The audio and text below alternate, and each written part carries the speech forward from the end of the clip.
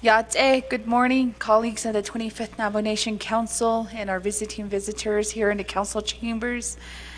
This morning, we do have a proposed agenda of the 25th Navajo Nation Council. This is special session, Friday, June 2nd, 2023 at 10 o'clock a.m.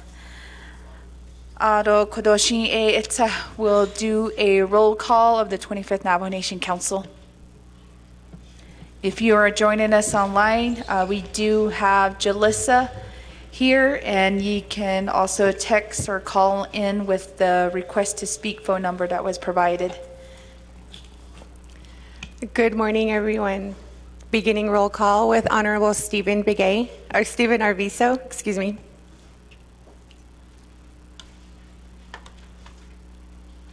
Honorable Stephen Arvizo. Honorable Stephen Arvizo did not answer roll call. Honorable Lamardo Asteret. Honorable Lamardo Asteret. Honorable Lamardo Asteret did not answer roll call. Honorable Brenda Jesus. Honorable Brenda Jesus. Honorable Brenda Jesus did not answer roll call. Honorable Rick Nez. Honorable Rick Nez. Honorable Rick Nez did not answer roll call. Honorable Jermaine Simonson. Honorable Jermaine Simonson. Honorable Jermaine Simonson did not answer roll call. Honorable Carl Slater. Honorable Carl Slater answered roll call. Honorable Otto So. Honorable Otto So. Honorable Otto So did not answer roll call. Honorable Curtis Cianito. Honorable Curtis Cianito. Honorable Curtis Cianito did not answer roll call. Honorable Sherilyn Yazzie. Honorable Sherilyn Yazzie. Honorable Sherilyn Yazzie did not answer roll call. Going back up, Honorable Stephen Arvizo. Honorable Stephen Arvizo. Honorable Stephen Arvizo did not answer roll call. Honorable Lamardo Asteret. Honorable Lamardo Asteret. Honorable Lamardo Asteret is present. Honorable Brenda Jesus. Honorable Brenda Jesus. Honorable Brenda Jesus did not answer roll call. Honorable Jermaine Simonson. Honorable Jermaine Simonson. Honorable Jermaine Simonson did not answer roll call. Honorable Otto So. Honorable Otto So. Honorable Otto So answered roll call. Honorable Curtis Cianito. Honorable Curtis Cianito. Honorable Curtis Cianito did not answer roll call. Honorable Sherilyn Yazzie. Honorable Sherilyn Yazzie is present. With that, Madam Speaker, you have 19 delegates, including yourself, who answered roll call, either via Zoom, text, or are present in the chambers.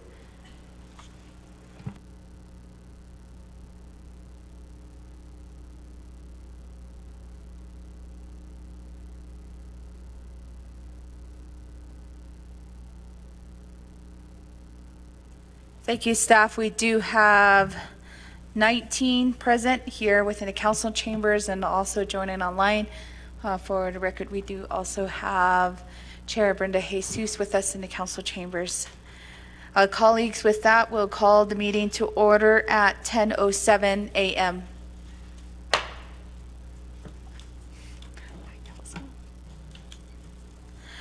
Hakoshi, kodo todazin a tebe adol ni lilto shitsile Delegate Dr. Andy Nez kodo todazin khab by khahadit kodon khadil wal Honorable Dr. Andy Nez.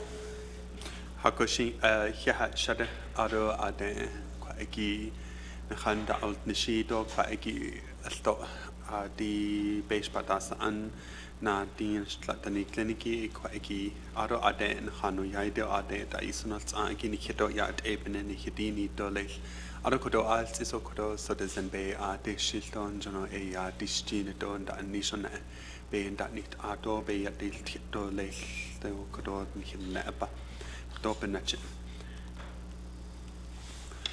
codo hajon do lay ni man hassan yat the hill ni het kha hast a yalt hast a one kon the in the dan ni ma hassan akle ma ashin ma dan liniki consultant that dan liniki in dan liniki ko de e kwa eki dischi de e kan ni dan ni so na e kwa eki e asla tatli hoto lay hala e ya kwa eki hashin so go hinda annisto hinda atrato und da kombit dan liniki be und on nishi e kwa eki e banda til ato lel kon hashin so go wat a ha ishim bin da host e hashin im da a hi ki kon kwa eki he ban ben ha da din li to lel ben da is e to lel kon de nicht kela ato le nicht tin traje wat a e ya bin dilchin kon de nach ben den ato lel konde ni khan alchine nasan linigi konde amasan chetan lini amma jandan lini annalata konde in da salat son dan linigi salat dan linigi ko hashil so wat a ya bin datil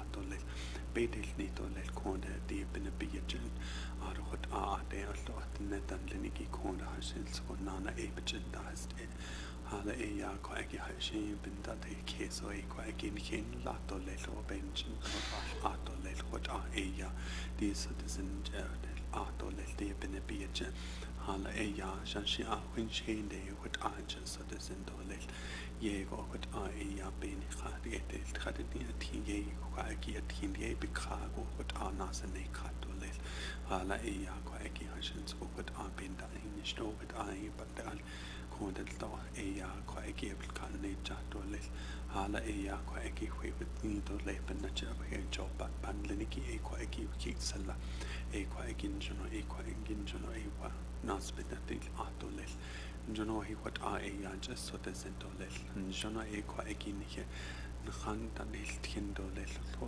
e ko eki ni ken dan le ki nan se dan le ki na klo shi dan le ki zel dan le ki ze dan le ki e ko eki a to be cha da dil I do le e wat angel so de sen do le to ko eki ba wat a e ya ze dan le ki kha a to shat a e a now constantly ya lin se la di ni dan le ki e wat so de sen do le a wat angel no be vision nasli do le Gymnastly, gymnastly, gymnastly, gymnastly.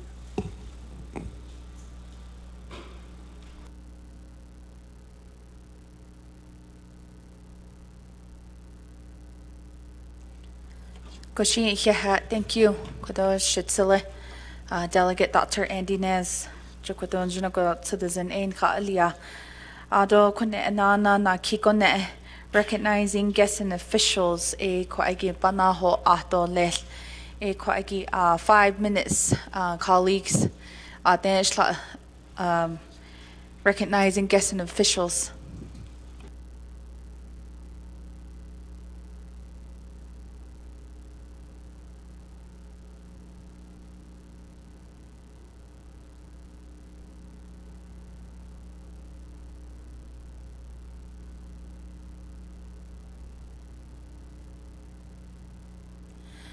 Agoshin el Sahegi e Kodo Shache Delegate Tolt do Shade Delegate Crowdy do Lel.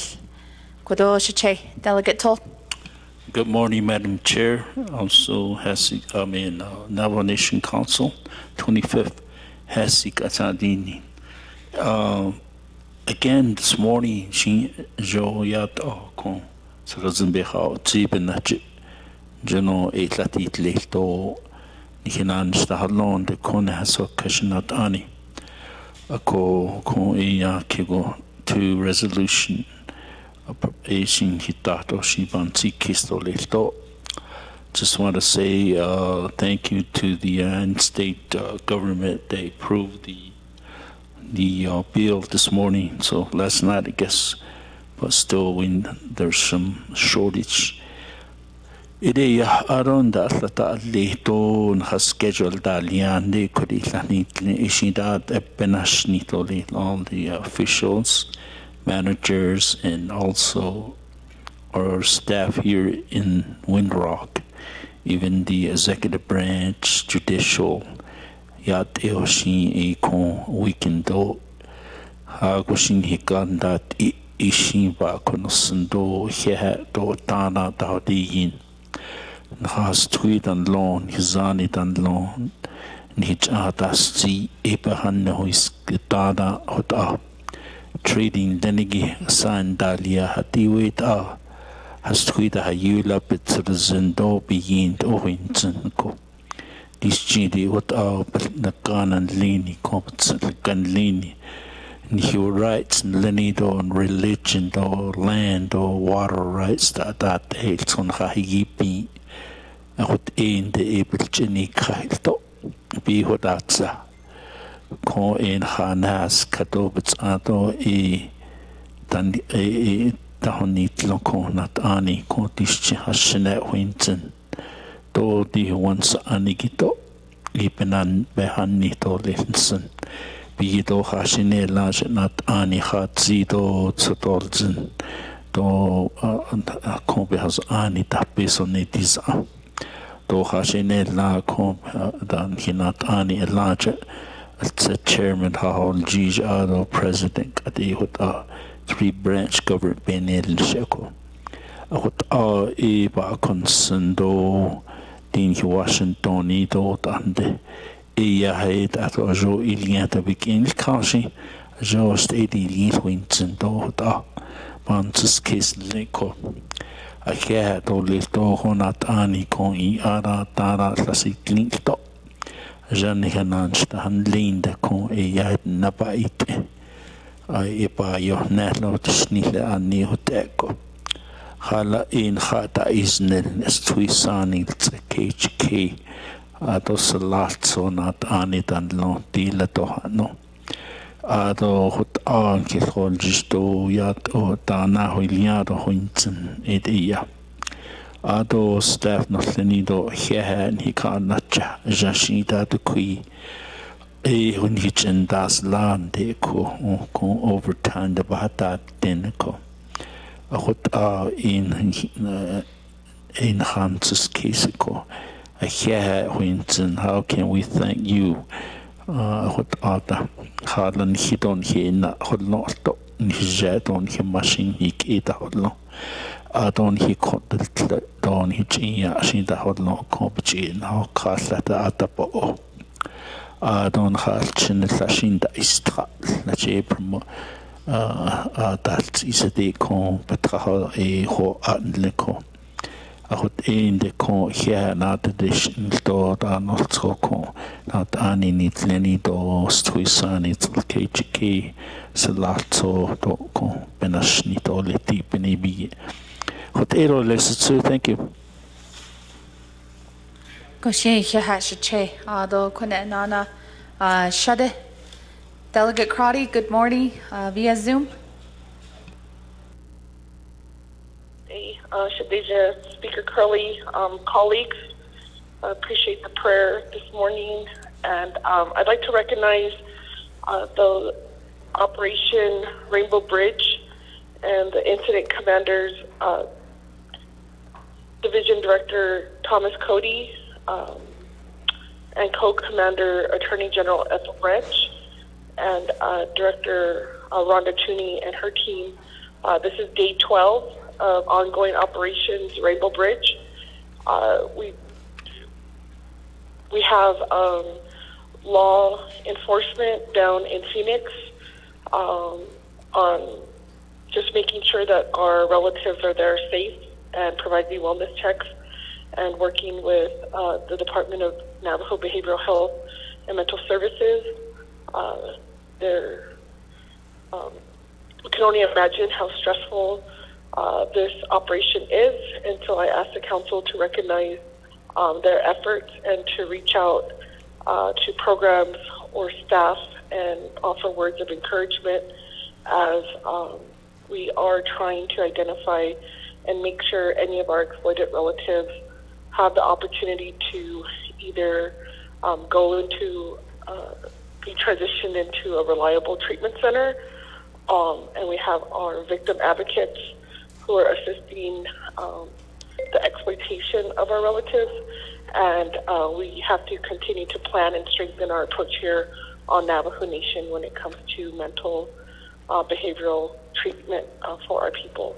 I just wanted to recognize Operation Rainbow Bridge and all of the Navajo Nation personnel who are deployed down in Phoenix. As the temperature rises, there's high humidity today, and of course, because of the exploitation, there is an element that we want to make sure that all of our employees are safe, and that we continue to encourage them and keep them in prayer as leadership. So thank you, Madam Speaker, my colleagues. I'll yield the rest of my time.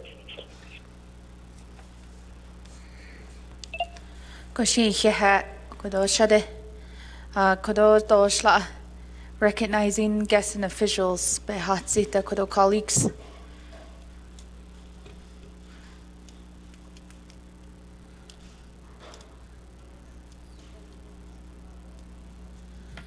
Kodoshiaja Delegate Nez.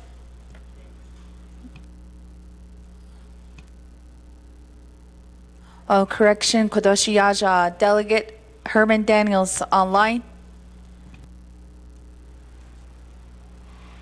Yes, good morning.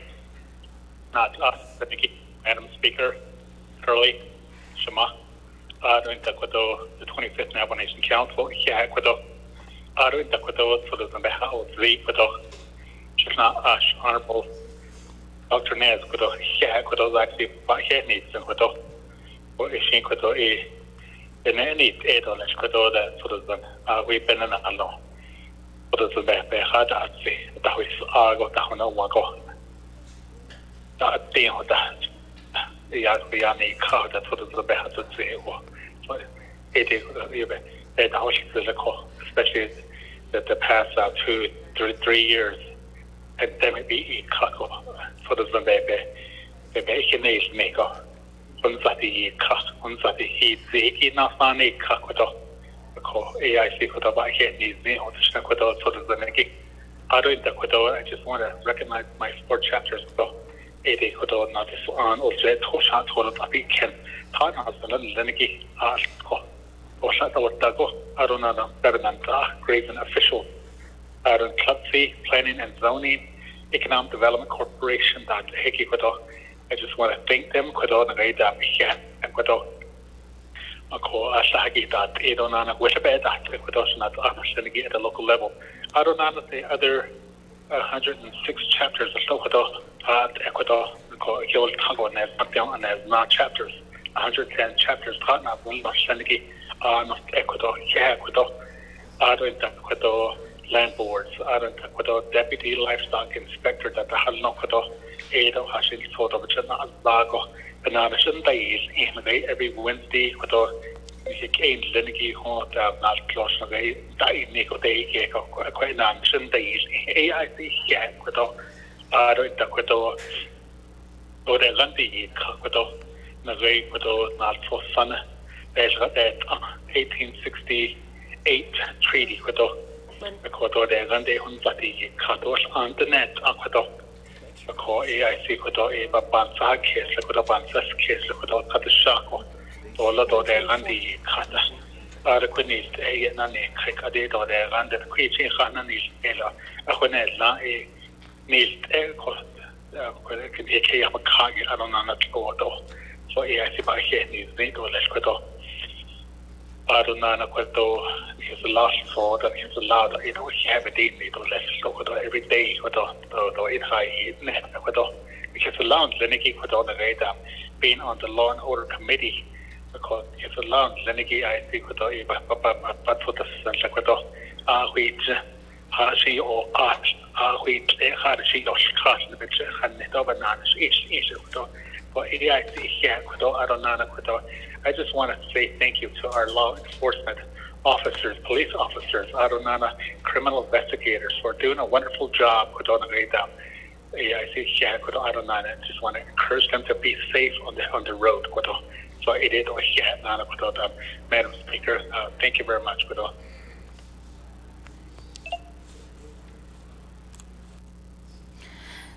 Delegate Daniels, Ado Kunenana, we have Shatila, Dr. Andinez. Shadow Speaker, and again to my colleagues, I want to first say loudly and proudly, Happy Pride Month. June is Pride Month. We recognize our LGBTQ plus relatives and ensuring that the safety and celebration of our Diné relatives on and off the Navajo Nation are appreciated, are respected, and are acknowledged. And there are, of course, as many populations, many adverse conditions that affect our LGBTQ plus relatives. And so I am a lawmaker, a legislator on their behalf, speaking and advocating for them, and looking forward to a lot of the initiatives that I have planned in terms of policy and legislation here in my research currently. So I just want to acknowledge our relatives in that way. Historically, we've been a society that acknowledges and respects our relatives, and let that continue. So on the floor, in your own respective roles and responsibilities, keep in mind that comments such as "on behalf of the Navajo people" should include every Navajo people, despite their background, despite their appearance, despite any other attributes or characteristics. That, quote unquote, "on behalf of the Navajo people" is every single Navajo people. And so we show them that respect and acknowledgement and celebration. May you all continue to be safe and celebrate in your own respective ways. Again, I just want to acknowledge that it is Pride Month here, but also wanted to go off of what Kuroshinala Honorable Daniels had also mentioned, Nalso Sane.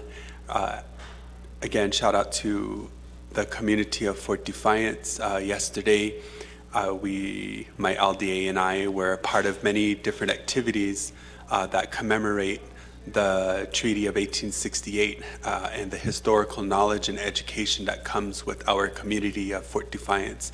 And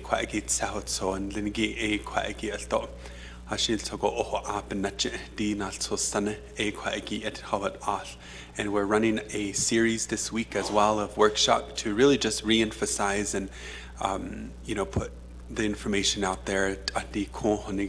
We're still here, the Upper District 18 area.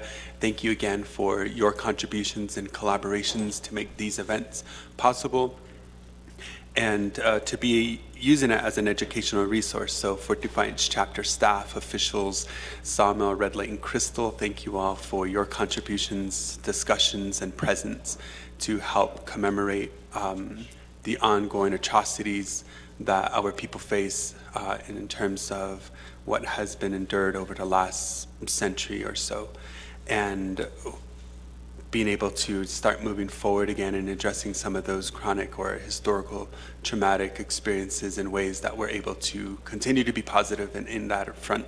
So I wanted to recognize and acknowledge those here on the floor with my colleagues here, as well as staff and those that are joining us online and here on the chambers. So thank you again.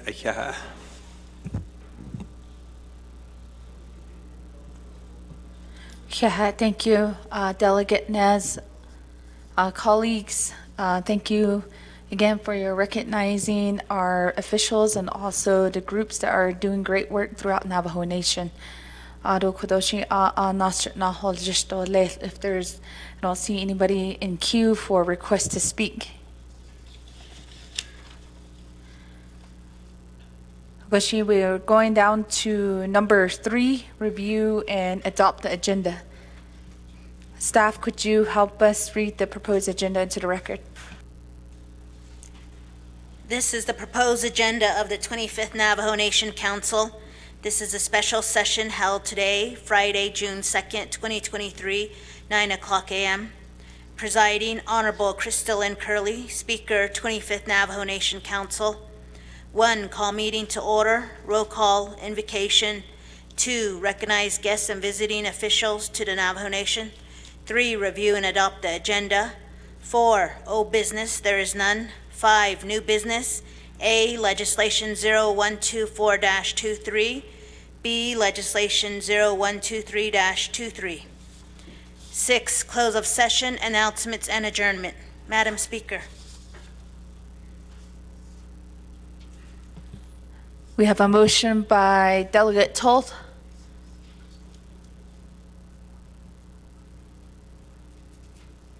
We have a second by Chair Parrish. Question colleagues, we do have a motion and a second in place for our agenda. Are there any additional comments or questions to the main motion?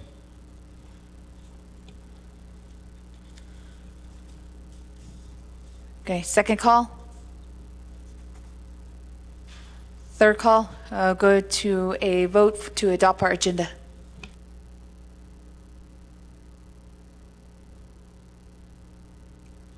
Staff, since we do have colleagues online and here within chambers, could you help us do a roll call vote?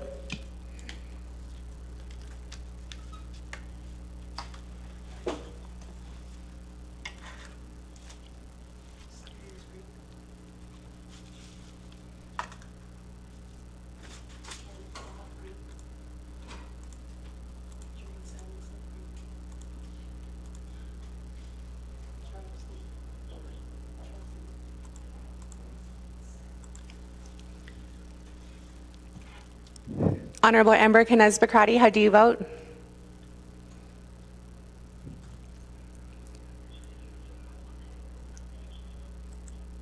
Honorable Amber Canez Bakrati votes green. Honorable Herman Daniels, how do you vote? Honorable Herman Daniels votes green. Honorable Rick Nez, how do you vote? Honorable Rick Nez. Honorable Rick Nez did not vote. Honorable Nathan Nota, how do you vote? Honorable Nathan Nota votes green. Excuse me, Honorable Rick Nez votes green. Honorable Nathan Nota, how do you vote? Honorable Nathan Nota. Honorable Nathan Nota did not vote. Honorable Otto So, how do you vote?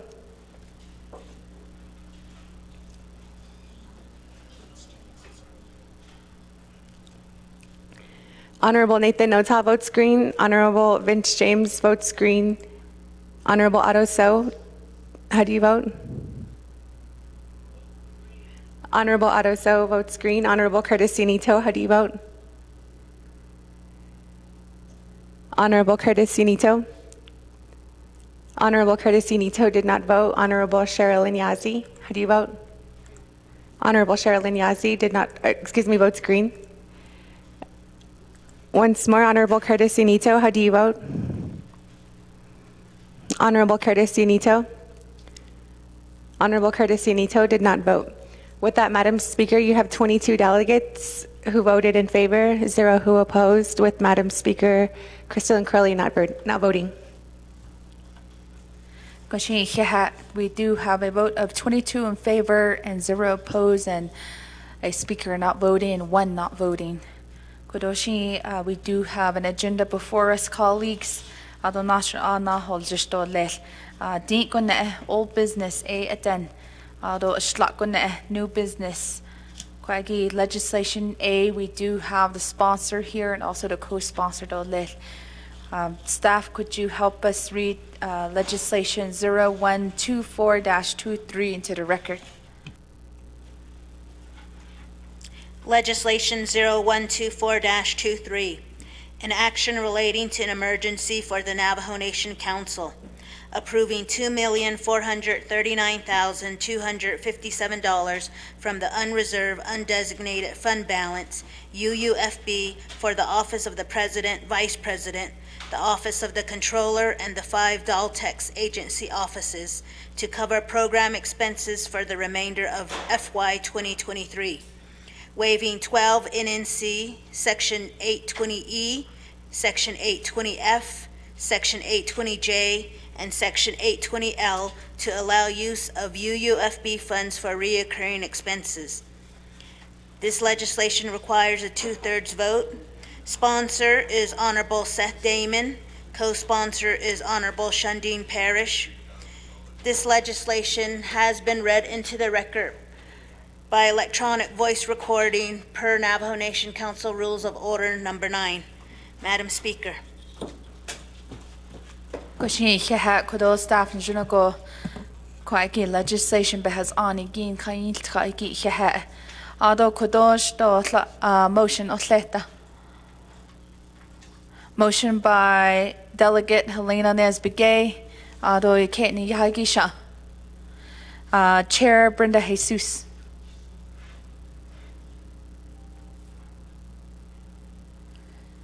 Hagoshi di shla do na idol kida do lel.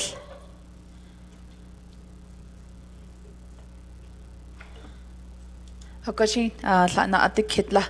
Kodoshi shana Speaker Damon. 20 minutes e ko agi na hodo al to present your legislation.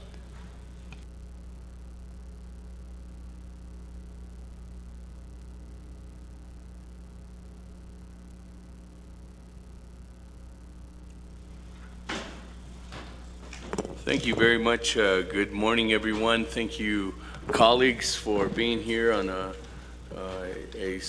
request to change the arc of your week in order for you guys to be present here at a special session on behalf of a request from our President of the Navajo Nation, President Boone Nygren. The legislation that you see before you is legislation 0124-23, and it's a legislation requesting for additional resources through the appropriation of funds to the Office of the President and Vice President, to the Office of the Navajo Nation Controller, and also to the Daltex agency offices, which is spread across the whole Navajo Nation. There's 5 different agencies. I just want to go ahead and thank you again for considering this legislation.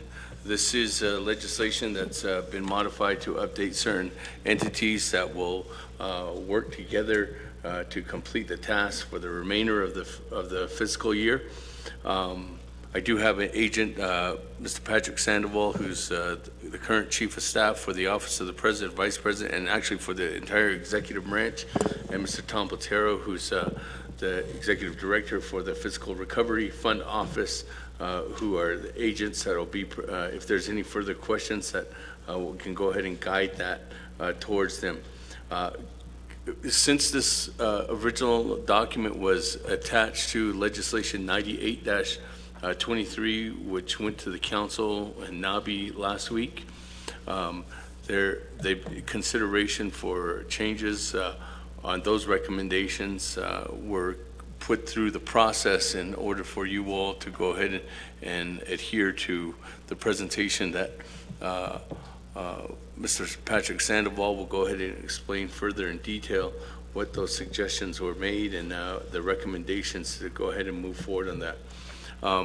There is going to be a presentation specifically on an amendment, and that amendment was to go ahead and move forward with the recommendations from the council to the budget forms.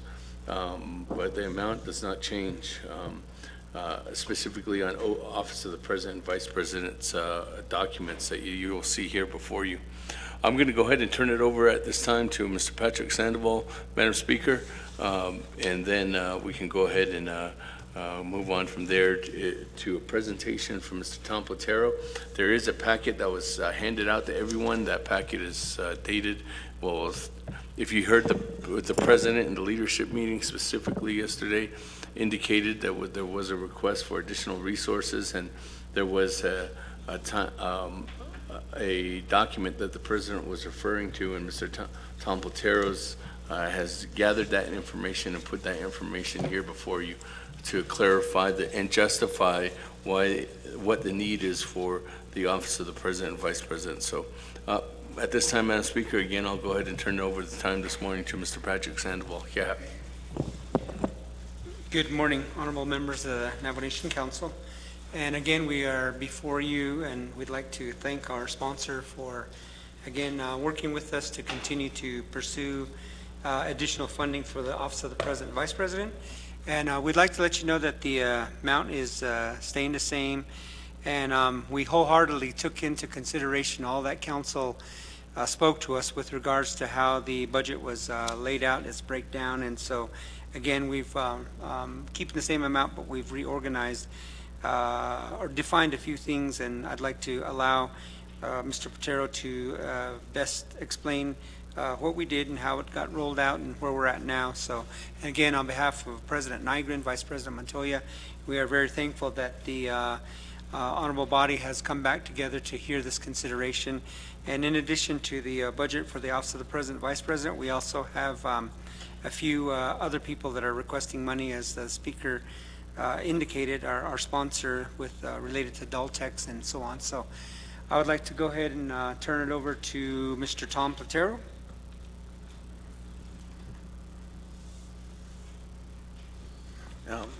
Madam Speaker, members of the committee, my name is Tom Platero.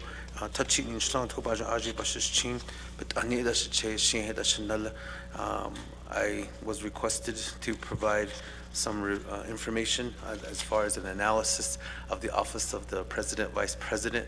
So what I did is I packaged it all up for you, tried to make it as nice as we could. And I tried to take it from the perspective of not everybody's an accountant, and so I tried to make it as simple as possible. So there's 6 sections. The first is the 4-year analysis, the OMB report. Rachel Arviso from OMB is the one that provided us that information on the second tab. The expenditures for fiscal year 23, 22, 21, and 20. So the first one is the breakdown. This page here that has the 4-year review. So in fiscal year 20, the Office of the President, Vice President got $4,261,646.83. They expended $3,171,051.57. Unexpended was $1,090,595.26. Of that, $680,547.33 was personnel. Operating is $410,047.93. In fiscal year 21, the budget was $4,437,931.84. Expended was $3,460,646.65. So unexpended was $977,285.19. Out of that, personnel had $346,798.19, and operating unspent was $630,487. In fiscal year 22, the budget was $4,135,933.35.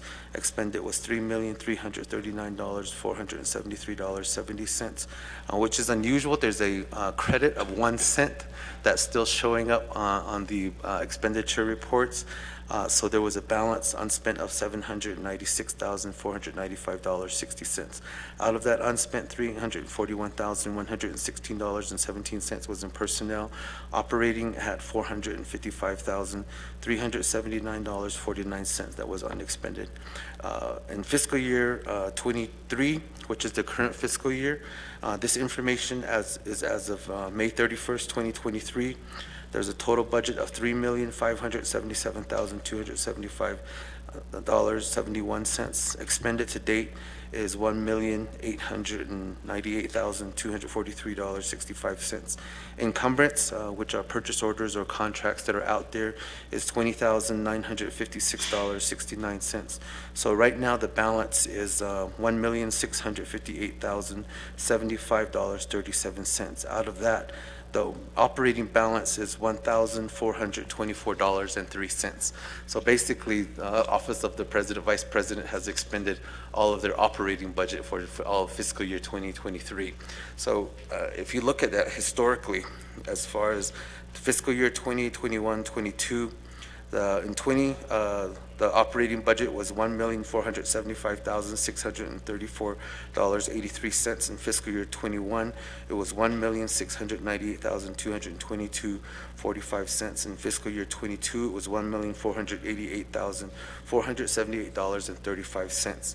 So if you total all 3 of those years, it's $335.63.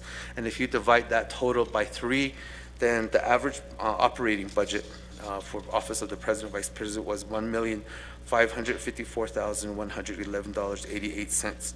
In fiscal year 23, all they got was $503,812.24. So when you take the last 3-year average and you take the money that they got this year, they got $1,050,299.64 less Part of it was the IDC costs. So the next sheet, so I worked with the OMB to provide us that information. In fiscal year 20, they had 611,379. In fiscal year 21, there was 1,121,414 dollars. In fiscal year 22, there was 1,065,343. In fiscal year 23 was $843,546. So there's basically a $200,000 decrease that the Office of the President, Vice President got in fiscal year 23. So that's part of what contributed to less money in there. The way I understand it, I did talk with OMB on it. The amount of money generated for fiscal year 22, there's normally a carryover balance of indirect costs. However, in fiscal year 22, what they generated and what they projected was about $2 million less. So there was no IDC carryover. So when you guys did the legislation for legislative, remember how you had all the shortfalls in the committees? Because I used to work with the budget legislative, that's how I understand it. All your committees also used to get carryover. This year you didn't. So what happened to your standing committees by not getting those funds also translated over to the Office of the President and Vice President not getting those carryovers. So there were no carryover balances, and that usually happens around January or February of each year for the previous fiscal year. So that contributed to the shortfall both for the Legislative Oversight Committees and for the Office of the President, Vice President. So what I did is I provided each year at level of detail 6, so you know exactly where the funds were spent. If you look at 23, which is the first one, as of May 31st, there's a negative balance of $5,962.39 in vehicles. There's a negative balance of $195.61 in operating. There's a negative in communications for $5,214.05. And there's a negative in training of $20,525. So when you take all those negatives and combine it with the ones where there's money in there, that's why you only have a balance of $1,400. So that was kind of the analysis that we did. And we sat down with the Office of the President, Vice President to review the budgets, because one of the questions came up is there's only this many months left, so everything is calculated on a 5-month expenditure. And what those 5-month expenditures, the projected costs, are actually breaking it down by your historical payments that have been made for the first 7 months of the fiscal year and multiplying those costs by 5. So everything that's spent, we're using it to project the cost, saying this is what we need based on actual expenditures. So that's how the budget, the updated budget was prepared. So if you have any questions, I'd be happy to answer them. But we did want to show the historical data and why we need this money, because we're we're ready to write checks and we only have $1,400. So we do need your help with this and appreciate your support. If you have any questions, we're happy to answer.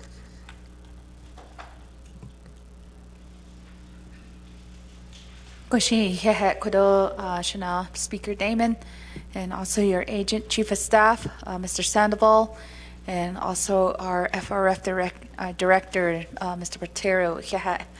Kodo colleagues, we do have a motion and second in place. First to request to speak, we have Shiaj Delegate Azret.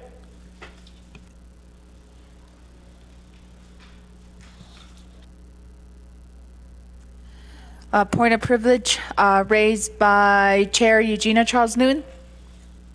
Thank you. Speaker Curley, I call this point of privilege under Rule 16 of the Navajo Nation Council Rules of Order. Under A point of privilege are those questions which relate to the rights and privileges of the Navajo Nation Council or of its members when the council is in session. Speaker, there was a reference to a document. Mr. Tom Platero, said he put together a spreadsheet. I looked through my emails. I didn't see the spreadsheet that he was referencing. I do, I am online right now, so it wasn't on the screen. So I have no idea what he's referencing and where those numbers are being pulled. So can we get a copy of that spreadsheet? Thank you.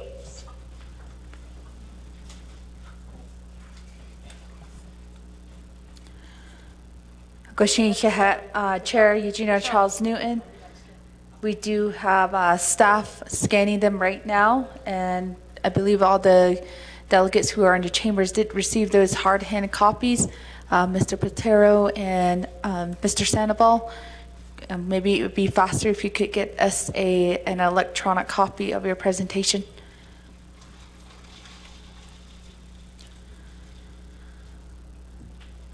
Colleagues, I'm going to recognize that point of privilege until we get those documents emailed. So just give us a few minutes.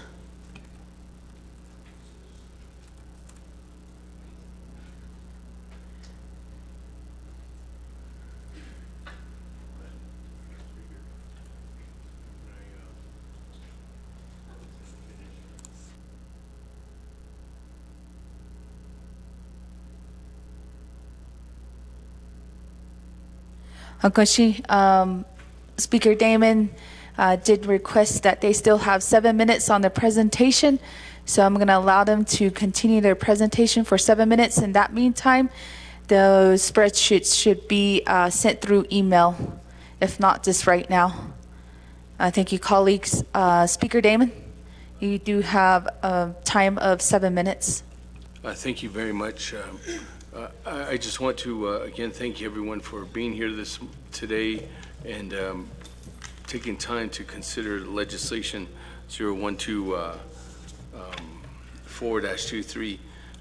You did hear the presentation and the Office of the President, Vice President's current status in there too as well.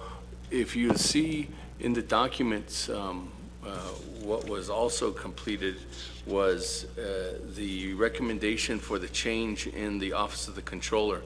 The Office of the Controller's documents originally on legislation 98-23 was over $400,000 is what they were requesting. As you can see, that's been dropped down to $291,257.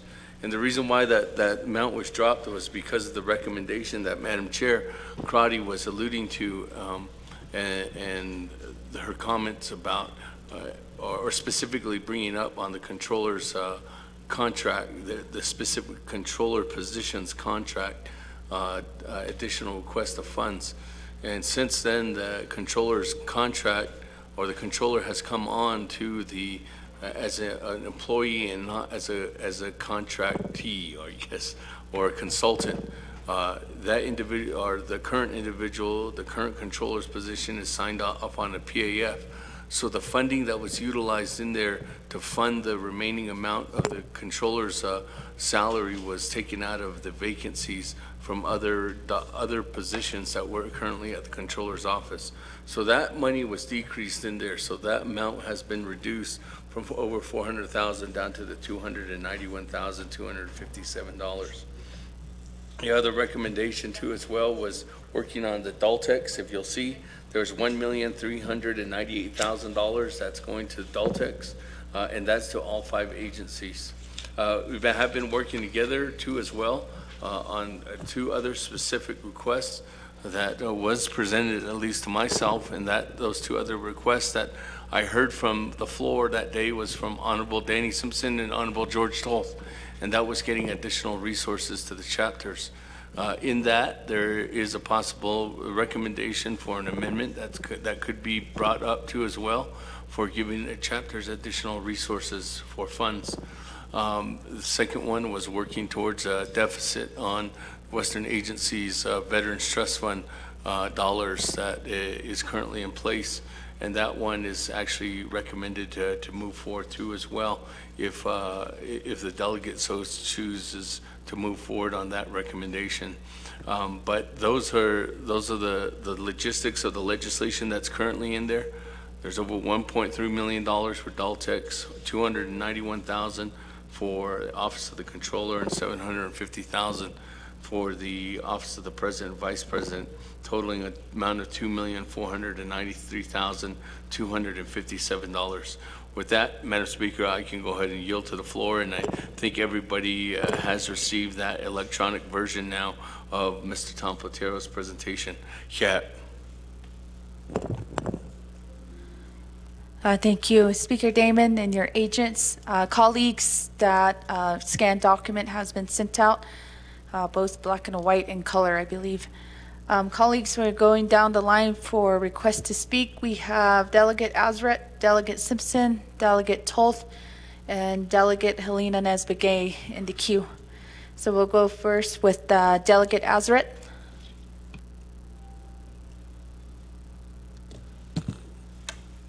Yat Epen, Ado Headland Speaker Curly Shadden, Ido Quest. Thank you, council delegates who are present here and online. I want to thank presenters, Shanat Ani, Mr. Damon, Ado Chief of Staff, Yat Epen, Division Director, FRF, Headland Quest Staff, so Tani. Today, Yego, Head, She Lomardo, as a red ancient. Nana Stajatachini, Shlona, Kaiden, Filipino, the Nabashis Chin, Adoit Laschi, Dashichi. Called, oh yeah, D, Naki, Oyu, Shitty, Yal, Executive Division, but not at no, I just want to ask a couple of questions. When you are asking for the funds that were presented here, my understanding of the concern is that Daltech, if I may, I'd like to see the amount that Daltech has in their budget. And my understanding is that we're giving Daltech quite a bit more money, which they already have over $1 million. I feel that was the number that was given to me. But I want to know why Daltex is also getting more money out of this. Is there something that basically we put more money in another division or department, and then later on down the road we feel that we're running out of money in executive session, that we start transferring that money back into the executive division? That's the question I want to ask on that one. Also, I'd like to know, Mr. Patero, you were talking about carryovers. Where does that money go when you do carryovers every year? Does that go back into the coffers, or does that go back to the division or the division or the executive session's budget, and then we go from there? You basically saying that they were short this year, 2023, but where did all that extra money go? That's the other question I want to ask. And the other thing I want to ask was from yesterday. Chief of Staff mentioned something about vehicles that they have. Do you guys buy these vehicles? And you were saying that these vehicles are getting old. I just want to make a comment, but those vehicles were purchased 2 years ago.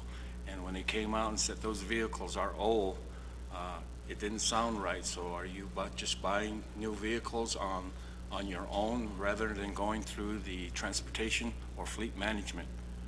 So I'd like to know those kind of things. You know, just like you're saying, are we just making a big budget for the executive session, executive division, or to do some of the stuff that shouldn't be? And just like you're saying, I understand that you need to do your job as a president, vice president, and different divisions.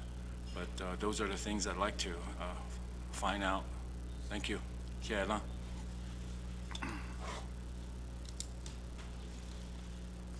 Delegate Azret. At that time, I'll give the sponsor back the floor to answer Delegate Azret's question. Thank you very much. We have a point of order online. Chair Eugenia Charles Newton.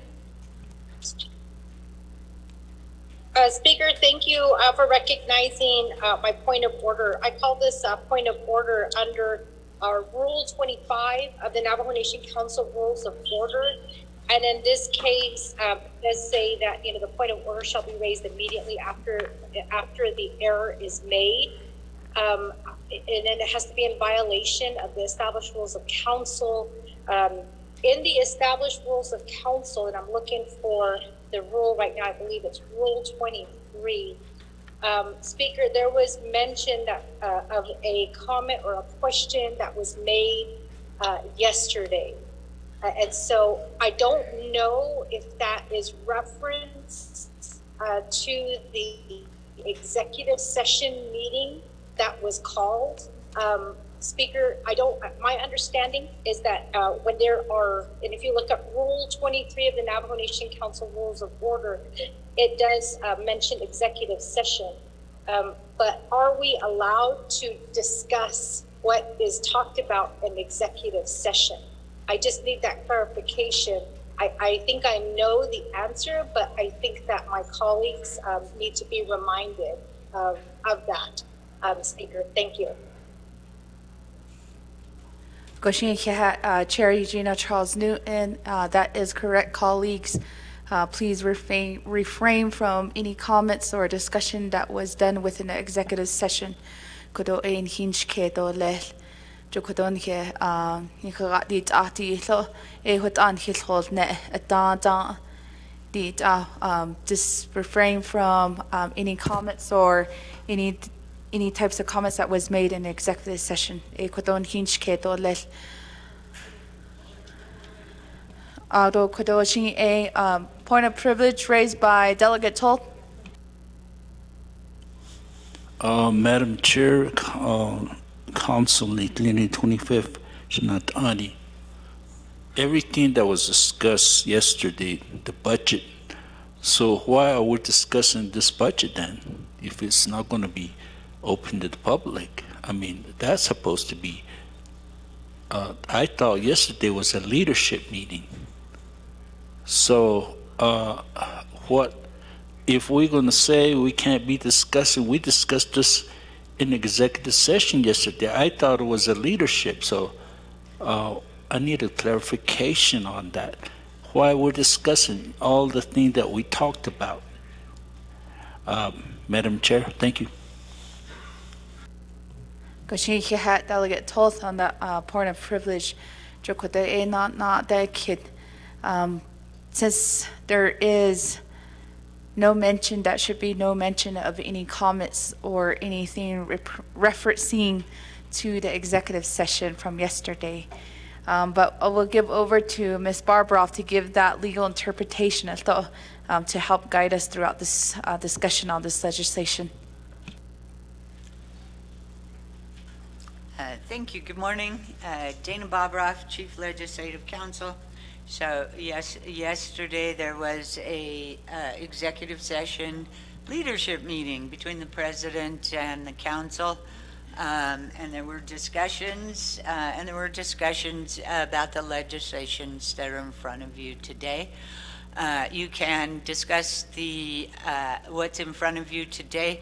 Do try hard to refrain from repeating the comments and the discussion from yesterday, but you can certainly engage in discussions about the budget today and what was decided yesterday.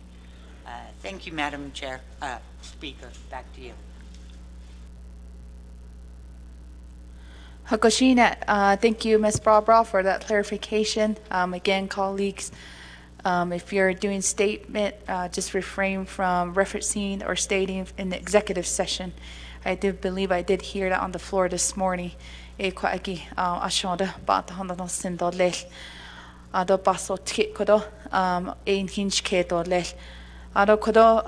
return the comments that was raised by Delegate Azarette regarding to the budget to Dultex.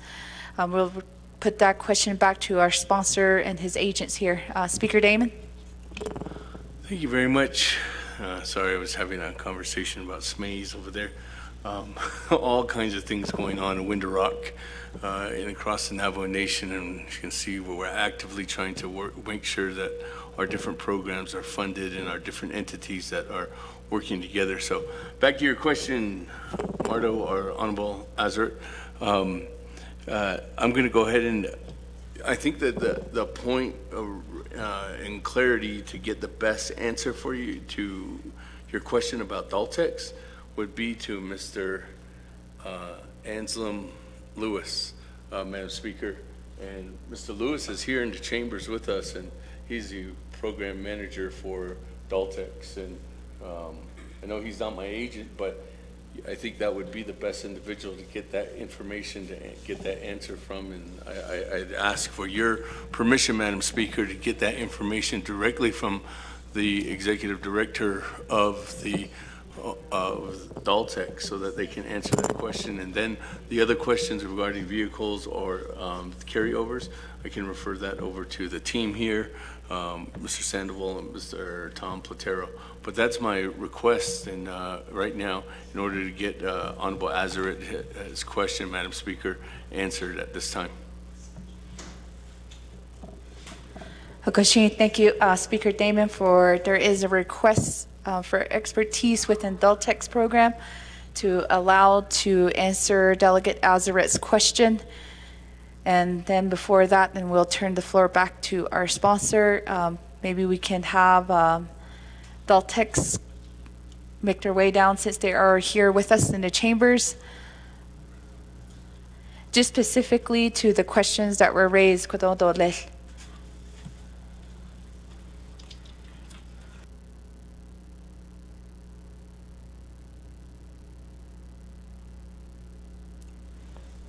Good morning, Council Delegates. My name is Anselm Lewis, Delegated Health Service Administrator for the Division of Aging and Long-Term Care Services. In regards to Delegate Azaret's question on why there's more requests in funding, this will be going into our general funds account. Right now, 95% of our general funds is just solely dedicated to personnel. So our external contracts do expire at the end of the month, June 30th.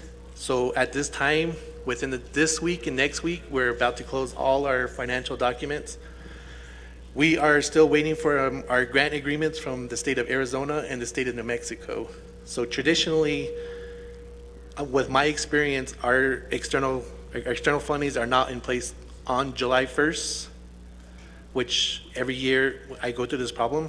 So this funding will help cover food supplies, transportation, and utilities until our service contract, our grant agreements with our external funding is completed.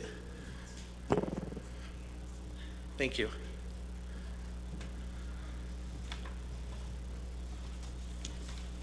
Thank you, Mr. Lewis. For the budgets within Daltex program. At this time, return back the floor to Speaker Damon and his agents. Thank you very much, Madam Chair, or Madam Speaker. I forget we're in council. Madam Speaker, for a formal response, again, back to Honorable Lamardo Azaret's questions regarding carryovers and vehicles, I'll turn the floor back to Mr. Sandoval and then Mr. Tom Platero if there's any response. They can tag team on that to get him the best answer. Thank you. Tom, you want to go discuss the carryovers? Yeah, I can do that. Madam Speaker, members of the council, as far as carryovers for fiscal year 23, all of that information is found in Council Resolution CS-42-22, which is the fiscal year 23 comprehensive budget. It's under Exhibit H. Under Exhibit H, the carryovers for legislative was $59,304.64. The carryover for judicial branch was $1,470,790.75. For executive, $14,541,174.29. The total carryover was $16,071,269.68. Out of that, the three that we're requesting funding for, only Deltec Tuba City was in that group. Del Tech Tuba City had a carryover of $419,479. As to how carryovers happen, the way I understand it, it would be probably better for either OMB or Office of the Controller to provide that answer. But the way I understand it is personnel, the unspent nigiya, that goes into personnel lapse fund. Operating that's unspent at the end of the year, after everything is recalculated, it goes into UUFB. But the clarification should probably be provided by OMB and Office of the Controller. As far as vehicles in the revised budget, we didn't include any in there. The concentration, 240,000 of that budget is to buy equipment, and that's desks, chairs, computers. Chief of staff and the laptop alone. I was in his office this morning. I was like, "Where's your computer?" So that's kind of the startup costs. But as far as carryovers, all of that information is available, and I'm sure that Ms. Cook and her staff can provide that information for you. But all of usually carryovers come in as an exhibit to the comprehensive budget, unless there's language written into a resolution at the time that they're processing those. And then one thing you should be aware of is as the 25th Council, at the end of the 24th Council, there was a revision made on the process for carryovers. There's a much higher threshold now for carryovers to happen during the comprehensive budget. If I remember correctly, I believe it's 90% of the council must approve it or something like that. But Ms. Balbaroff and her team can provide you that information, because as you go into the 24th fiscal year budget cycle, I'm sure carryovers are going to come up, but you need to be aware of those legislation that were passed, resolutions.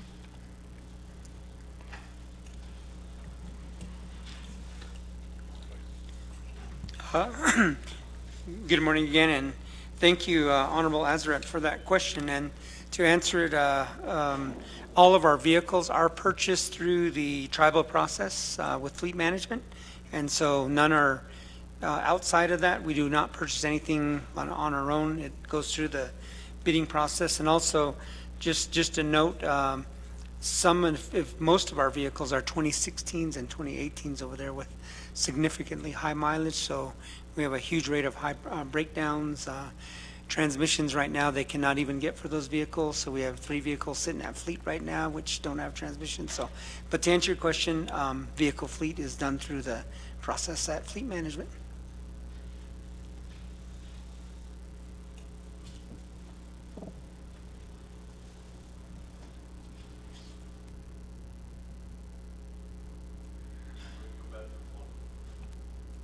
Thank you, sponsor, Speaker Damon, and Chief of Staff, and also Mr. Platero for your responses. We're going down the line of requests to speak. We have Delegate Simpson, Delegate Toth, and Delegate Helena Nesbegay. Delegate Simpson. Thank you, Madam Speaker. Member of the 25th Council, on Zoom or on streaming. Good morning again. Madam Speaker, we're very fortunate, to have a decent moisture coming in on the Navajo Nation.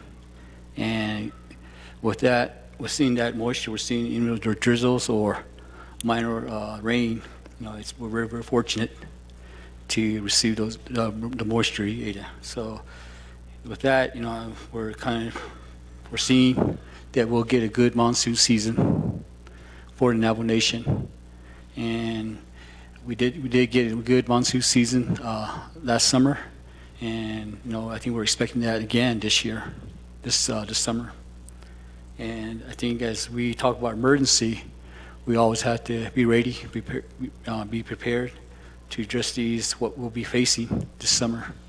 It might be a good monsoon season, or it might be a drought. But with our prayers, I believe that we'll definitely get a good monsoon season. And again, with that, we still have to be prepared at the local level with our 110 chapters, our Navajo chapters. So, AKDD, working with Delegate Dame Adida So again, I'd like to offer an amendment, and I believe also, let's say council already did the wording for the amendment, Ada. So with that, Madam Chair, I'd like to do a amendment number 1 to the legislation we're considering right now. And I'd like to offer the amendment number 1 to request for $2 million for undesignated, unreserved funds, and which will be utilizing the 50-50 formula to be appropriate to chapters. And with that, we do have the budget forms, I believe, that were sent to your staff. If not, we can send them to the staff and be disseminated to the council. We do have all the documents. We had the budget forms. We had a letter from OMB, a letter from Office and Controller. So with that, Madam Chair, that will be my amendment, and I reserve my time. Reserve time of 2:20.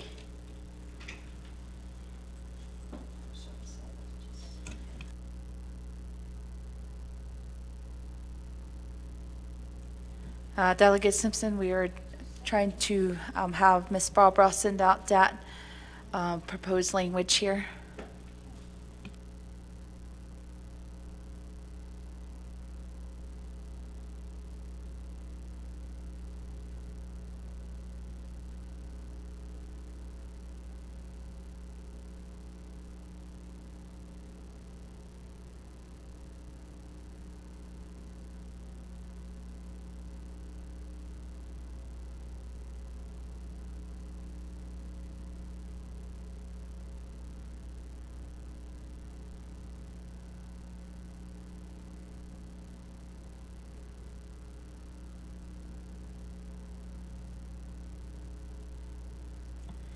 We did have it in the email. It's timed at 11:14 a.m. from Ms. Bobroff. Before we recognize a second, go ahead and go to our staff to read amendment number 1 into the record.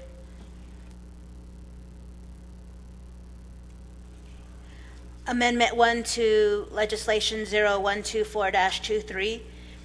On page 1 at line 12, delete, strike through $2,439,257 and insert underline $4,439,257. On page 1 at line 14, delete and, bold, strike through. On page 1 at line 15, insert the following new clause, underline, bold, and the 110 Navajo Nation chapters. On page 1 at line 15, delete program, bold, strike through. On page 4, starting at line 9, insert the new paragraphs K, L, and M as follows. K, underline, the Division of Community Development on behalf of the 110 Navajo Nation chapters is requesting $2 million from the UUFB to cover costs for emergency public assistance. The required budget forms Appendix K, supplemental funding proposal summary for the chapter's proposed expenditures, as well as other relevant documents, are attached as Bull Exhibit J. L, the Office of the Controller has provided a memorandum regarding the proposed expenditures of the 110 chapters as required by 12 NNC Section 820L. The memorandum indicates that the proposed expenditures are non-reoccurring. Bull Exhibit K. M, the Office of Management and Budget has provided a memorandum regarding the proposed expenditures of the 110 chapters, 12 NNC 8, Section 820M, Bull Exhibit L. Attached to the resolution, the new exhibits J, Bull Exhibit K, Bull, and Exhibit L, Bull, that accompany this amendment. On page 4 at line 10, delete, strike through $2,439,257 and insert underline $4,439,257. On page 4 at line 12, delete, strike through $2,439,257.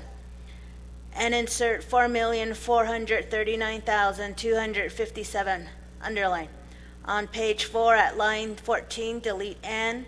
On page 4 at line 15, insert the following new clause, underline bowl and the 110 chapters, Navajo Nation chapters.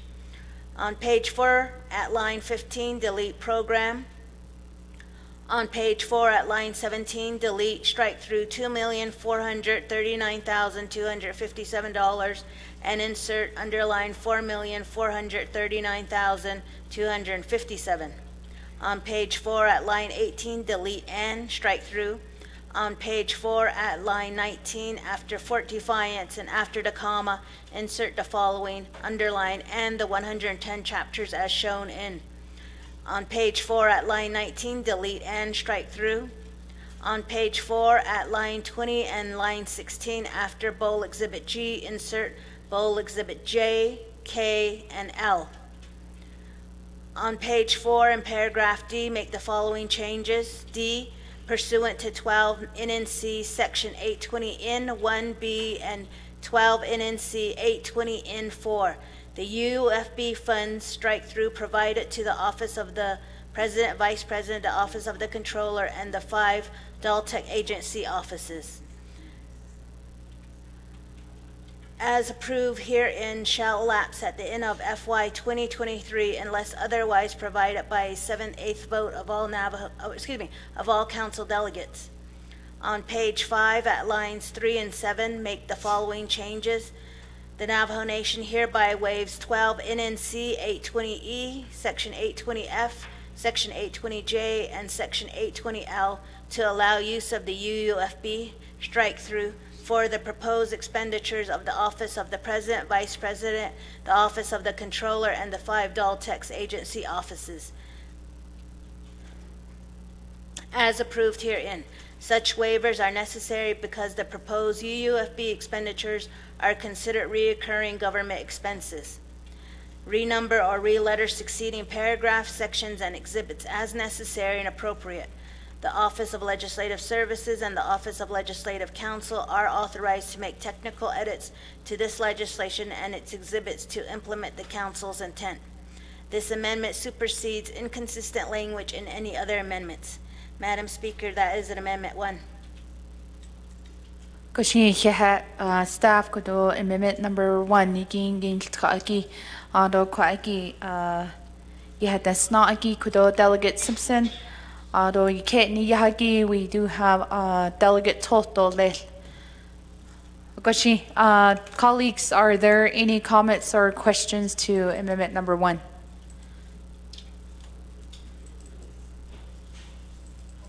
Kudo Delegate Tot. Madam Speaker, 25th Navajo Nation Council here.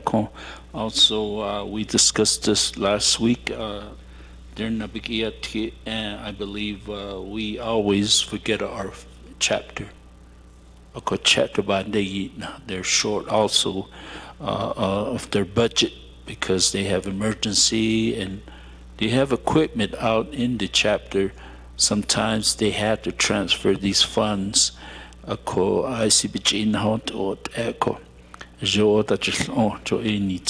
would recommend the council to help us approve this amendment.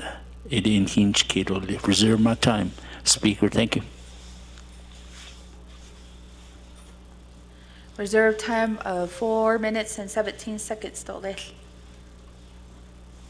Amendment number 1. We have a point of privilege by Chair Eugenia Charles Newton. Thank you, Speaker. I call a point of privilege under Rule 16 and Navajo Nation Council Rules of Order. Questions relating to the rights and privilege of Navajo Nation Council. Speaker, can we get from community development the available funds for chapters? I'm going through the WIN system right now, and it only allows me to go 1 chapter at a time. So I know that Division of Community Development in the past has been able to provide a spreadsheet of how much money our chapters currently have. And so if we can get that sooner rather than later, that will help me in deciding whether this funding is actually needed for chapters. Thank you.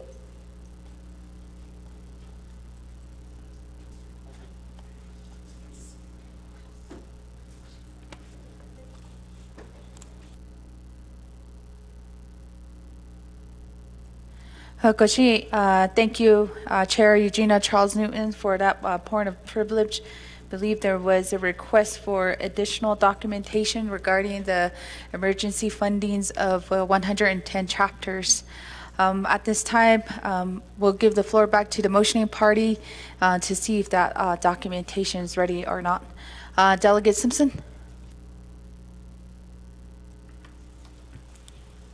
Thank you. Thank you, Madam Chair, members of the 25th Council, Madam Delegate Jeannie Charles Kitty, and she is correct. We should have that document in place here, and I apologize to Madam Eugene Charles not having that document. So, Madam Speaker, I'd like to request maybe a recess for 10 minutes and to retrieve the document that Madam Delegate Eugene Charles is requesting for. I'd like to make that request to the Council here, Madam Chair. Thank you. Delegate Simpson, as of right now, we don't have that requested through the point of privilege for additional documents. Colleagues, if there's any objections to 10-minute recess to get that documentation, are there any objections? I don't see any. We'll recess at 11:24 a.m. and reconvene at 11:34 a.m. Dole. Just give us 10 minutes to retrieve those documents.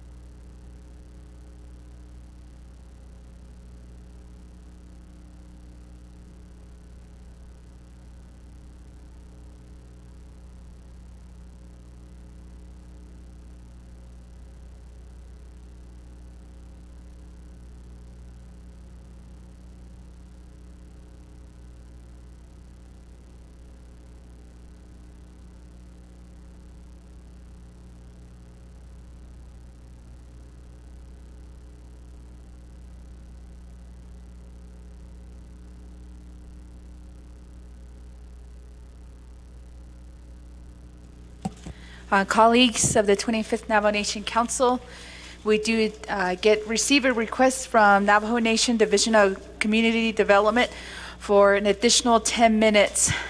They are trying to get that spreadsheet over to us. If there's no objections, we'll put 10 more minutes on the board here. I don't see no more other objections. We'll give the department another 10 minutes here, be up to 11:53 a.m.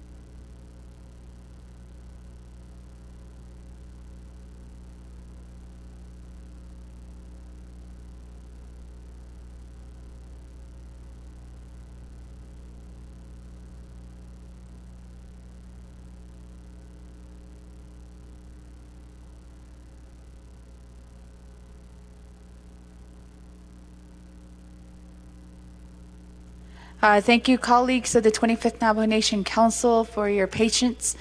We did receive the documentation. Staff, could you help us with a roll call to reconvene?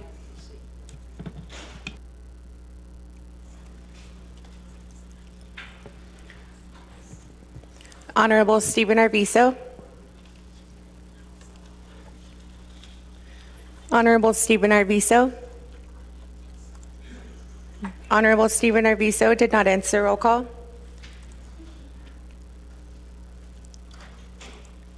Honorable Eugenia Charles Newton.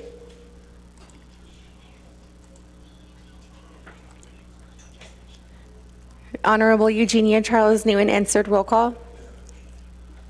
Honorable Shauna Ann Claw. Honorable Shauna Ann Claw answered. Roll call via text. Honorable Amber Canez Bacrati. Honorable Amber Canez Bacrati. Honorable Amber Canez Bacrati did not answer. Roll call.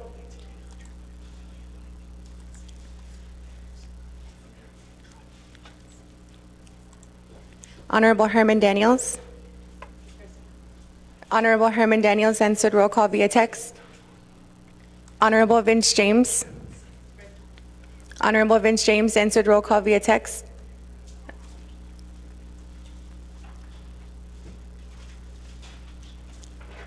Honorable Brenda Jesus.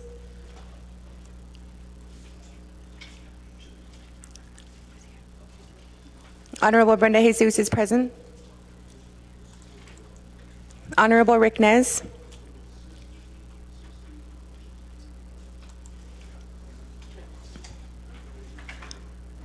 Honorable Brenda Jesus answered. Roll call. Honorable Rick Nez answered. Roll call via text.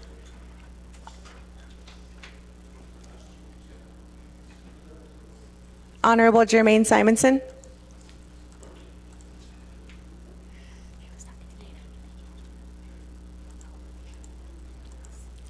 Honorable Jermaine Simonson. Honorable Jermaine Simonson did not answer. Roll call. Honorable Curtis Yanito. Honorable Curtis Yanito answered. Roll call. Honorable Sherilyn Yazzie. Honorable Sherilyn Yazzie answered. Roll call via text. Going back up, Honorable Stephen Arvizo. Honorable Stephen Arvizo answered. Roll call. Honorable Amber Canez Bacrati.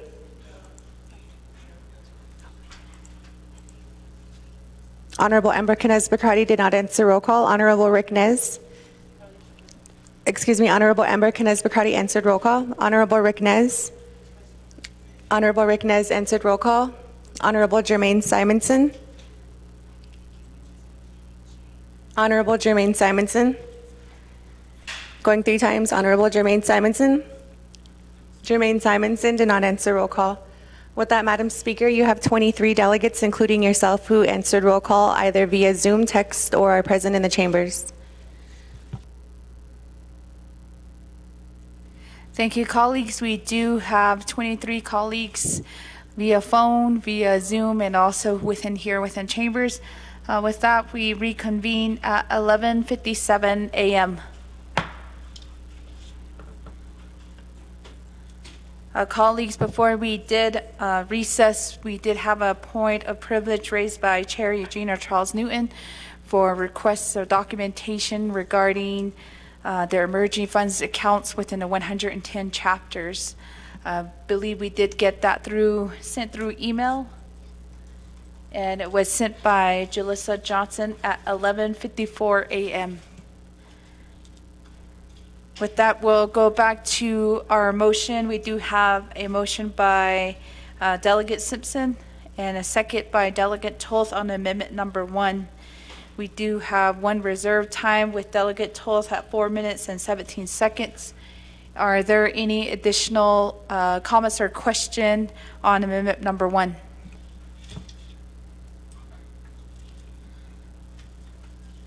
We have Delegate Dr.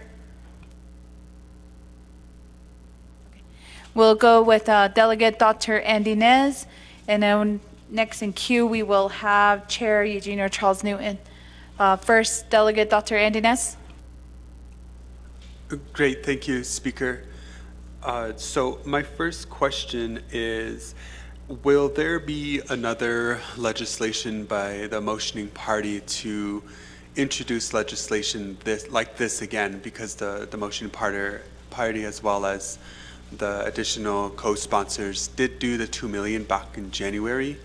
And if this is entertained again within the next couple of months, and if it's approved both times, that will be an allocation of 6 million from UUFB to be distributed based on the 50-50 formula for chapters. And I know during the last discussion when this came up, there was a lot of concern about the education that we're giving chapters who go into the red, but we're still providing additional funds to them. And I appreciate that this amendment is coming in with ample time for chapters to respond, but it is also my understanding that the current emergency declaration is still in place. That has not been rescinded, so there's a lot of leverage, I think, that is being introduced on behalf of our chapters, and we know that many of our chapters are not fiscally responsible. That's my first question.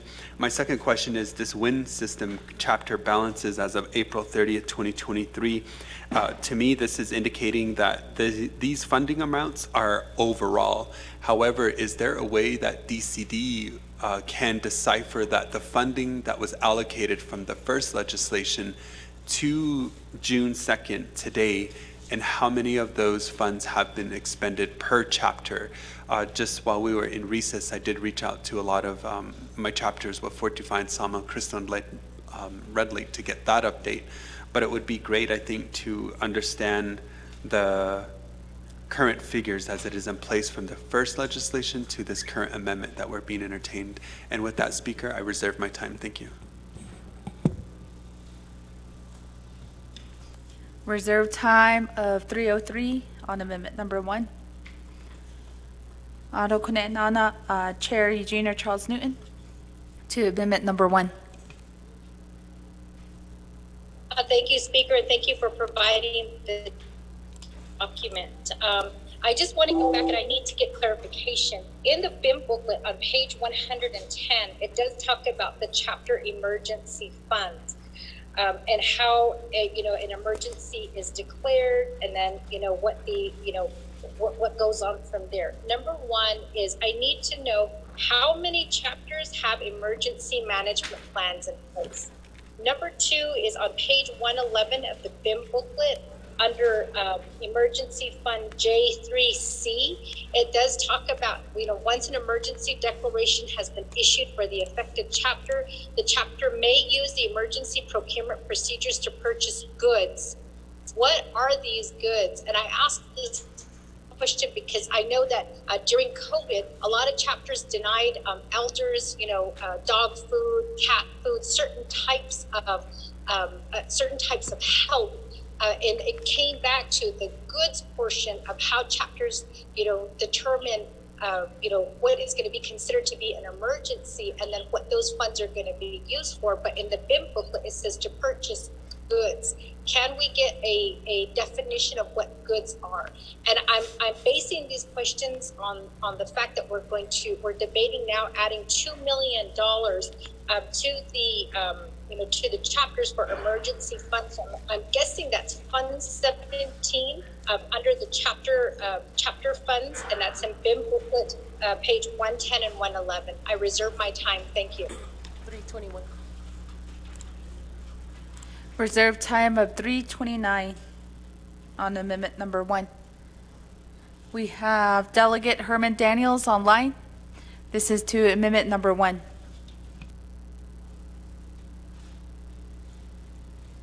Thank you, Madam Speaker. To amendment number 1, emergency funds for 110 chapters. But what has been sent to us, I'm looking at it. See some chapters in the negative I'm just wondering how we're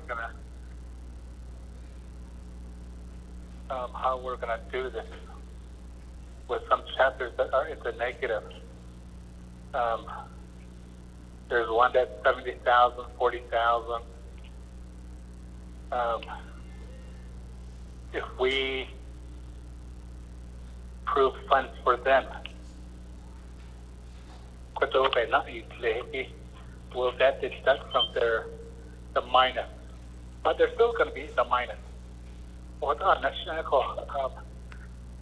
We need to figure out a way to do this. I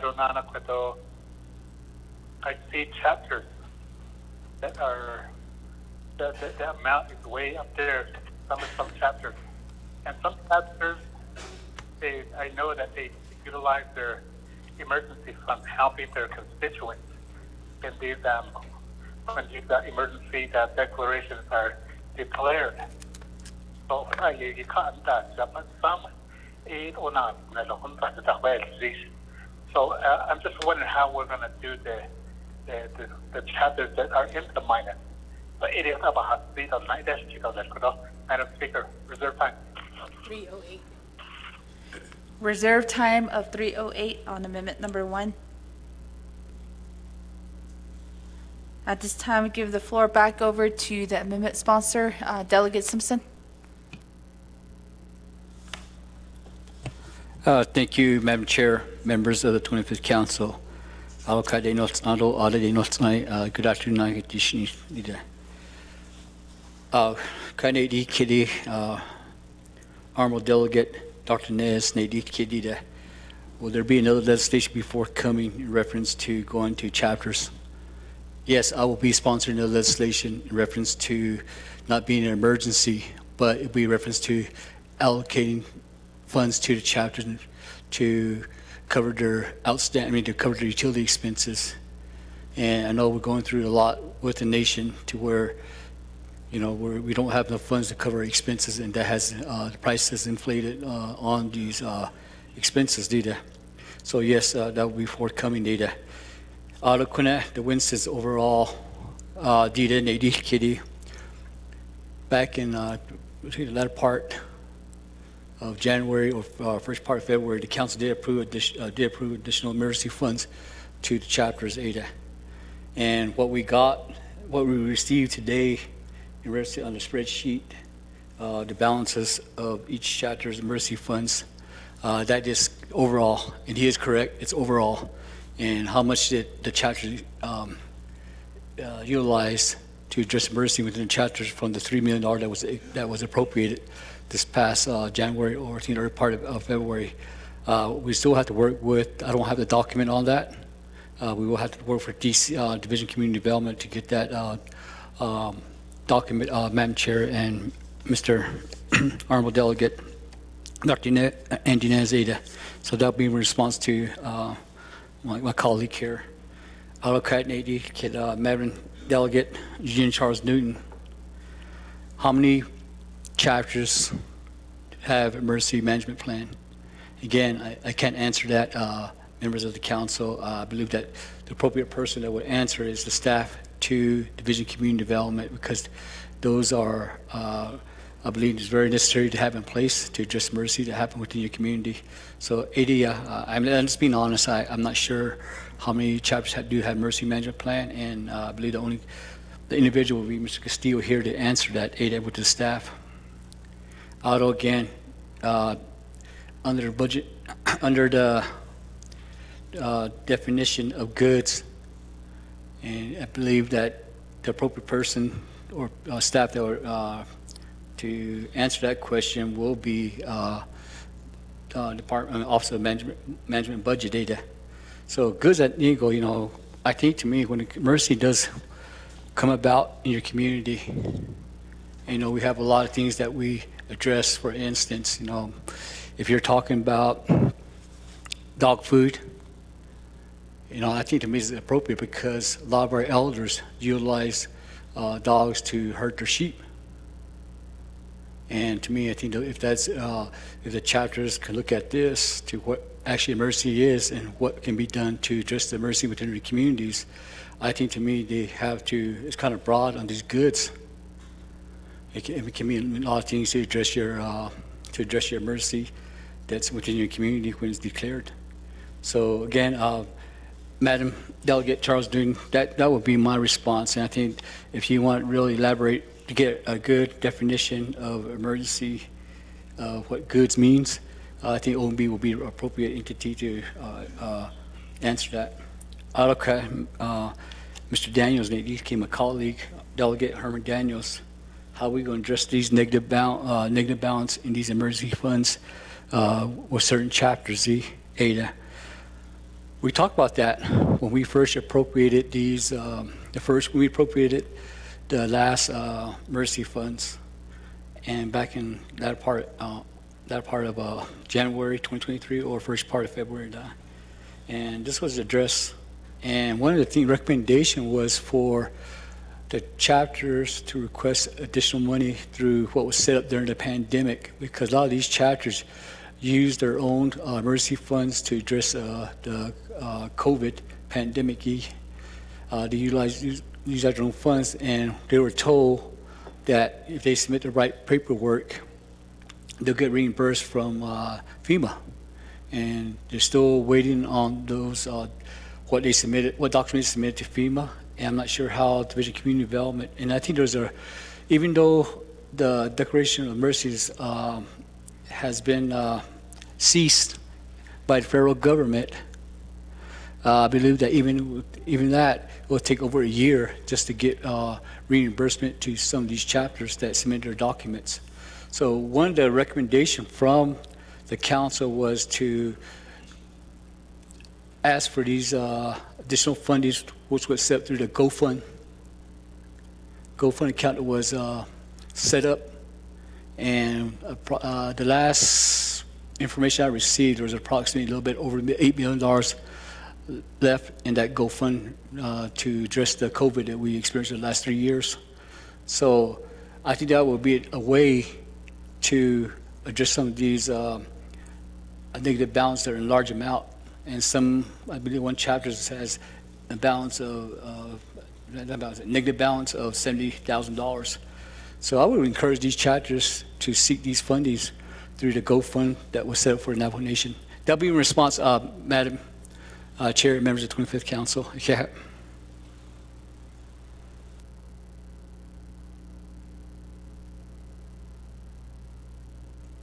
We have a point of privilege raised by Chair Eugenia Charles Newton. Thank you, Speaker, and thank you, Delegate Simpson, for answering my question. I call this point of privilege as a right of rights and privilege of the Navajo Nation Council under Rule 16 of the Council Rules of Order. Speaker, Delegate Simpson did mention that he can't answer the questions regarding the emergency management plans that are in place for the 110 chapters, as well as the definition of goods. And he did state that Division of Community Development may be best suited to answer those questions. Speaker, I would like to request that we have Division of Community Development answer those questions since it is stated in the BIM booklet. Speaker, that's my point of privilege. Also, Speaker, I also raised a point of privilege in terms of the document that was sent to us. I do know that the yellow balance, it does state that the balances are not reported for some of the chapters. But if you look at, there's like Pinyon has just a dash. What does that dash mean if it's not yellow? And then just for clarification, Speaker, the amounts that have the parentheses around, those are the ones where they are in the negative. I just need that clarification. Thank you.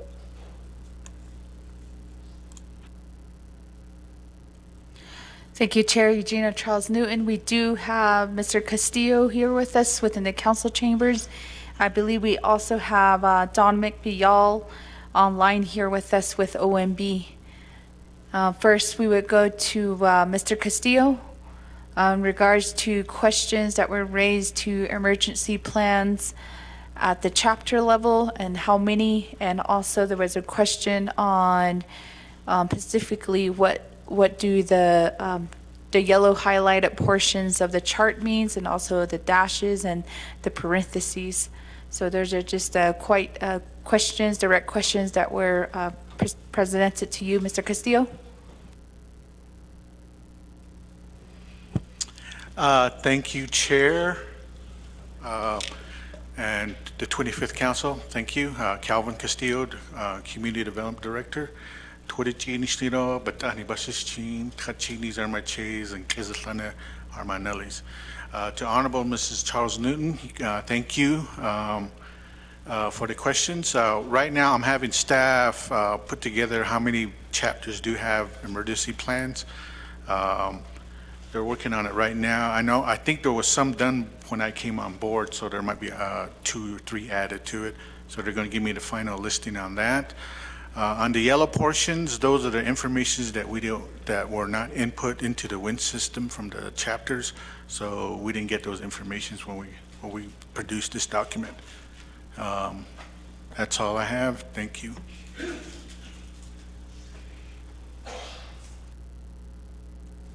And Mr. Castillo, there was questions on what the highlighted portions and the dashes mean and the parentheses mean, the one that was just sent out on behalf of DCD.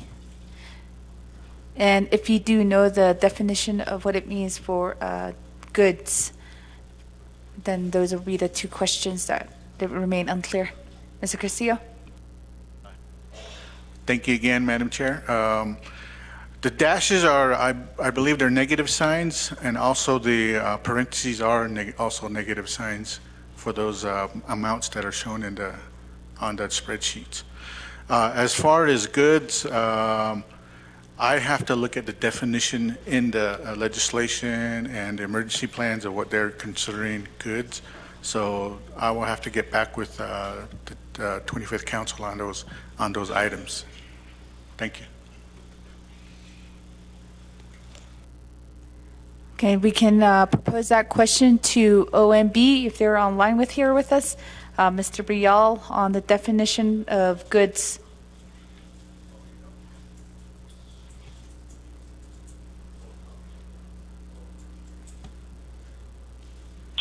Madam Speaker, members of the council, and everyone in on the meeting. This is Dominic Bial, Director, OMB. I'll give my best definition as we understand it.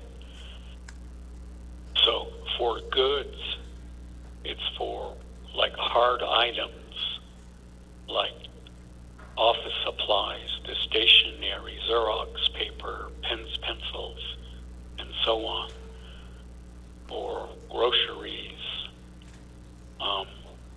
like food items, and so on. And services are for services to be rendered by another vendor or a consultant, either providing a service to the program or in this case to the chapters. So that's a very simple definition, and there might be a more formal definition that might be in the procurement code. But I don't have it on my fingertips at the moment, and that would be done by the Office of the Controller. Madam Speaker, that's my response at this point. Thank you.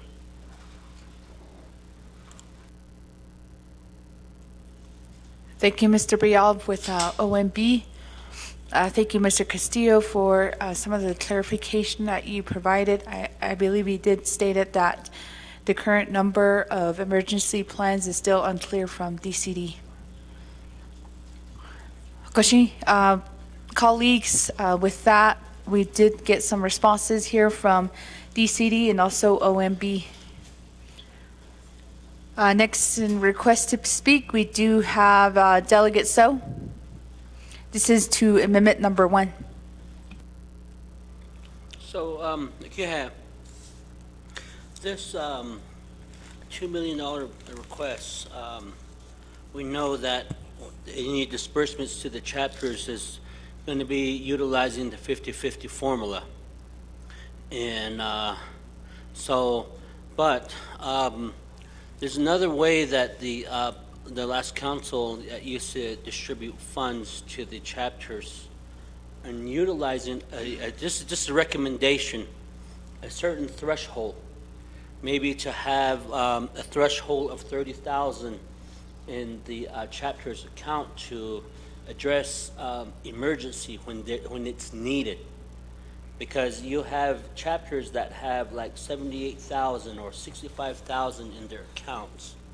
And it's good that they have not utilized those dollars and an emergency has not been triggered at that community yet. But for instance, I'm going to use Shanto as an example. If we use $30,000 threshold, and we just infuse the difference. And right now, the numbers that provided by community development is a little over $13,000. So it's just a difference, and about $18,000 could be put in to get it to that threshold. That's just a the recommendation. That way, you get the money is where it's really needed. That's just my recommendation, and I'm going to reserve my time. Thank you. Reserve time of 3:20 on amendment number 1. Auto Connect Nana, we have Delegate Norman Begay.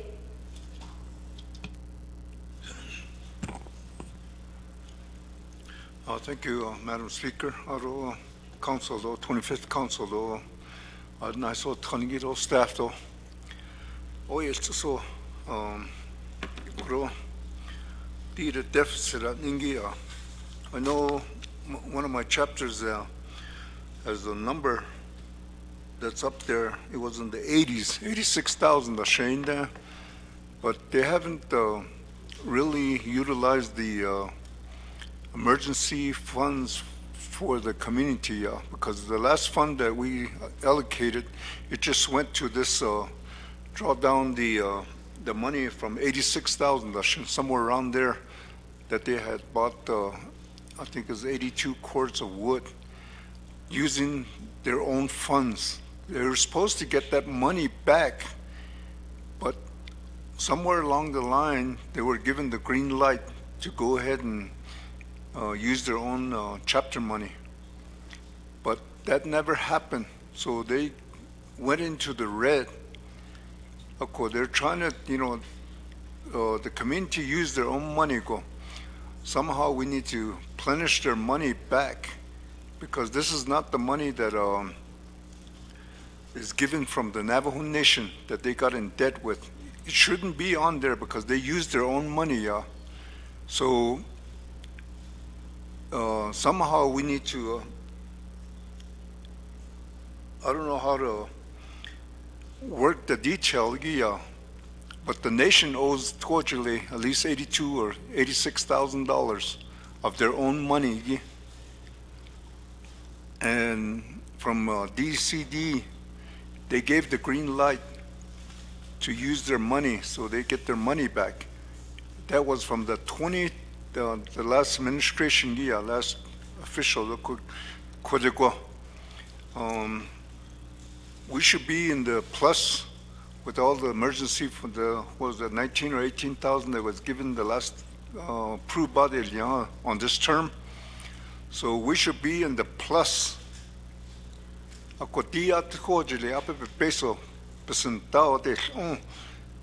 Where's their money? I mean, why are we in the red? We shouldn't be even in the red, because Tuajile has used their own funding, So somehow we need to clear that and give the Tuajile all that money back. Plus that emergency money that was allocated by the this was it a couple of months ago when all the flooding and snow that came through. 18,000 or something like that they got, that just went to this to draw that money down. Now it's down to 40,080. So we need to give the money back somehow to the community. Thank you, Speaker. I reserve my time. Reserve time of 1:43. Next in queue to amendment number 1, we have Delegate Arvizo.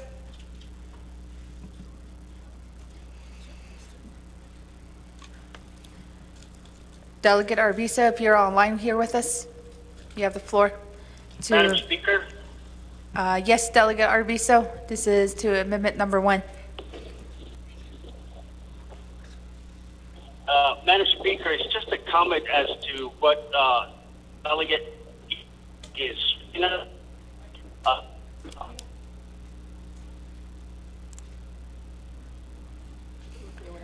Delegate Arvizo, we lost your audio here within the chambers.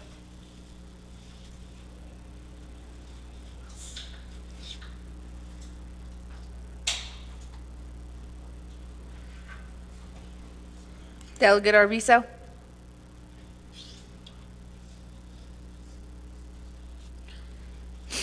Colleagues, we'll go back around with him. He does still have 4 minutes and 52 seconds still left. Colleagues, I'll give the floor if I don't see anybody else in queue for amendment number 1. I'll go back to reserve time here. We have Delegate Tolth with 4 minutes and 17 seconds. Reserve my time, ma'am. Thank you. It's a reserve time of 4:16. Now we have Delegate Dr. Andinez with 3 minutes and 3 seconds. Same time, passes 3 with 3 minutes and 3 seconds to amendment number 1. We have Chair Eugenia Charles Newton with 3 minutes and 29 seconds. Thank you, Speaker. So it's interesting that the definition of goods kind of refers back to the emergency plan, but that question hasn't been answered yet, and that is how many chapters have emergency plans in place. I think that that's very important in deciding these funds. Number 2, my question is, has there been an audit completed on Fund 17 of chapter expenditures? I did request an audit for my chapter for 2020 and where those funds have been used, but nothing has been done. So how do we say that we're being accountable when we're not even auditing our chapters or even looking at where these emergency funds are being used? My next question is, when a chapter uses their emergency funds, how is that information shared with the people? I reserve my time. 2:36. Reserve time of 2 minutes and 37 seconds on amendment number 1. We have Delegate Herman Daniels with 3 minutes and 8 seconds.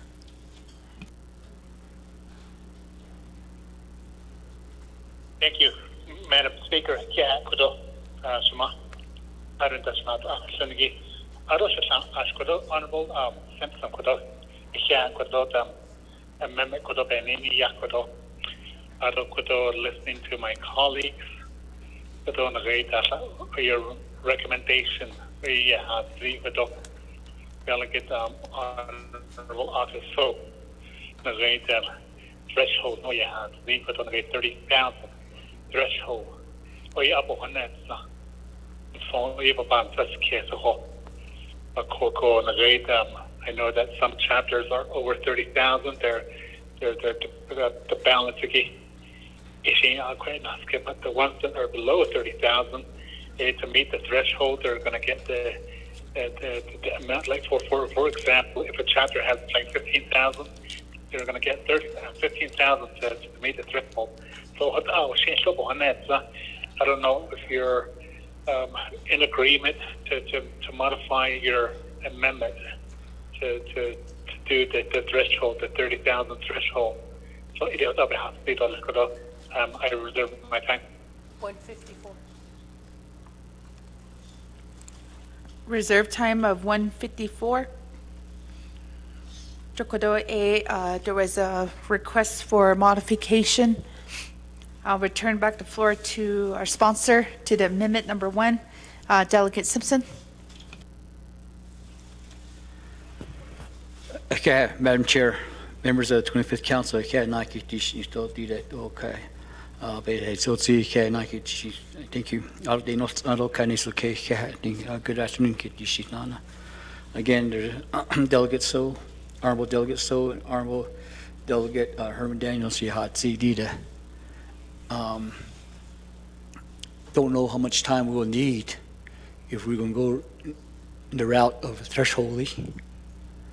We probably have to amend the budget, and we'll need, let's say, council, how to go about it. So if we are going to go through the threshold, go in the route of the thresholding, I'm for it. I'm for it. Because you got some chapters that have over $70,000 their account, $96,000 their account, all that data. So 80, yeah, I'll support that data, but I have to ask, Madam Speaker, how long that would take to change the language, new budget forms, ADA. So with that, Madam Speaker, I did mention that Mr. Damon and I are Delegate Damon and I are working on this data. So I'd like to get a response back with Mr. Damon, because we are working on this with him on the ADA. So if you allow me on that, then I'll answer the rest of the questions, Madam Speaker.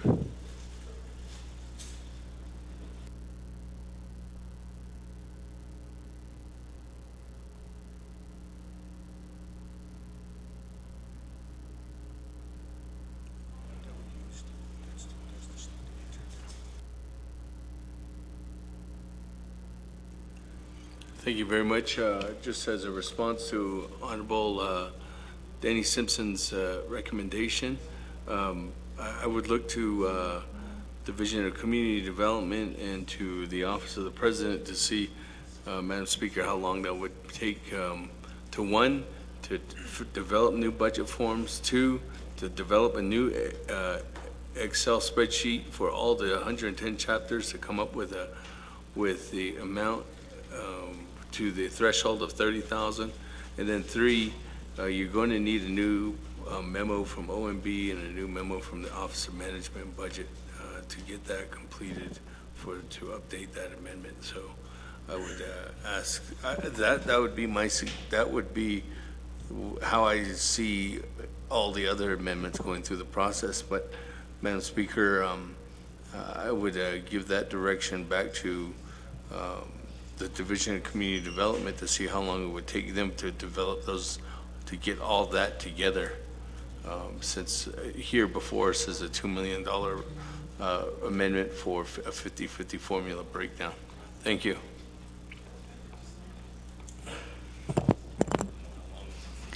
Mr. Castillo, I believe feasible time frame that how long it will take to get all those budget requests, since there is that modification on the floor right now with amendment number 1. Okay, thank you, Madam Speaker, again. Yeah, thank you again for the questions from the 25th Council. Mr. Simpson, the Honorable Danny Simpson, we will probably need 3 weeks. Next week, we have a rollout sessions with the chapters all week. We're going with the IDIQ contractors, how we're going to implement those plans. After that, we can ask the chapters to get us the information. I know we've been working with emergency management with the Form 213s and how much of that has been processed, how much of that is eligible for reimbursement from FEMA. So we'll get those numbers from them also, and then put this formula together. But I'll probably need about 3 weeks for that information. Thank you. Thank you, Mr. Castillo. For the record, the division would need approximately 3 weeks to do that modification to request.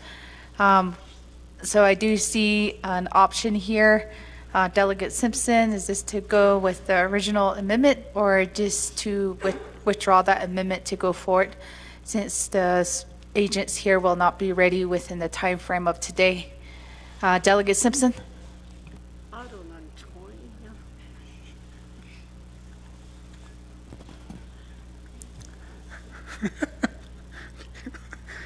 Thanks. I apologize, Madam Speaker and members of the 25th Council. Good afternoon, staff. Thank you. Well, with that response from Division Community Development and the Director for Division Community Development stating 3 weeks, and again, some of these questions are being being asked by my colleagues. We want to make sure we have all that information, down to Delegate Dr. Nez asking how much money has been expended from each chapter in reference to the $3 million that was appropriated, how many emergency plans are in place for chapters. I think you wrote all of them down that's being asked, Mr. Castillo, and how many chapters had their Fund 17 audit. We need those information. How are emergency funds that are available at each chapter, how they convey to the chapter membership. And so I think you wrote all those questions down. And how can we help these chapters that have large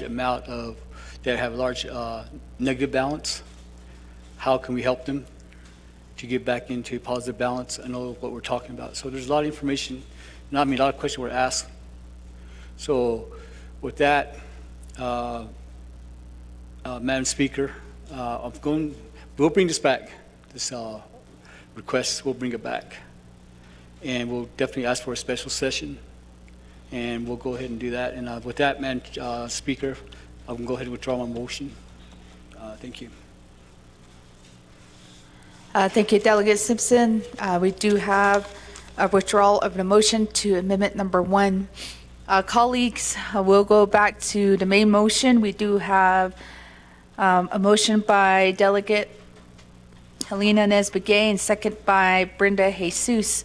So we do have in the lineup here, we have Delegate Toth and we have Delegate Helena Nesbegay. Delegate Toth, Shiche.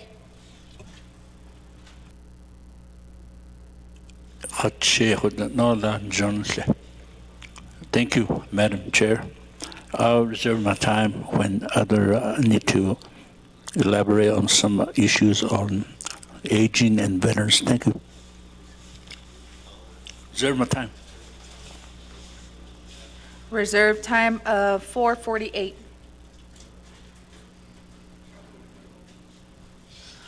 Point of order raised by Chair Eugenia Charles Newton. Speaker, I don't know if I heard correctly, but did the Delegate Simpson, who raised amendment number 1, did he state that he's going to withdraw his motion? If so, then Rule 17 of the Navajo Nation Council Rules of Order would then apply. So why are we going back to reserve time in that case? Maybe I heard it wrong, but can I get some clarification on that? Thank you.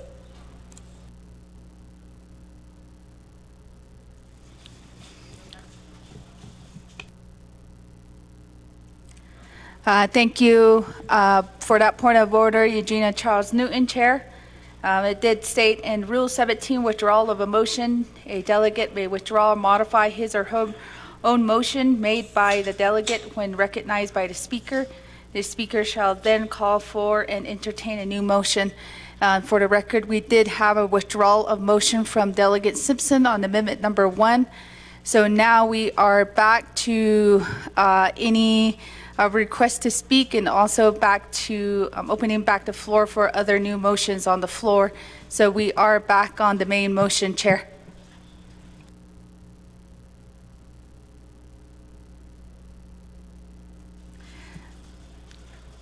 We do have, and next in lineup with, on the main motion, we have Delegate Helena Nez-Begay.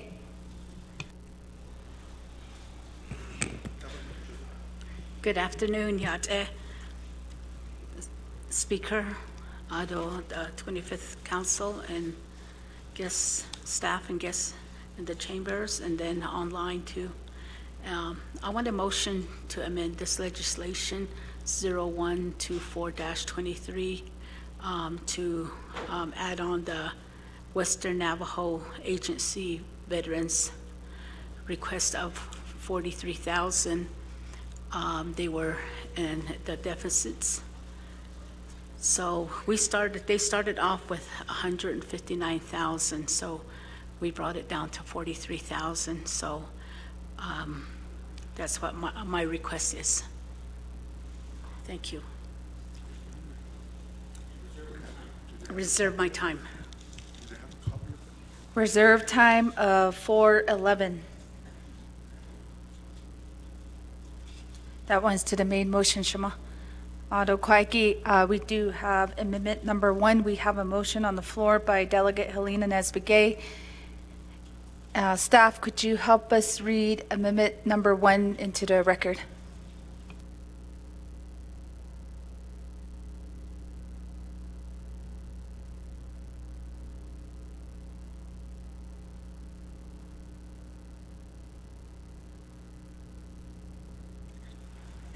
Amendment 1 to legislation 0124-23.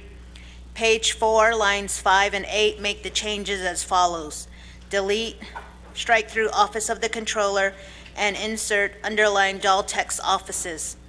Page 4, line 11, insert new paragraphs as follows.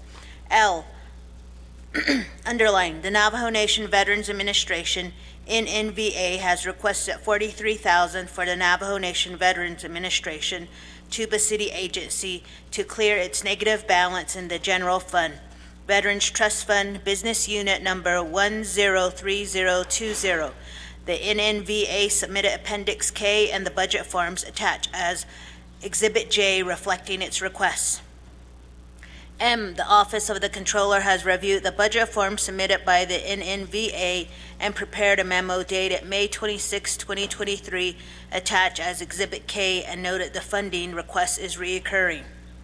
N, the Office of Management and Budget has reviewed the budget form submitted by the NNVA and prepared a memo dated May 25, 2023, attached as Exhibit L, and noted that the budget forms are in order. Add new Exhibits J, K, and L to the legislation. Insert new Section 4 as follows. Section 4, approving $43,000 from the UUFB to the NNVA Tuba City Agency. A, the Navajo Nation Council hereby approves a supplemental appropriation of $43,000 to the NNVA Tuba City Agency General Fund Veterans Trust Fund Business Unit Number 103020 in accordance with Exhibit J. The supplemental appropriation shall be from those funds that exceed the minimum fund balance in the UUFB in accordance with 12 NNC Section 820J as determined by the Controller. Immediately upon the effective date of this action, the supplemental appropriation from the UUFB shall be transferred promptly to the business unit as indicated in Exhibit J. Renumber or reletter succeeding paragraphs, sections, and exhibits as necessary and appropriate. The Office of Legislative Service and the Office of Legislative Counsel are authorized to make technical edits to this legislation and its exhibits to implement the Navajo Nation Council's intent. This amendment supersedes inconsistent language in any other amendments, which language shall be conformed to this amendment. Madam Speaker, that is the amendment to legislation 0124-23. Yeah, staff, Joko Don Junako, amendment number 1, then, second by Delegate Norman Begay. First, for questions to amendment number 1, we have Delegate Vice Chair Slater.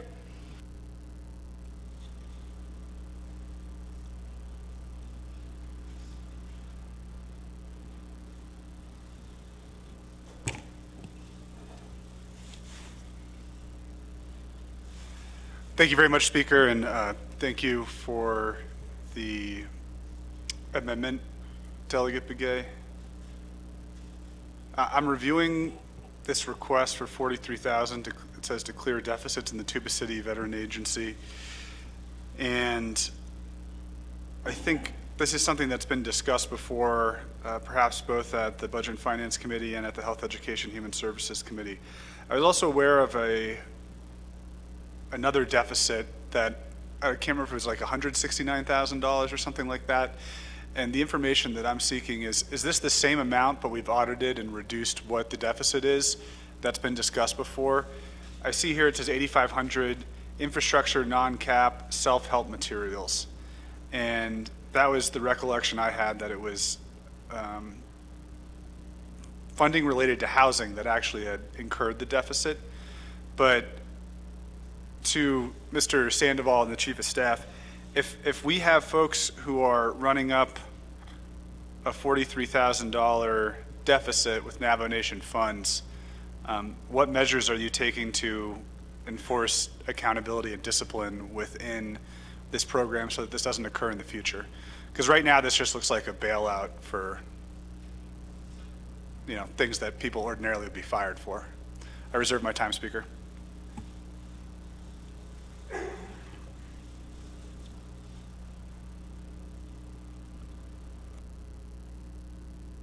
All right, we do have reserve time. We'll get that right number here for you. A timer did stop, but we have to backtrack. We'll put that as reserve time. Colleagues, are there any other additional comments or questions on amendment number 1?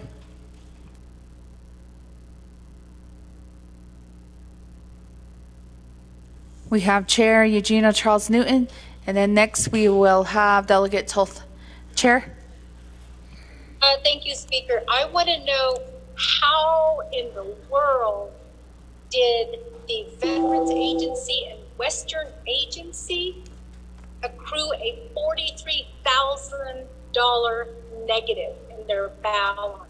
That's number 1. Number 2 is explain to me how this is fair for all the other veteran agencies that comply with what they have within their funding. I reserve my time. 4:32. We have reserved time of 4 minutes and 32 seconds. Delegate Toth, this is to amendment number 1. Thank you, Madam Chair. Also, 25th Navajo Nation Council, Aaron Kitty. I'd like to propose this question to Mr. Sandoval. He's the Chief of Staff.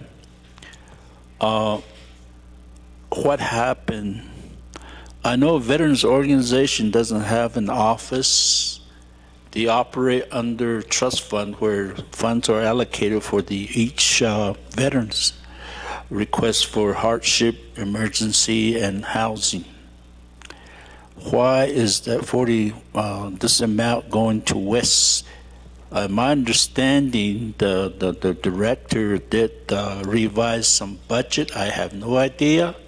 We'd like to have the division director explain why only Tuba City is requesting. I know there's other agencies who are still in negative. All the trust fund that's given to us each year has exhausted, and they're all given out, but some were left out because there was no money available. So when the Navajo Nation gave the Navajo Nation veterans from the trust, from the UUFB, there was 2 accounts.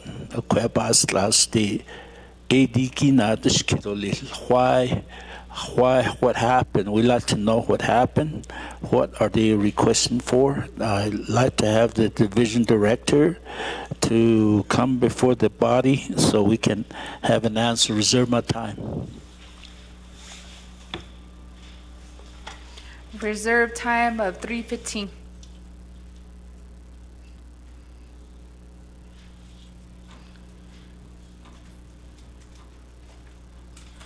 We'll return back the floor to our amendment sponsor, I believe there were specific questions to the Chief of Staff as well, but first we'll go over to Shimakwado. Delegate Helena Nesbegay.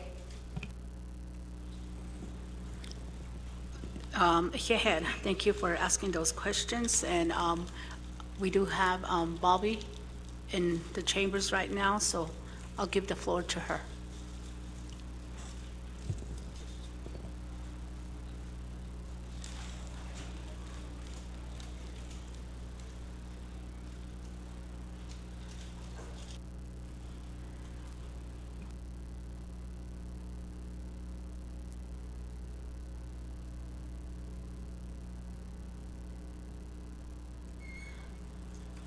Ms. Baldwin, you have the floor to those specific questions raised by, we have Delegate Slater, Chair Eugenia Charles Newton, and also Delegate Toth. Hihat Nana, Shanat Ani Nana Linigi, Navajo Nation Council, 25th Navajo Nation Council. We appreciate this time and your questions. Right quick, with regards to Delegate Tolt's question regarding Western Agency and the $43,000 that's being requested. The amount being requested is to cover the over expenditure for Western Agency's general fund account. And the way this had come about was between the months of October and January, October 2022 and January 2023. What had happened is one of the staff members who is responsible for the accounts had fallen ill due to COVID, number one. Number two, he was suffering neurological problems, and that hindered his work performance, obviously now. And he erroneously overexpended on the accounts. And being that there was not sufficient oversight from the agency office, this is why this overexpenditure had occurred.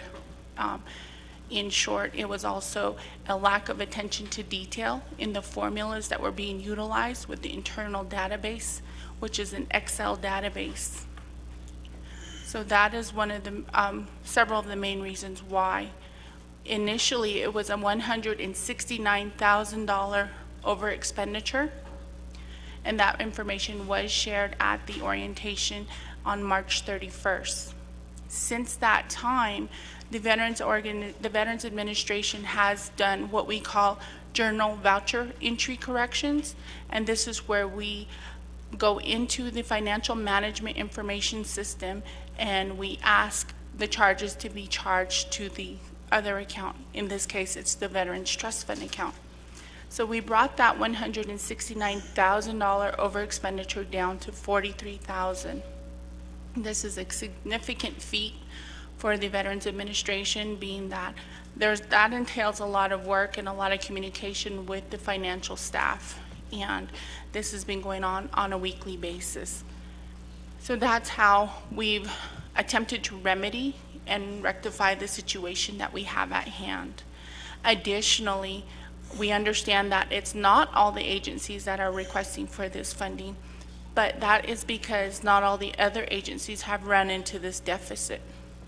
I know the other agencies are well above the $25,000 account, meaning they're in the black still. They are not running in the red, and they're not overdrawn. Also, this is for the general funds, and it's not for the trust fund. So this is not a recurring account that we have to utilize every year. We're only talking about the general fund account. In addition, to help alleviate the over expenditure, I did make a judgment call based on our fiduciary responsibility in making sure that the Navajo Nation Veterans Administration is being responsible for the funding by pulling all the funds in the general fund accounts for Western Agency and pushing all that funding into what we call the 8515 sub-account. An 8515 sub-account is for self-help home improvements, and that's where a majority of this over expenditure had come from. So if we look at the $169,000 over expenditure, What that means is that 169 veterans of Western Agency reap the benefits of a $1,000 assistance for their home improvement.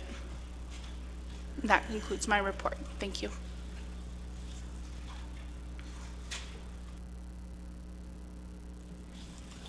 Yeah, thank you, Ms. Baldwin, for your responses.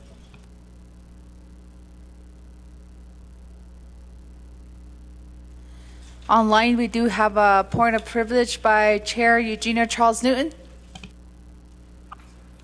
Thank you, Speaker. I call this point of privilege under Council Rules of Order, Rule 16, in terms of the privilege and the privilege of Navajo Nation Council.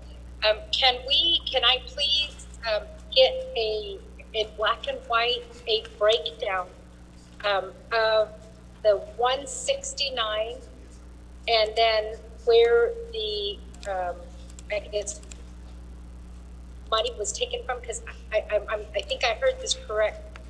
Because of the journal voucher, some money was taken from the Veterans Trust Fund to help alleviate the $169,000.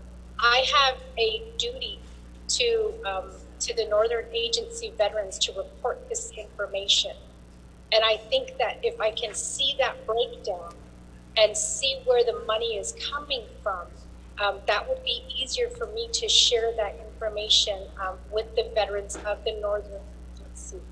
So can I get that, like just the black and white 169 minus how much was taken, where it was taken from, what it leaves, and then also the 169 veterans who received $1,000 in Western Agency to help. And that will help me to take that back and then also question my Northern Agency veterans and ask how much do they normally receive, whether it's $1,000, and whether in the Northern Agency 169 veterans have been assisted. Because for me, it's not only about accountability, but it's about being fair to all of our veterans. And it sounds like Western Agency on October 1st will receive a new budget that will allow them to help more veterans in the Western budget, in the Western Agency. But we still have Central Agency veterans. We still have Northern Agency veterans. We have Eastern Agency veterans, who are not getting assistance. So I just need clarification on that breakdown of the funds, and then how on October, how Western Agency, or whether more veterans in Western Agency are going to get more assistance, and how that's considered.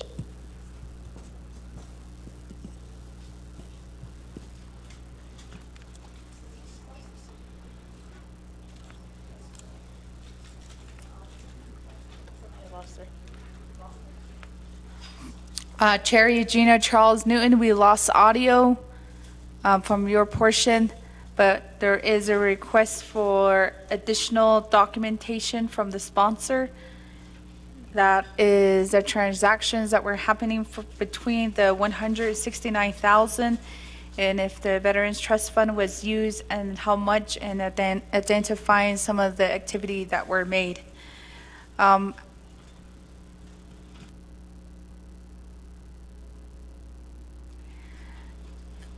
So we're going to recognize that point of privilege for that additional documentation. I did hear that she does want it in black and white form of where these transactions have happened. We'll give the floor back to our motioning party here, Shema, Delegate Helena Nesby-Gay, to amendment number 1 and the point of privilege that was raised.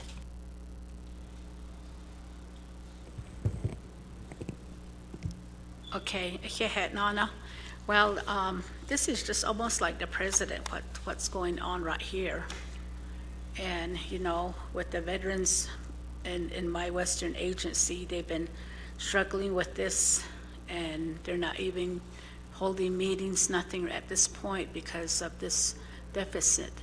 So it's not really our veterans' fault. I don't know why we have to punish them for this. That's the way I see it. And if it was at any other agency, I would give my support too. And And then you heard Bobby explain why this happened. And we weren't all ready for COVID too. And the illness that you go through with COVID is probably all different with each person. So, we have to consider those things too, and we have to help our veterans. That's the way I see it, and that's the reason why I want to amend this legislation, because I just want to bring them back up to balance, so when the new fiscal year comes in, they'll have, they'll be like any other veterans budget to where they can spend their money too. So, it's a lot so and this is where I'm at, So I'm just speaking on behalf of my Western agency to bring them back up to balanced. That's what I'm working on right here, and yes, I understand that, that was my question too, why they went into the balance of 160,000. But although Bobby explained that to us too, so it's not an excuse, but, illness do come around, and I guess, that's the reason why all this happened. And people shutting down their offices, they're closing their doors, and our veterans still needed assistance, and this is how all this occurred. So that's what I just wanted to bring back at this time, and I just wanted to help my veterans to get out of the deficits.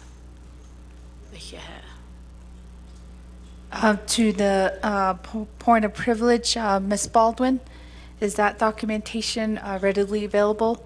And I'll give you the floor for that response to the point of privilege.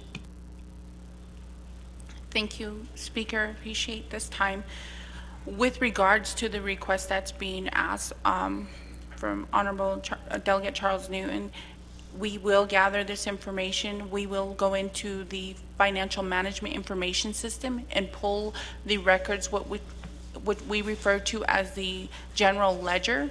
In there, it'll indicate when and where, who exactly received these benefits at that time, and we'll be happy to email them over.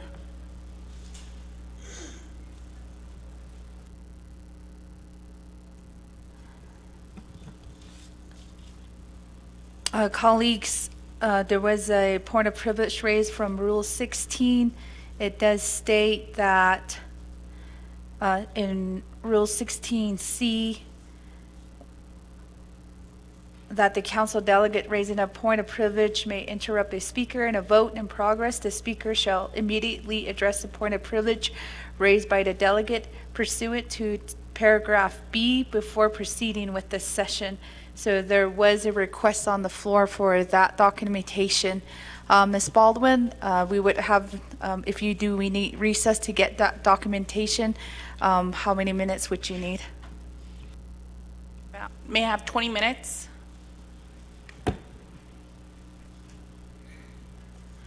Colleagues, there is a request for 20 minutes, and we would have no choice but to go into recess. Are there any objections? We'll recess for 30 minutes since we are within lunchtime too, so that give staff appropriate time to take lunch as well. And we'll give our agent here to the amendment number 1 to get those documentation. Colleagues, we recess at 1:02 and we will reconvene at 1:32 p.m.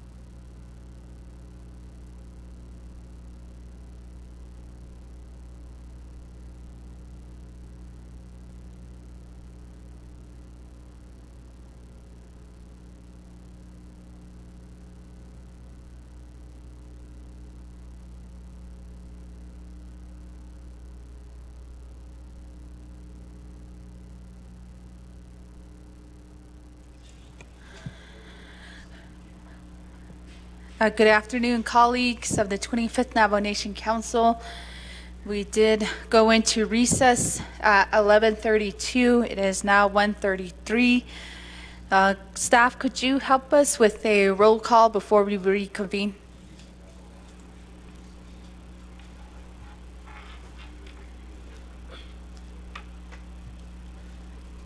Honorable Stephen Arvizo. Honorable Stephen Arvizo. Honorable Stephen Arvizo did not answer roll call. Honorable Lamardo Astarat.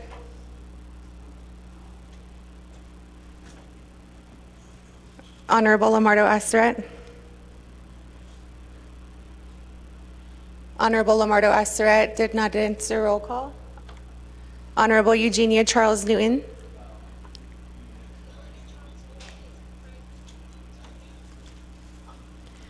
Honorable Eugenia Charles Newton answered roll call. Honorable Lamardo Astarat is present. Honorable Shauna Ann Claw.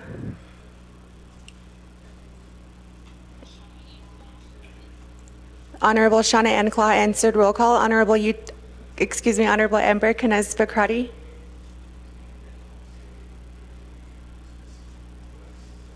Honorable Amber Canez Bakrati. Honorable Amber Canez Bakrati did not answer roll call. Madam Speaker, Crystalline Crowley is present. Honorable Seth Damon is present. Honorable Herman Daniels. Honorable Herman Daniels answered roll call. Honorable Vince James.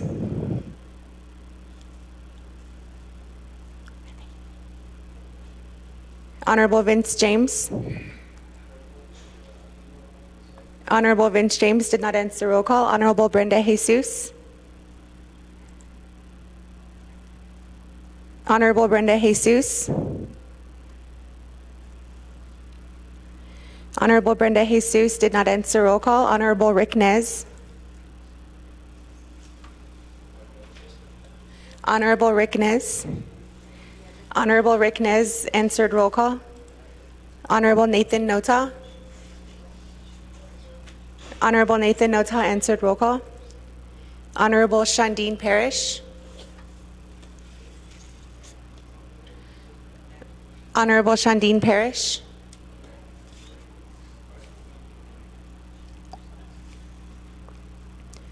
Honorable Shandine Parrish did not answer roll call. Honorable Jermaine Simonson.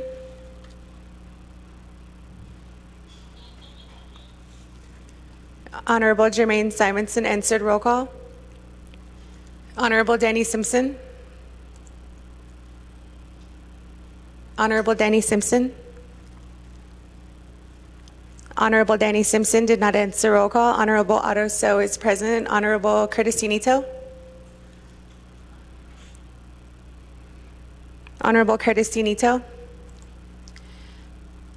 Honorable Curtis Unito did not answer roll call. Honorable Sherilyn Yazzie. Honorable Sherilyn Yazzie. Honorable Sherilyn Yazzie did not answer roll call. Going back up, Honorable Stephen Arvizo. Honorable Stephen Arvizo did not answer roll call. Honorable Amber Canez Bakrati. Honorable Amber Canez Bakrati answered roll call via text. Honorable Vince James. Honorable Vince James did not answer roll call. Honorable Brenda Jesus. Honorable Brenda Jesus did not answer roll call. Honorable Shandine Parrish. Honorable Shandine Parrish did not answer roll call. Honorable Danny Simpson. Honorable Danny Simpson did not answer roll call. Honorable Curtis Unito. Honorable Curtis Unito did not answer roll call. Honorable Sherilyn Yazzie. Honorable Sherilyn Yazzie did not answer roll call. With that, Madam Speaker, you have 17 delegates, including yourself, who answered roll call either via text, Zoom, or are present in the chambers. Thank you, staff. We do have Honorable Stephen Arvizo is present, so that changes the tally to 18 delegates. Thank you, staff. We do have 18 delegates present via Zoom, via phone call, and also in person here within the chambers. We do have quorum, and will reconvene at 1:38 p.m. Colleagues, prior to recess, we did have a point of privilege raised by Chair Eugenia Charles Newton for requests for documentation from Navajo Nation Veterans Administration. And we do have Ms. Baldwin here who does have hand card copies, and staff is also making those digital copies and should be emailed to you shortly.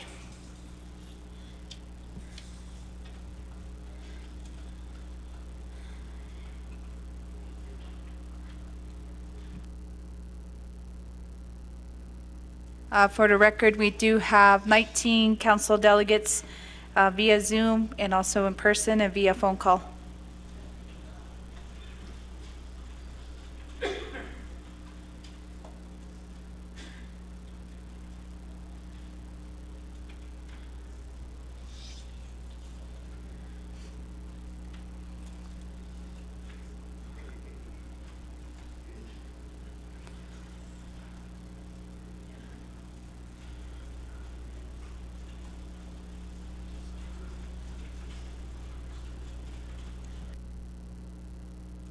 Just give us a few minutes while we scan the documents. It is about over 25 pages, and we'll email that shortly.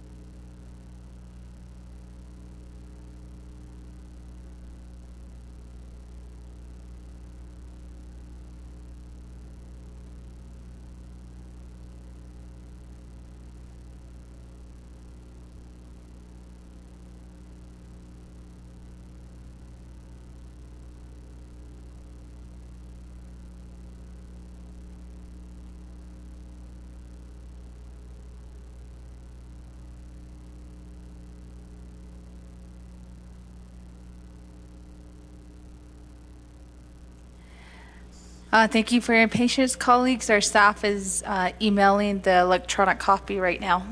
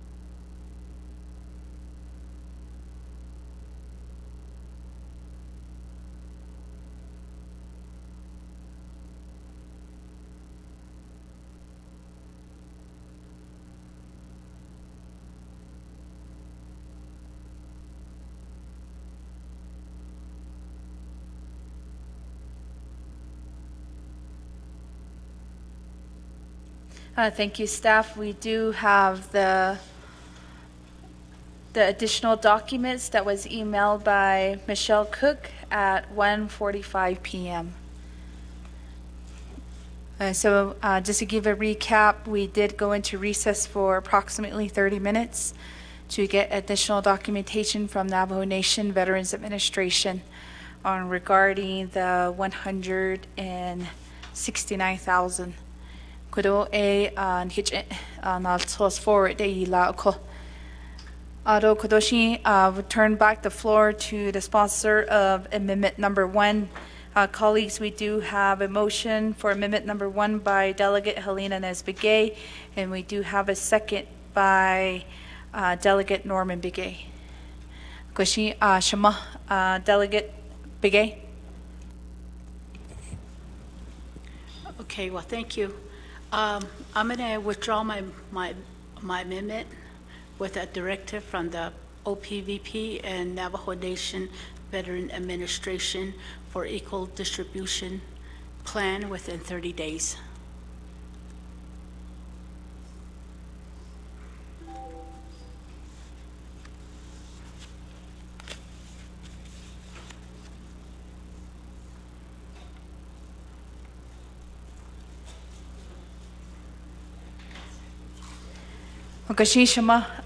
First, I think the best way to handle this in coordinates with our rules is kodo withdraw yin kid. So you did have a withdrawal of amendment number 1.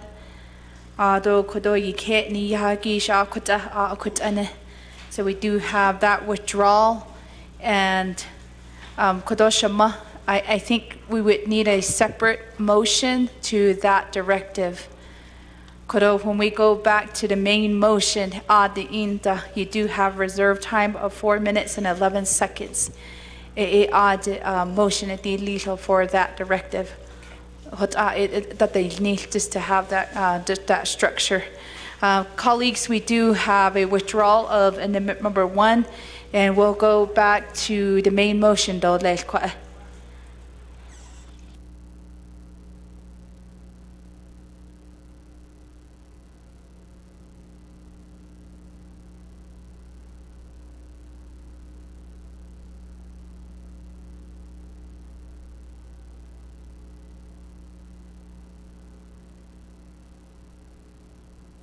Hakoshi, we do have reserved time. If I don't see anybody else in queue for questions or comments, this is to the main motion. We have Delegate Simpson with 2 minutes and 20 seconds. Delegate Toth with 4 minutes, 48 seconds. Delegate Helena Nesbigay with 4 minutes and 11 seconds.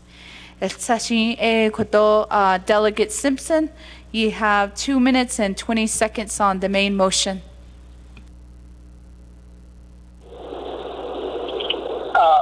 Thank you, Madam Speaker and members of the 25th Council. I waive my reserve time. Thank you. We have waives his time. Kodonana Shiche Delegate Tolt, you have 4 minutes and 48 seconds. This is on the main motion.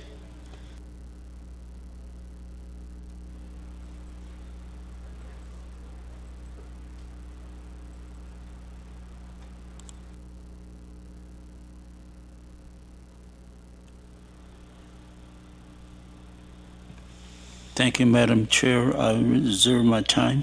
Thank you. Reserve time of 4:47 dole. Ado Kwaikinana Shama, Delegate Helena Nesbigay with 4 minutes and 11 seconds.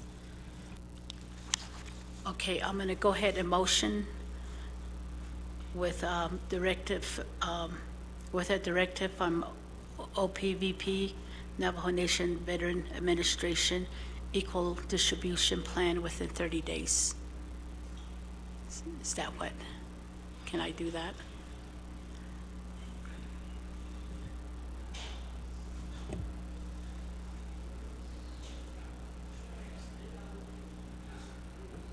I'll reserve my time. I always forget. Reserve time of 3:40. So we do have a motion on the floor.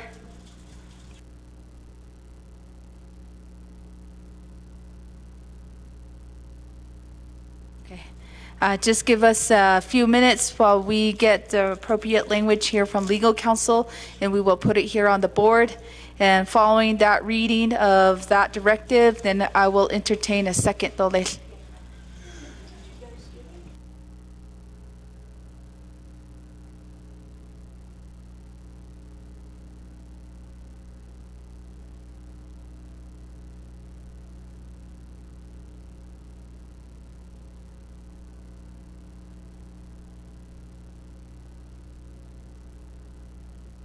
Staff, could you help us read that motion into the record?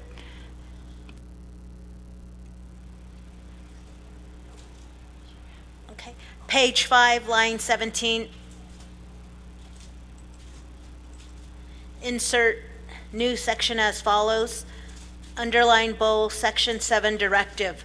Within 30 days of the effective date of this legislation, the Navajo Nation Veterans Administration, NNVA, and the Office of the President and Vice President, with the assistance of the Office of the Controller, Office of Management and Budget, and Department of Justice, shall develop an equal distribution funding plan covering all 5 agencies and eliminating the Veterans Administration Western Tuba City Agency current budget deficiency. Renumber or reletter succeeding paragraphs, sections, and exhibits as necessary and appropriate. The Office of Legislative Services and the Office of Legislative Counsel are authorized to make technical edits to this legislation and its exhibits to implement the Navajo Nation Council's intent. This amendment supersedes inconsistent language in any other amendment, which language shall be conformed to this amendment. Madam Speaker. Shada Michelle, directive, Ado yike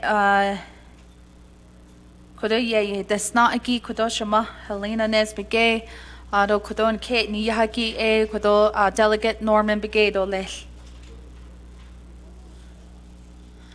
Dance do na dos kita to this amendment number 1.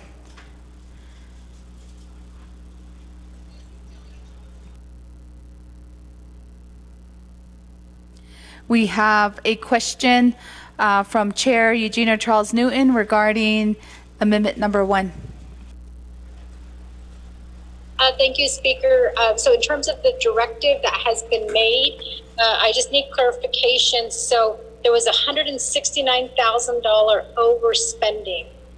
If there is a requested for the equal distribution, then does that mean every agency is going to receive $169,000 on top of what they're already receiving? I reserve my time. 4:38.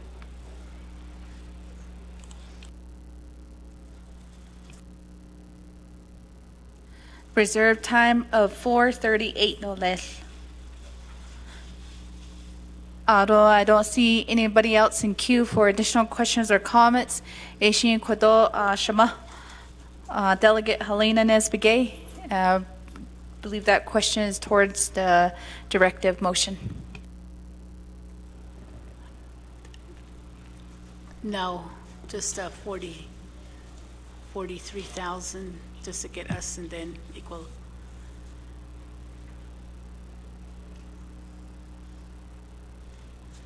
So, just to get my veterans back out of the deficit and I just request for, is it one, just equal distribution? About,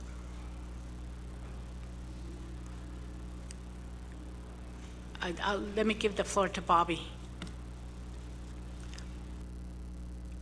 Ms. Baldwin, may we get your assistant to Chair Eugenia Charles Newton's question? Thank you, Madam Speaker. I appreciate this time.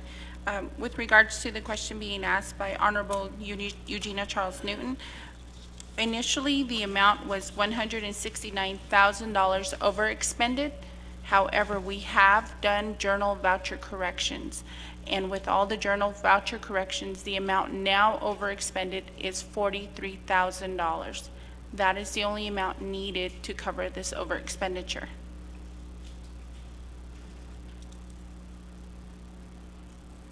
Thank you, Ms. Baldwin, and Ado Kudo Delegate Helena Nesbigay. Ado Kunen, we do have Delegate Herman Daniels online. This is to questions and comments to Amendment Number 1.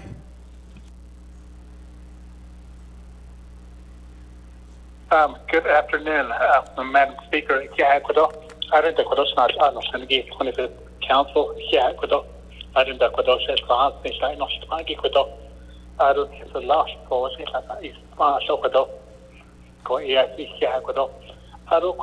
I'm trying to understand this amendment. I'm reading the amendment. So what is the amount that's going to be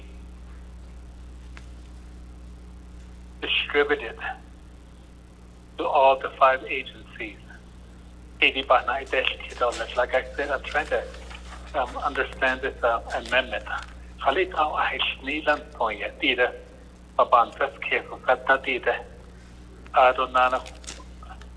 Where it says eliminating the Veterans Administration Western Tuba City Agency current balance deficiency of a Kaki. So the 43,000 is going to go away. With the equal distribution.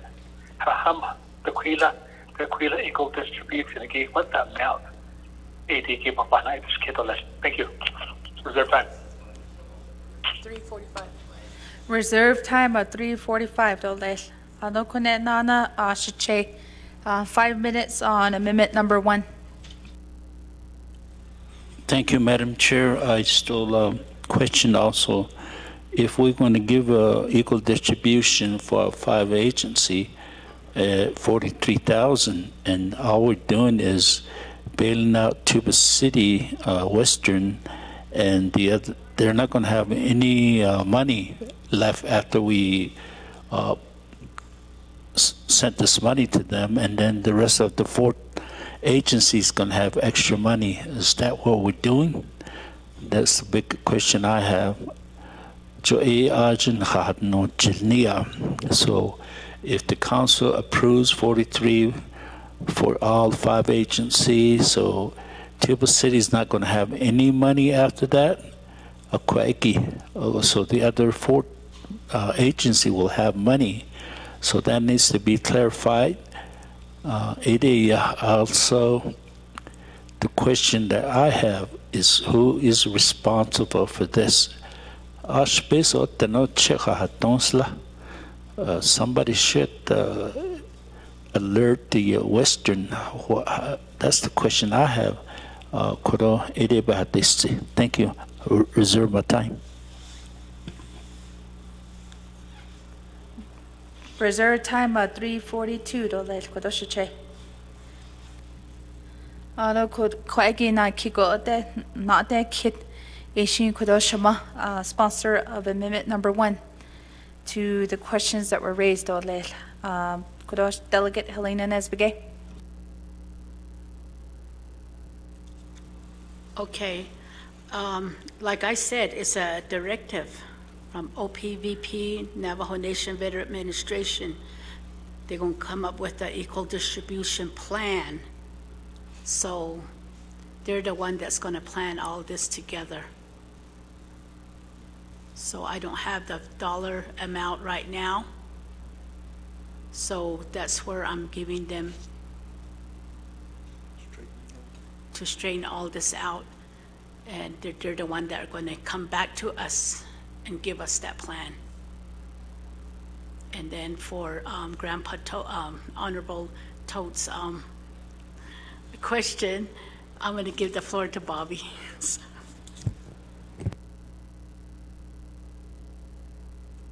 Ms. Barbara?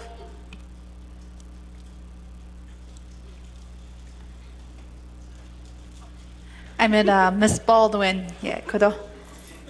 Our agent from Navajo Nation Veterans Administration. Sorry, Ms. Barbroff. Ms. Baldwin? Yeah, Nana, Madam Speaker, thank you. With regards to Honorable Toad's question, this over expenditure, please keep in mind this over expenditure occurred between the months of October 2022 to January 2023. This is something that had unfortunately occurred due to the lack of fiduciary responsibility by the parties who have worked these accounts, as well as the administration at the time. And upon learning about these over expenditures by reviewing the accounts, that is when I had immediately put a halt on any expenditures being processed for the Western Agency. We had also put in this information during the orientation provided to the Navajo Nation Council on March 31st. And with this, we are, right now, our focus is on fixing the problem. Again, upon review of these budgets, that's when the determination was made by our administration to do a budget transfer and journal voucher corrections for each of the expenditures that had been incurred, and we're doing everything we can to remedy the situation. Again, this is our cleanup effort to this over expenditure from the months of October, November, and December and January.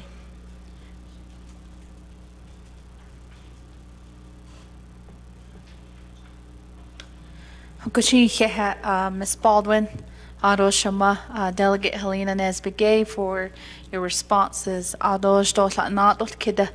I don't see any of our colleagues in the queue. With that, we'll go back to reserved time.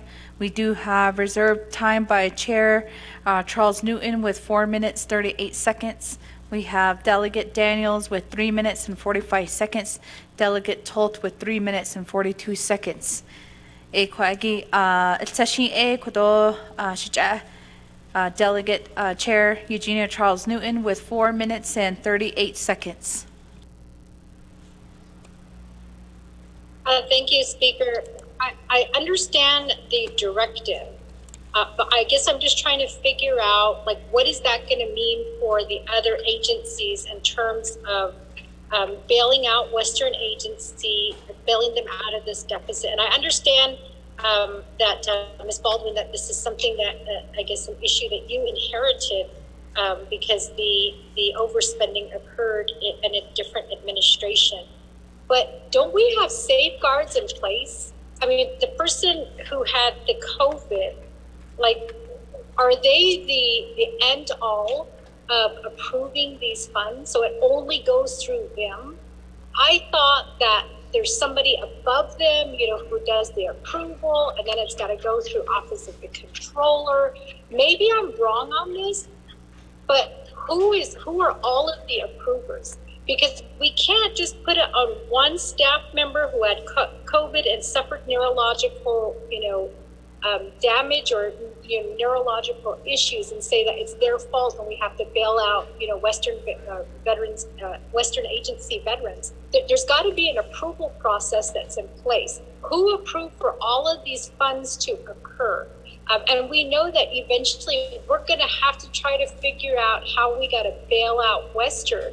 But, you know, if they do receive yearly funds, why can't we just take it out of their yearly funds? And if it takes them 2 or 3 years to pay it off, we can explain to them that 169 veterans did benefit.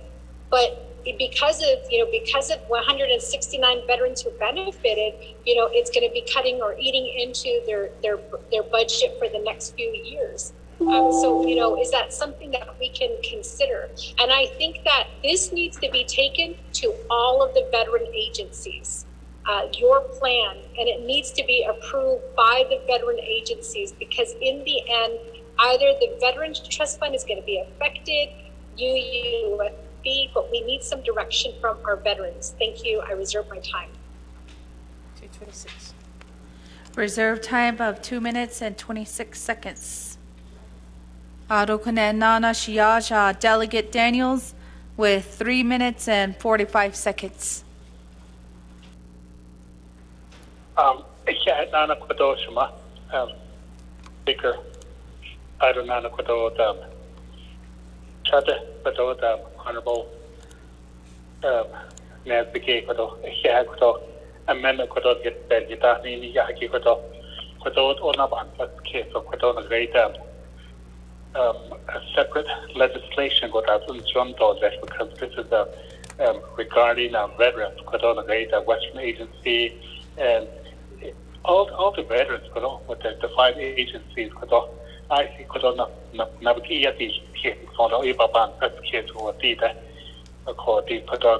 separate legislation that's a big so yet. Or I don't know with this directive, usually what we do is the committee or the council, we approve directives at the when we approve legislation under the directive. They haven't said in how directive. I don't know. We're in order. Madam Speaker, a separate legislation. A standalone legislation. What Ashin Zonto lesson for you? But that's case of Hoda, in case of last top, I don't know. What up the paper I see what up Papa Yati's kids for you. Madam Speaker, thank you. Reserve time. 2:19.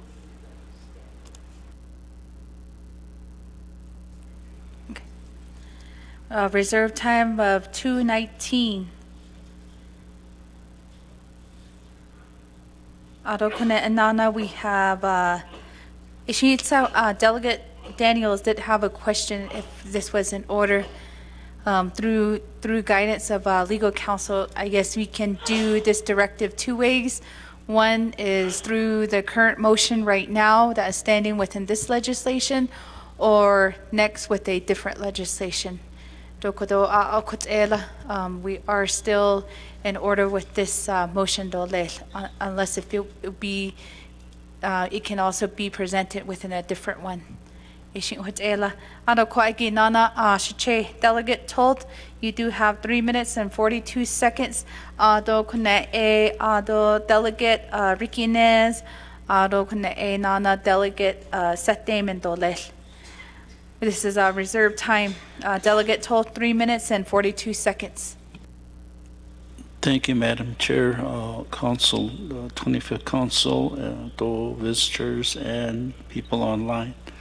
I still not agree or this how it's going to be done. All we're doing is bailing out the people that misuse the fund and gives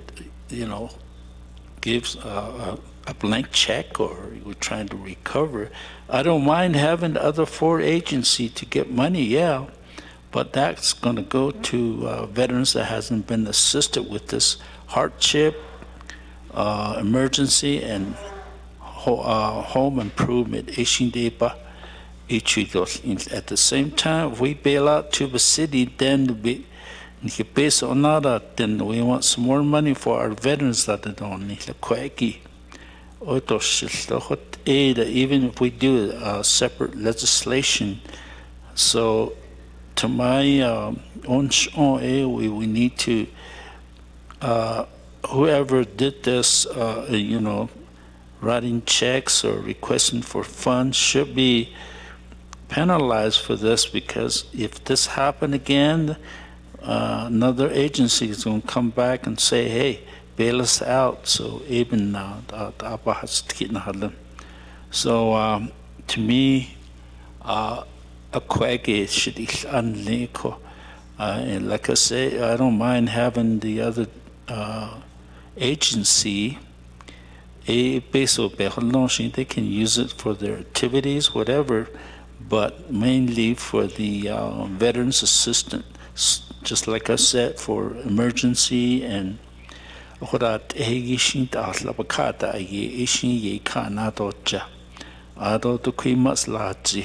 begin. We're going to get less fund from the trust fund. So if they have an office and operating costs, it's a bit hard. To my understanding, agency don't have an office, or not agency, but veterans organization. I do support the veterans, yes, but only problems I have is people bailing out. So I think we're at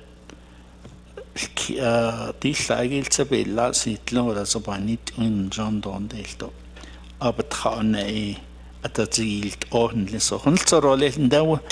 Way my time, Madam Speaker. Thank you.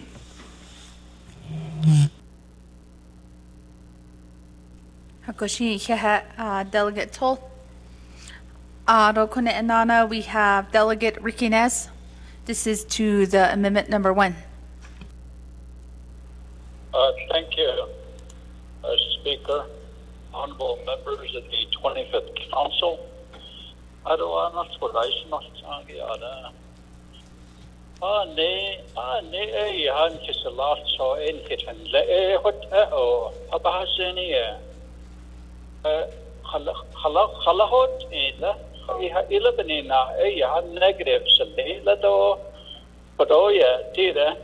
Legislation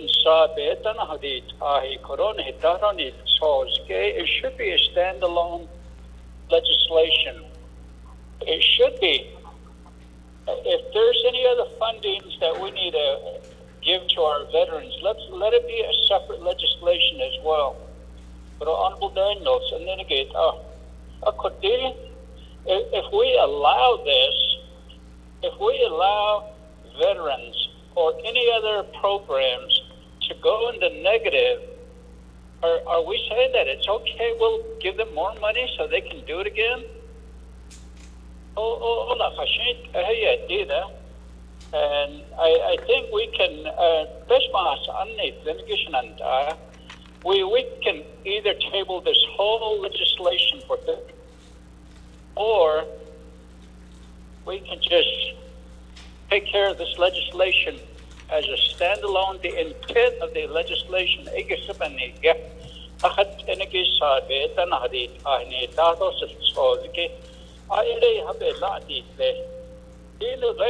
Northern Agency, they know what they're doing. They know how to manage money. It's a fact for a lot of us. We spend money at home. We don't go into debt and think that someone's going to bail us out. So I'm glad that my agency from Northern, they respectfully distribute funding based on their needs and whatever it is they taught. And I'm sure other agencies do that. But how can it's almost like supporting a habit.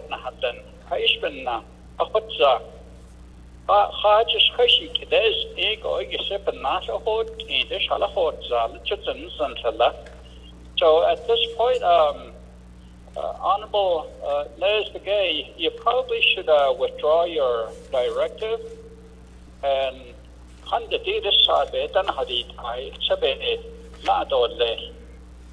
Of course, us the legislation had a lack of so big. The what our negative had any fiscal year that I the open on Shahan and go out house so Yada had no they can't do that, you know. So the old Winston go on this case get at all or Nahade Masaban they Kado in the year any and get or to Hajoda. So once I go over this, then I'd like to reserve the rest of my time. Thank you. Kwagi, 136 reserve time do le. Believe there was a request from Delegate Nez to the motioning party to withdraw the amendment number 1. Aishin Kwagi, I'll give the time back over to Delegate Helena Nesbegay. Excuse me.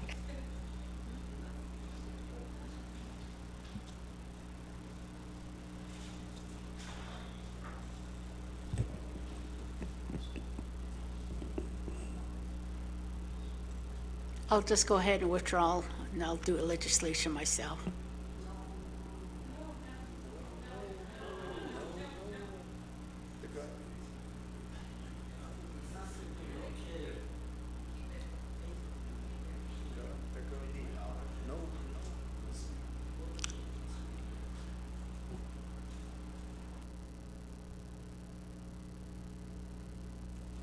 Goshi, Shema, we did, from Delegate Helena Nesbegay, we do have a withdrawal of motion. Do Kwagi Ke Nini Yahaki to Delegate Norman Begay do le. Kona o. Goshi, we do have a withdrawal on the motion. Colleagues, we'll go back to the main motion, Kwagi.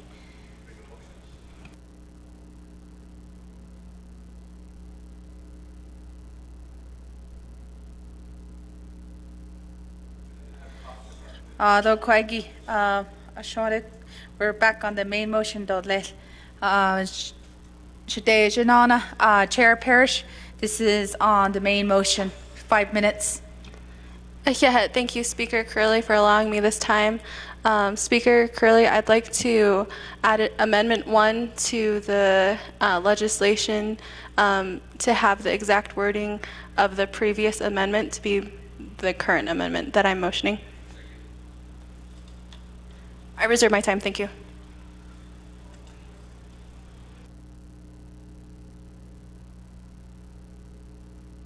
Thank you, Chair Parrish.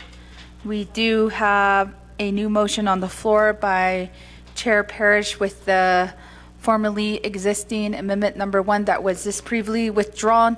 Staff, could we have that amendment number 1 read into the record again?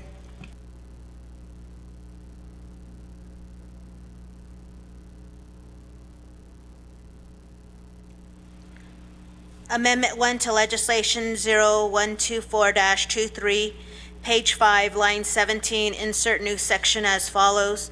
Section 7, Directive. Within 30 days of the effective date of this legislation, the Navajo Nation Veterans Administration, NNVA, and the Office of the President and Vice President, with the assistance of the Office of the Controller, Office of Management and Budget, and Department of Justice, shall develop an equal distribution funding plan covering all 5 agencies and eliminating the Veterans Administration Western Tuba City Agency current budget deficiency. Renumber or reletter succeeding paragraphs, sections, and exhibits as necessary and appropriate. The Office of Legislative Services and the Office of Legislative Counsel are authorized to make technical edits to this legislation and its exhibits to implement the Navajo Nation Council's intent. This amendment supersedes inconsistent language in any other amendment, which language shall be conformed to this amendment. Madam Speaker.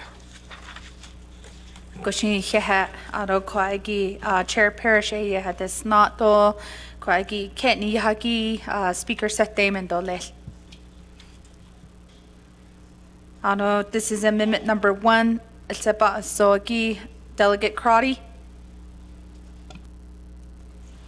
5 minutes on amendment number 1. Oh, yeah, thank you, Shadisha, Speaker Curley, and for the amendment. In terms of trying to understand what has happened to the Western Agency Veterans budget, I know Budget and Finance Committee back in March received an update from the new Executive Director, Ms. Baldwin, and this deficit was identified. What my concern is similar to the deficit that the Office of the President and Vice President inherited is what are the policies and procedures that need to be reviewed, and what is the correction plan, if there's an internal correction plan. If this was an employee, I know another delegate had asked how could this one individual incur this type of deficit. But I want to pause because these are the same questions I was asking of council when the 25th Navajo Nation Council team started our session. Our budgets were also in deficit. And I was excused the day that council debated the original legislation.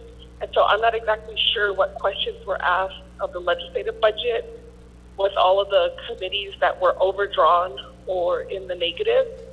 And so what I want to do is give the Veterans Office and divisions the opportunity to figure out exactly what went wrong, what is the corrective plan, and then who is impacted. Because it sounds very internal, and I would also then ask the 25th Navajo Nation Council to look internal to our policies and procedures as committees and legislative budgets are overdraft or in the negative. And so we have to model the behavior that we want to see from the programs, from the divisions, and from the branches. So I hope that this directive shed light on the issue. My hope is that this also raises a concern to all of the council that veterans budget every year consistently, at least the last 15 years, there has been challenges with the veterans budget. There was challenges when the 4% was split into the housing program. There's been challenges with the numerous different executive directors, and we do not have a veterans count. And it may be an opportunity, or we need to pivot to see what is in the best interest of the veterans, and if it's to give them a monetary distribution to assist, then we have a hardship model that maybe that's the best way, is where we're providing distribution to all of our eligible Navajo veterans and to eliminate some of this internal over expenditure of dollars. So I appreciate the directive. I don't think we should use the word eliminate. I'm not sure if that's the proper term because there still needs to be some type of corrective act to plan when it comes to this over expenditure. And so when council over expenditure, what we did was I voted red, but the council we approved USD funds to be used to that over expenditure and provide additional funding for the committees and the council. Thank you, and I will yield the rest of my time.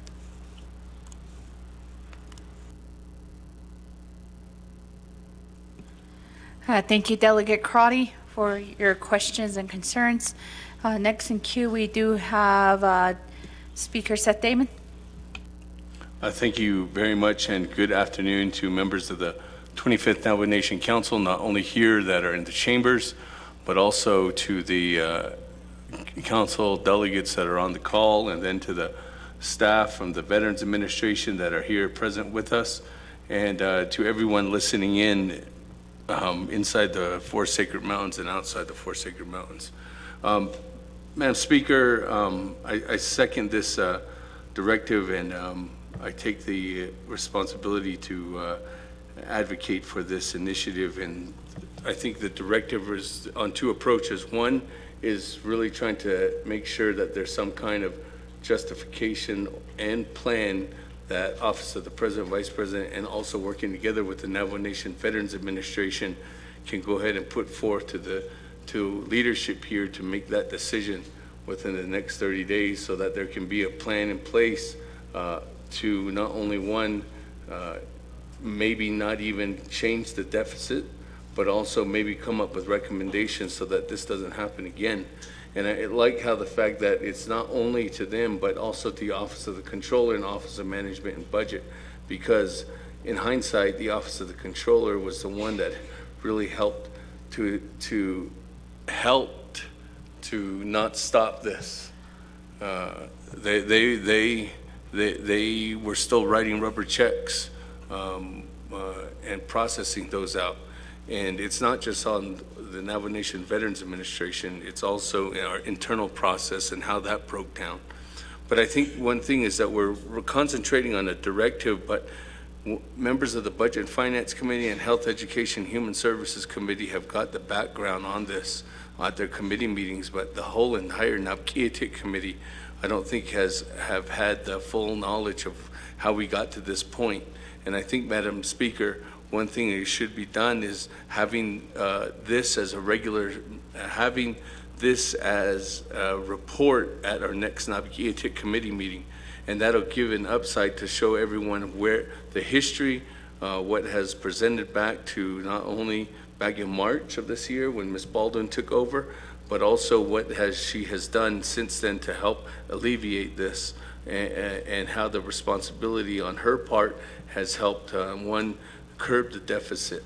The second portion of this is, so that's two things. It's just so everyone can have a better understanding. And Madam Honorable Helena Nesbigay, thank you for bringing this forward. And the reason why I say thank you for bringing this forward, because no one would talk about it. Nothing happens unless if there's an amendment or legislation that's dropped. Because of you, we're talking about this issue. No one else brought this to the floor to talk about this and how we can come back with a solution. So because of you, tonight, you're going to drive back and you're going to be successful in knowing that there's something that's going to happen when you go back and you talk to your veterans and say, I did something today.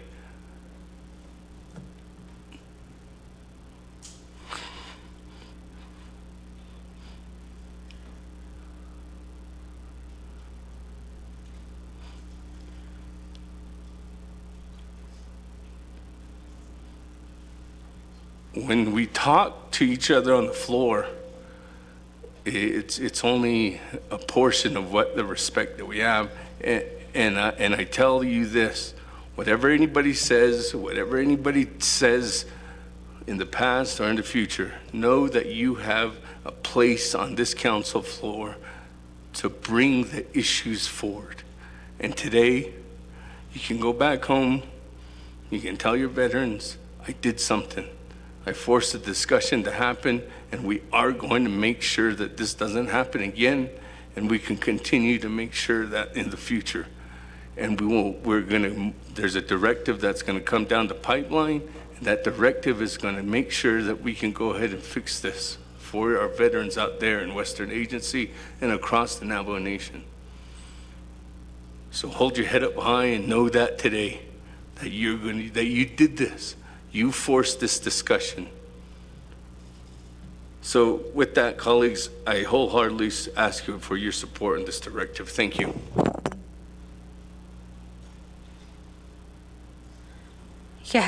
Kodo Delegate Damon, Ado Kodo Nana Shiche. Delegate Toth, 5 minutes on amendment number 1.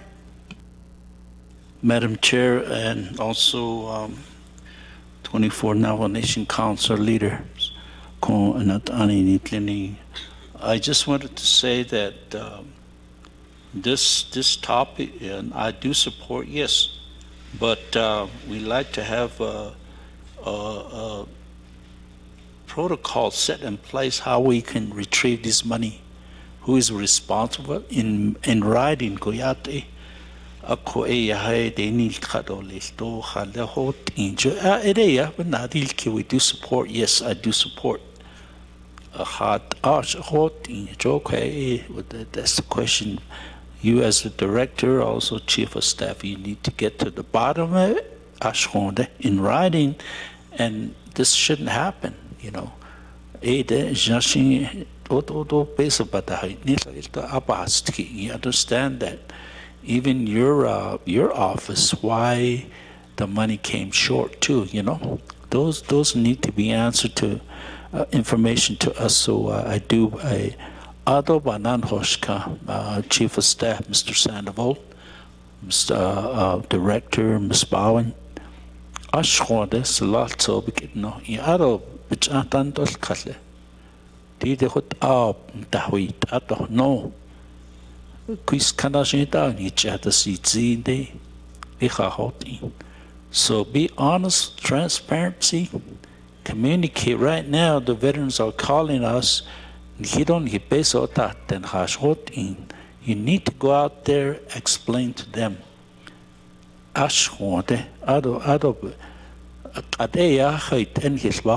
lot of staff left. Why? Because, you know, you have to be accountable. Even though you mentioned that they don't tell us what to do. Dan he doch ne ko way. Ko choho ya ninski banan hoska. The najishi dotsa. Ya ko hilna iljan ara hinat ani honne. I want to work with you. That's the same thing you should do. Even though we're just a legislature and approving policies and all that, but we like to work with, you know, go out there and talk to them. Otherwise, we got emails for that, so, you know, so, so,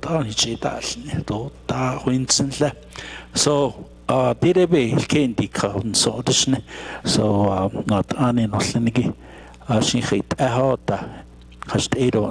so I do support Sumasan Korobi Yat Unjanon Jahauti Arubkehan Ada.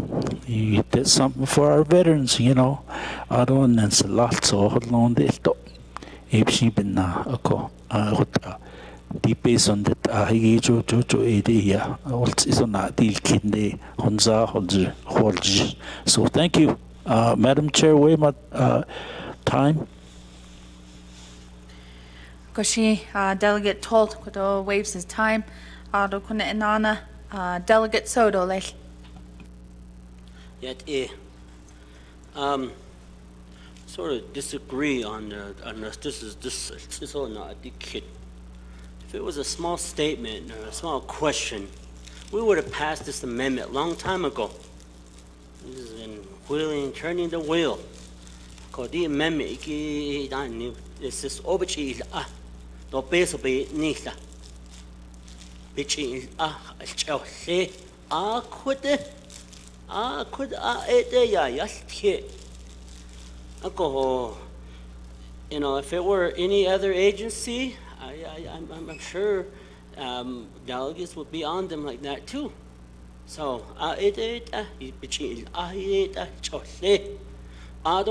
administration. This is under your belt, whether you inherited this. It shouldn't have happened. The contract controller too should have, or the Ms. Begay, former controller Begay, that office should have caught this. Even not I don't know why. I don't know how many employees are there with supposed to be the eyes and ears at the controller's office to say if requests come in, say, hey, these monies are going to the account, we got to send something out. I don't know what the safety covenants are that are in place. Ako ho epe koko hota. Aro yego pensil. Aro ane. We're all equal in this chamber. No one is higher than any of us here. It's just ego ko do hota nahata. Do ero de do balah nani ada. We're all in who have equal footing. We all have issues back home, whether it's veterans, elders. And now the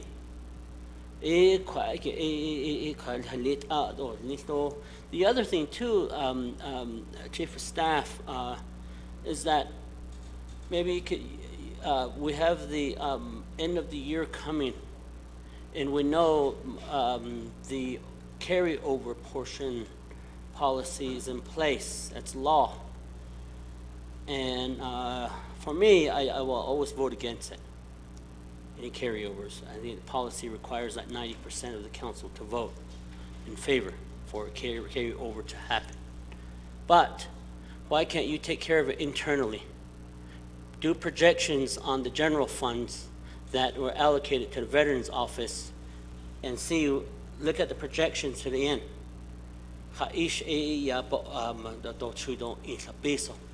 Because at the end of the year, that general fund dollars is going to go back to the general funds. Alcohol is going to lapse into that. So why can't you look internally, pull those dollars that you're going to project that's not going to be expended there, and use that to cover it? That way, you carry over and you spend the general fund dollars that were appropriated in 2023 budget. And I think with the general fund, Ms. Baldwin, you have a lot of you can make this happen. Basically, rob Peter to pay Paul. So you can take care of it that way too. So that's what this directive is saying. Find ways. Look at that scenario. Look at the scenario on requesting for funds, additional resource to cover the debt, whether it's a equal distribution policy or whatever. This case, I'm ready to vote. Wait my time. Goshin Kehat, Delegate So. Colleagues, I don't see anybody else in queue for amendment number 1. Second call.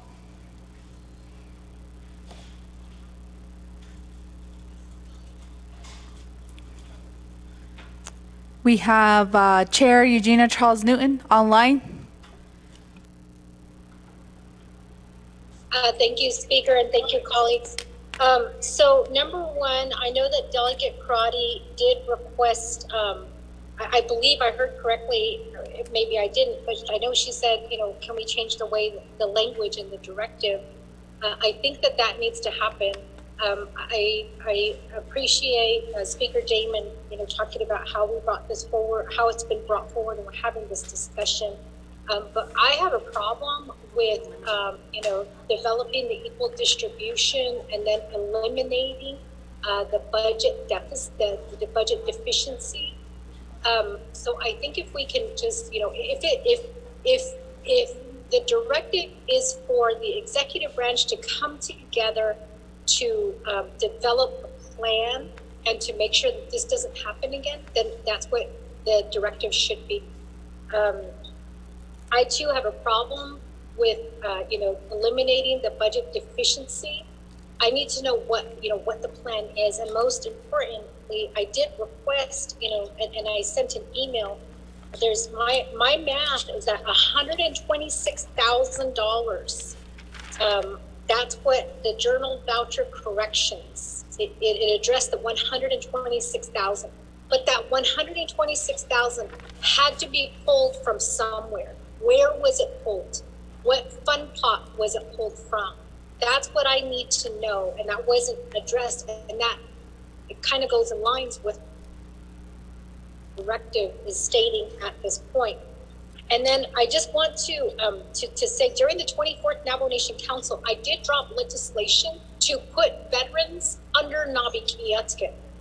Maybe, if the veterans are in favor of doing this again, we waited for the new administration, and I know Northern Agency, they said, let's see what the new administration does, but maybe it's time to have that discussion again. Because I know that in Northern Agency, there wasn't a report provided about the $169,000 deficit. There was a resolution passed by the Northern Agency Veterans Administration for them, for them not to, for council not to bail out the Western Agency. So I think in terms of the directive, the language needs to be changed. And, it just baffled me that we just asked the sponsor to withdraw, and another delegate picked it up and said, I want to run with the directive after, there was a plea that maybe we should all come back together at a work session, to talk about this. We're just kind of spinning our wheels right now. I'm still going to vote red for this directive because I cannot take this back to the veterans to say that this is what is being proposed. This is what is being asked, that an equal distribution funding plan be developed and that the Western Agency, that the current budget deficiency be eliminated. And maybe I'm the only delegate who can't take this back to my veterans and say I voted in favor of this. But the point is, there was a request to withdraw the motion so that we could have further discussions on this and to develop a separate legislation. And, and then we have another delegate picking it up, and I understand every delegate has the right to do that. But what is the reason? What is the reason for pushing this directive through? What is the reason? Because remember, all veterans across the agencies, there's 5 agencies, so 4 agencies are going to be affected. Are we truly working for all of our veterans, or are we only working for a select few? And we have to be fair in this. So maybe if we could change the language of the directive, maybe, then we can, force the administration to come up with a plan. But right now, per the language of the directive, it's to develop an equal distribution funding plan. Where are we going to get that money? Where is that distribution going to come from? And then to eliminate the agency budget deficiency. Where is the accountability in that? Who are we going to hold responsible for that? That's what I don't see in this directive, and that's why I have a problem with this. I reserve my time. Reserve time of 2 seconds. Next in queue, we have Shiaj, Delegate Riquenez, and following afterwards, we'll return back to the amendment sponsor. Delegate Nez. Thank you, Speaker. Hello, colleagues. Hello, Amendment 1. Situation na ona shahan source the DNA go. Akwai da adon de ko da na source nda. Aro ada isti ayo do da chini pata na halon ha o ji last sora para chini pata na halon. So last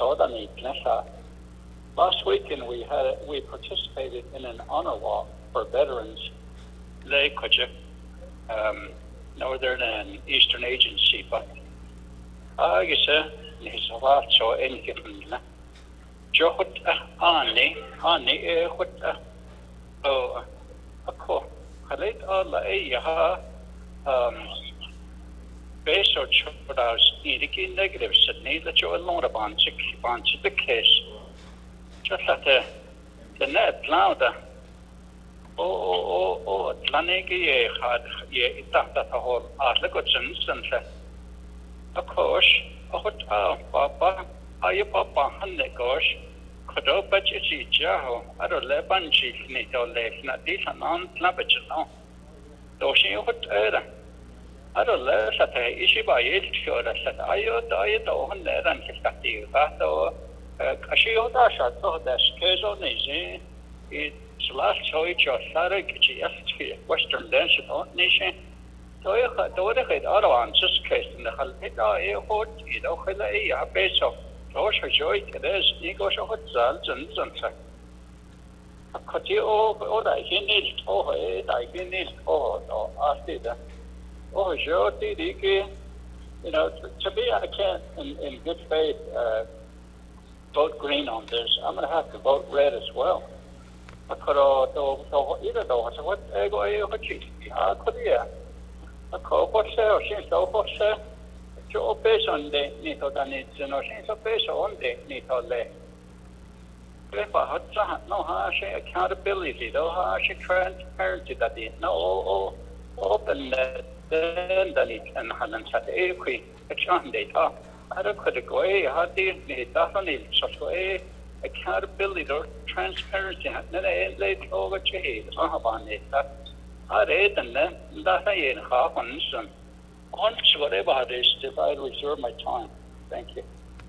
219. Reserve time of 2:19 dollars.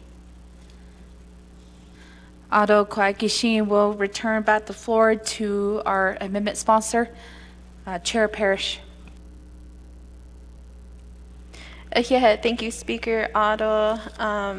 Nana, 25th Navajo Nation Council, thank you to each and every one of the delegates who have raised concerns with the amendment and had comments on the conversation earlier.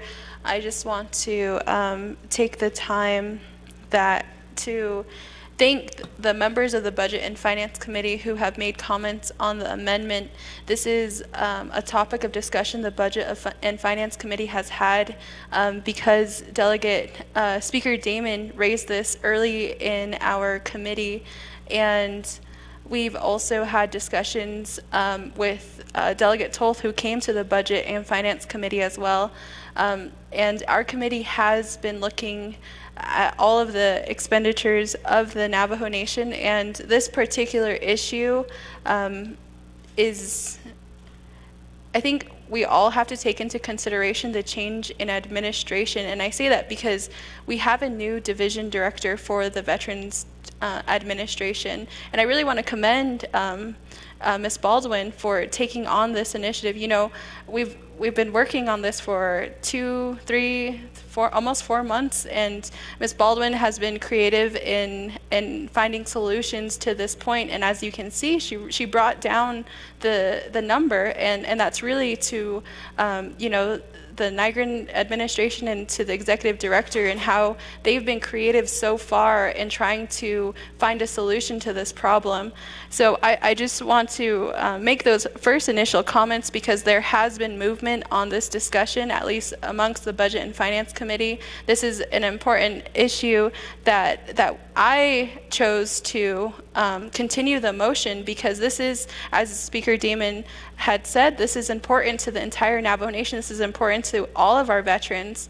Yes, we are elected by our chapters and our agencies, but together we all have to make a decision in how we find a solution to mitigating this problem. We all have to work together, council and the executive branch. This is an amendment as a directive. This is a stance that the council is asking to work together with the executive branch. And that's how I take it. I see it as a partnership. I see how council, not just Budget and Finance, and not just how HES is going to work with the administration, but us as council, how we are going to work together. And I really wanted to start with that because this is inclusive of everybody on the council. The first set of comments raised by Shutta Delegate Amber Knezba-Crotty was about the language. I also agree. I think that we can start by changing the word eliminate to correct in the motion.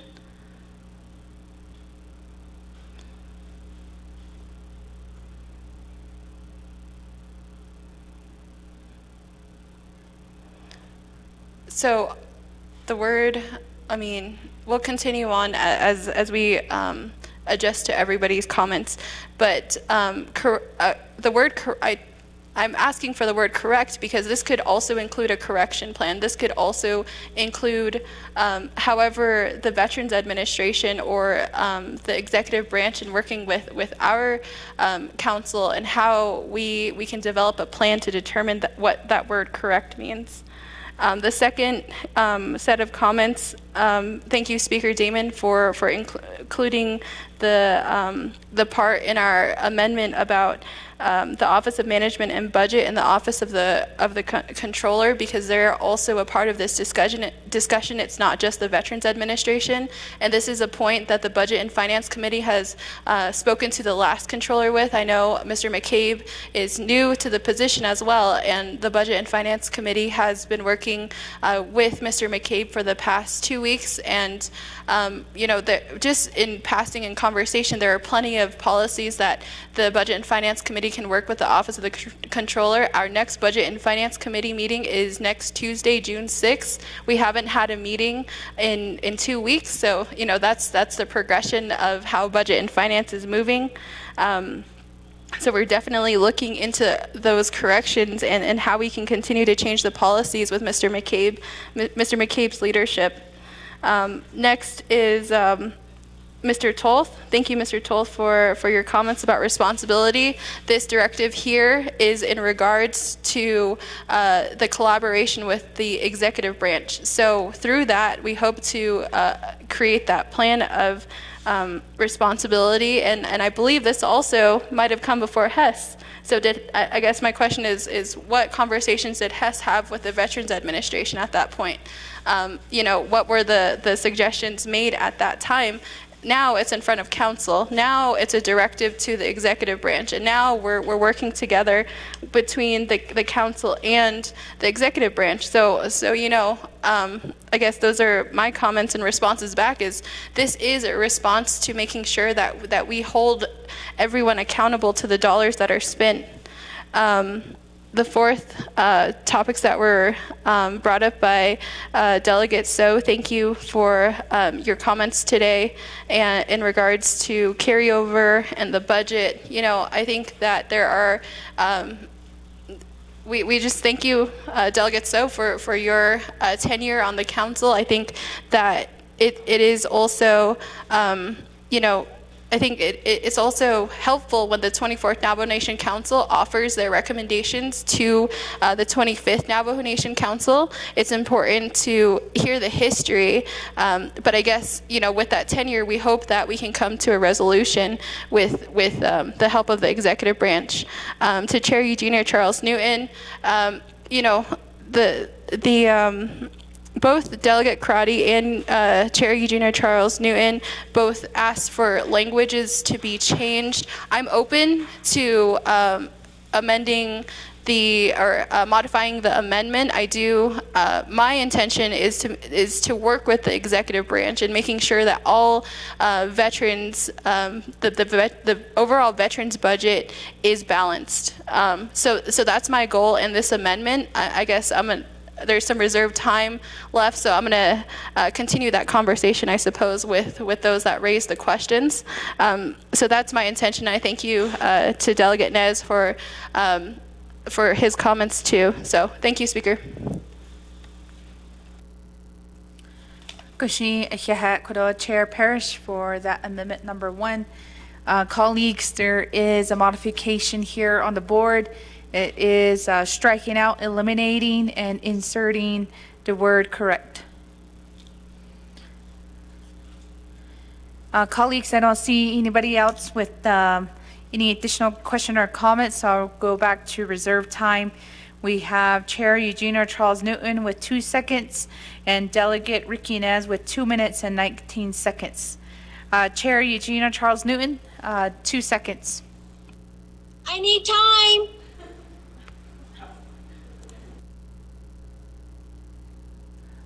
Going back to Delegate Ricky Inez with 2 minutes and 19 seconds. Thank you, Speaker, colleagues. I'm not Ni a peso, the Yoba Shafalo. On the later history, ego. Council delegates used to get paid to introduce a legislation. Adanshe peso ada ya idla toya idla na halashe. Shadows eat out of discretionary funds the nayets nanask. Ado nrego ba bekanada hat fraud. In the embezzlement that we could have had the bunch of the case go ni holiday ila ni hish aspect at the Christians and said that then I had a kid go the nehagi in the had this kid out Hashta Nehashita iti hoda san but I had the kid go a job beta a call Oban sis case go Asian and I'm not saying again can hold nekite how she did need don't know.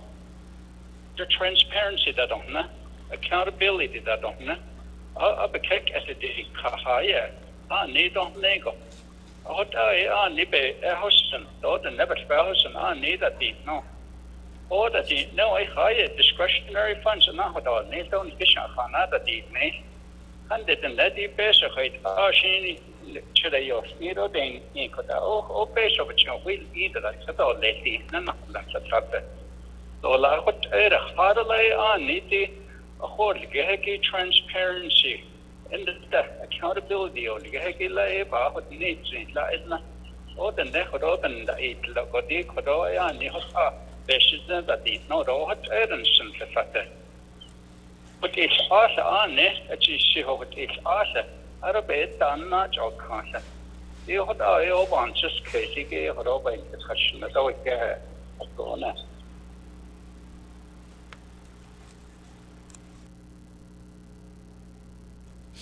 Goshi na hiahat kodo delegate nes do kone pana astoigi shade delegate Shauna and Tlaw.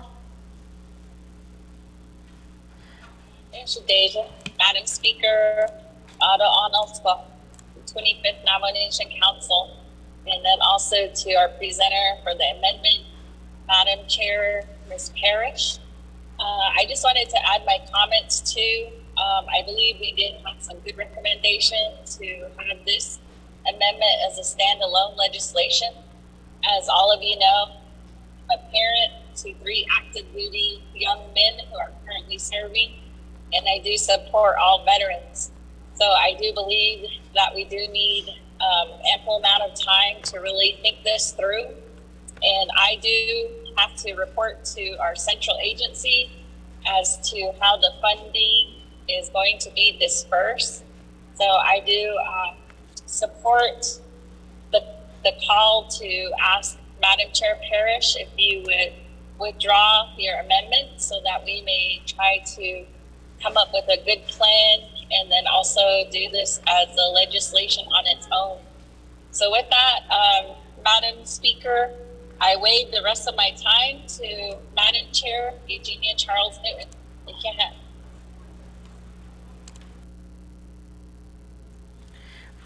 Yields her time of 3 minutes and 52 seconds to Chair Eugenia Charles Newton. Do you accept? I accept. Chair, you have 3 minutes and 52 seconds. Yeah, thank you, Speaker Curley, and thank you so much, Delegate Claw from the wonderful state or the wonderful community of Chinle. I did send an email out to everyone asking Shandine Parrish if she would consider the following. I do support the request to withdraw and to have a separate legislation. I think that if the goal is to bring everybody together to address this issue, having us do a separate legislation, it will do that. It will also require us to meet with our veterans to ask how we should proceed to move forward, because they are going to be affected by this if we do this bailout. So I do request first that Chair Parrish, that you consider withdrawing this and then drop a separate legislation. But before that, request for a work session with the entire 25th Navajo Nation Council. But if you don't consider that request, I would like to request the language that I sent, which is within 30 days of the effective date of this legislation, the 25th Navajo Nation Council and the Navajo Nation Veterans Administration and Office of President and Vice President, with the assistance of the Office of the Controller, Office of Management and Budget, and Department of Justice, shall develop a plan to correct the Veterans Administration Western Agency current budget deficiency. So that if the goal is for all of us to come together, to work together to address this issue, we, the 25th Navajo Nation Council, cannot just put it on the Veterans Administration, OPVP, OOC, OMB, and DOJ to correct the issue. We need to be a part of that conversation because it's going to lead to a legislation that we're going to have to develop and put together. If we are given the opportunity through a work session to have these discussions and to talk about, what we can do to address this issue and make sure that it doesn't happen again, we, then at that point, we're all working together. And the legislation should go through smoothly without people questioning, the legislation, what the language is, what is happening. And then as delegates, we would be required to take these back to our veterans, or better yet, invite the veterans to this work session. Ask them how this issue should be addressed. Take it back to them and truly work with them to try to, correct what happened and to make sure that it doesn't happen again. So again, I respectfully request that either number one, that this directive being withdrawn and a separate legislation be created or be dropped. And I think that that Delegate Shauna Claw has requested that. Other delegates have requested that, Delegate Chair Naz.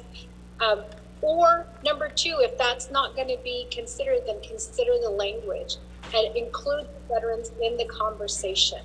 We can't just make these, we can't just drop these legislation without consulting with the veterans on how they want to proceed forward. Because again, they're ultimately going to be, there's going to be some type of, negative result if we don't do that. And right now, again, I need a clarification, and I never got that clarification of the veterans, the journal voucher correction, and whether that $126,000 is coming out of the Veterans Trust Fund. We have time, Chair. Chair Parrish, there is a request on the floor, and we'll give that time back over to you to consider those modifications. Chair Parrish. Yeah, thank you, Speaker Curley. I believe first we had Delegate Claw with the request of withdrawal, but according to the her statements, I believe she's assuming that this amendment will produce an appropriation today, which is not the intention, and there's no language of an appropriation in this amendment. So for that reason, I will not withdraw the motion. To Chair Eugenia Charles Newton's points that she raised, I am in agreement with modifying the motion to the language that Chair Eugenia Charles Newton proposed as she emailed out. And for the record, Speaker, veterans were at the Budget and Finance work session on this topic. So when the Budget and Finance Committee met with the Veterans Administration, there were veterans in the council chambers. We specifically had our work session in the council chambers that day to accommodate the veterans that day. Thank you, Speaker Curley. Colleagues, we do have that modification here on the board. It does strike out a equal distribution plan covering all 5 agencies and eliminating those are striked out and inserting a plan to correct. So that modified amendment is on the board right now, colleagues. We do have a second by Delegate Damon. Do you concur? Delegate Damon concurs. So colleagues, we do have that modified amendment here on the board. and we will email that out too. Hakochi, do kune bana soigi, we have Delegate Chair Jesus, we have Delegate Daniels, and then we will turn back the floor to Chair Parrish following their questions. Chair Jesus. Good afternoon, Madam Speaker. Can you hear me? Oh, koditsa. Yeah. Adonana, good afternoon, colleagues of the 25th Navajo Nation Council, to legislative staff, and also 25th Council members that are on the call as well. Good afternoon.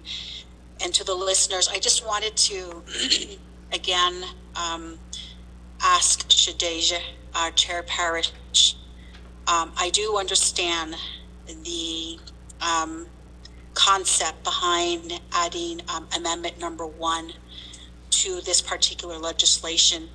But when it comes to relevance, it's not really relevant to the Veterans Administration. I do understand that there is no appropriation in dollars, but I think this would be more applicable if it was added to the Veterans Administration legislation requesting for funds appropriation.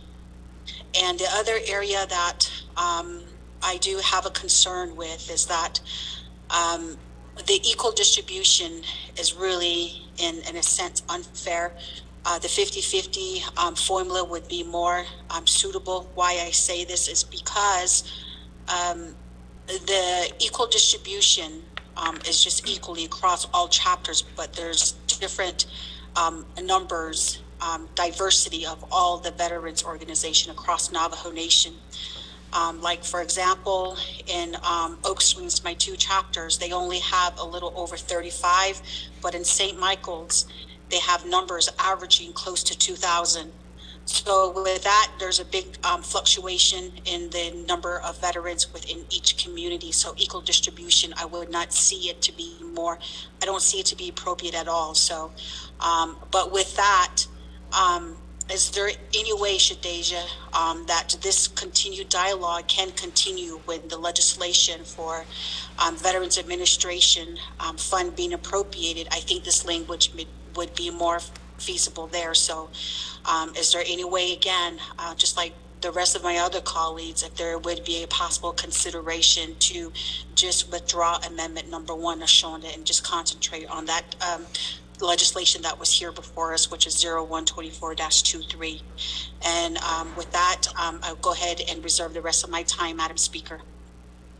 2:34. Reserved time of 2 minutes and 34 seconds, Dole.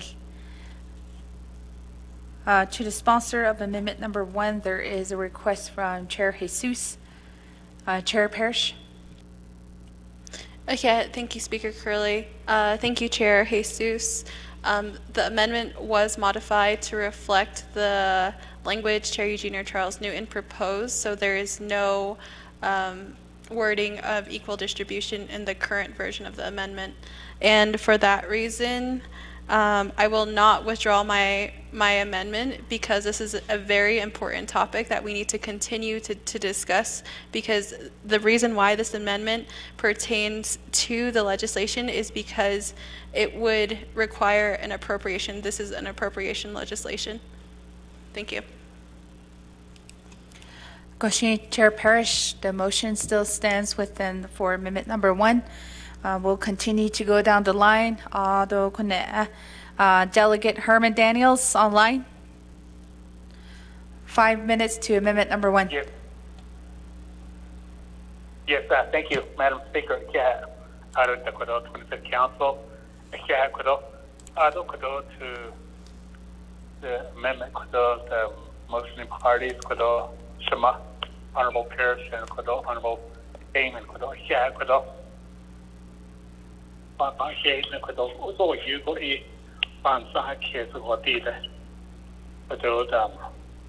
love so I don't live based on funny hit the arco. I go that year on 3 kids on a data.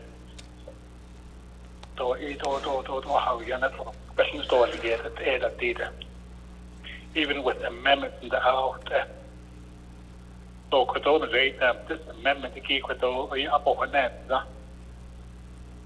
to develop a plan to correct the current budget deficiency. But kagi oyamo ane na. Bako kodo na gaita ayas is asa kodo.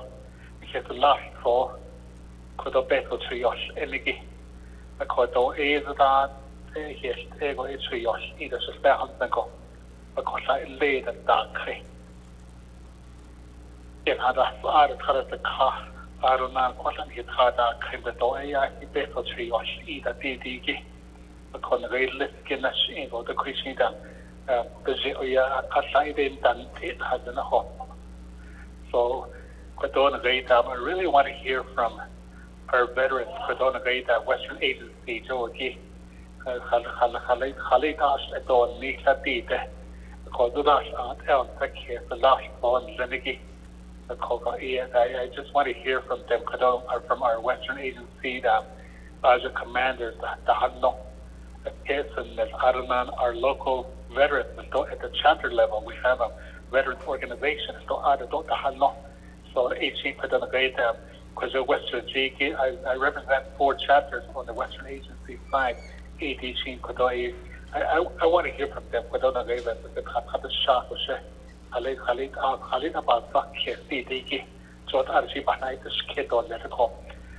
don't know standalone legislation. But I go but the directive to creation ada do ni so the go. So it is thank you, Madam Speaker, reserve time. 221. Reserve time of 2 minutes and 21 seconds. Do quite not that kid. We'll turn the floor back over to Chair Parrish for your responses. Yeah, thank you, Speaker Curley, and thank you, Shayaj, Delegate Herman Daniels, for the comments and supporting our Western Agency veterans. It is important that we continue to keep them a part of the conversation. I think Ms. Baldwin is doing a excellent job at her transitioning into this new position. I know myself, I attend our veterans meetings, and I make sure that I hear directly from our chapters and our veterans organizations. I am expecting our Veterans Administrative Director to provide that input, and our Western Agency veterans are welcome to be a part of this discussion. This is why it's a directive. 2 of the, within the amendment, there's the Office of the Controller, and there's also the Office of the President and Vice President. This legislation is the legislation that's before us today, that the 2 entities are requesting funds from the UUFB. This directive is ensuring that our veterans are at the forefront of their request as well. And I think as council, we can definitely make that clear through this directive. The amendment is a directive to ensure that this conversation happens, that we work together between the Office of the President and Vice President and the 25th Navajo Nation Council. This is a new council and also new administration to continue this discussion. I know the discussion has happened among the committees, but to bring the entire council and also to hear if there are other delegates who have not heard from the veterans from Western Agency, it is also that time and place for us to hear from our Western Agency veterans. That's my response, Speaker. Thank you. Thank you, Chair. We do have reserve time since I don't see anybody else in the queue. We have Chair Brenda Jesus with 2 minutes and 34 seconds. We have Delegate Herman Daniels with 2 minutes and 21 seconds. Chair Jesus with 2 minutes and 34 seconds. Madam Speaker, I'm going to go ahead and just waive the rest of my time. Thank you. Gochi, Chair waives her time. Delegate Daniels with 2 minutes and 21 seconds. Thank you, Madam Speaker. Reserve time. reserves his time of 2 minutes and 20 seconds, Dole. Auto colleagues, are there any additional comments, concerns, recommendations to amendment number 1?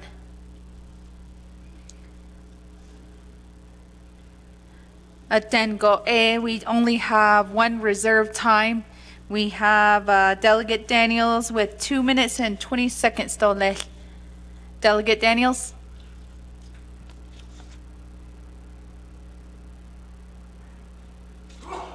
Thank you very much.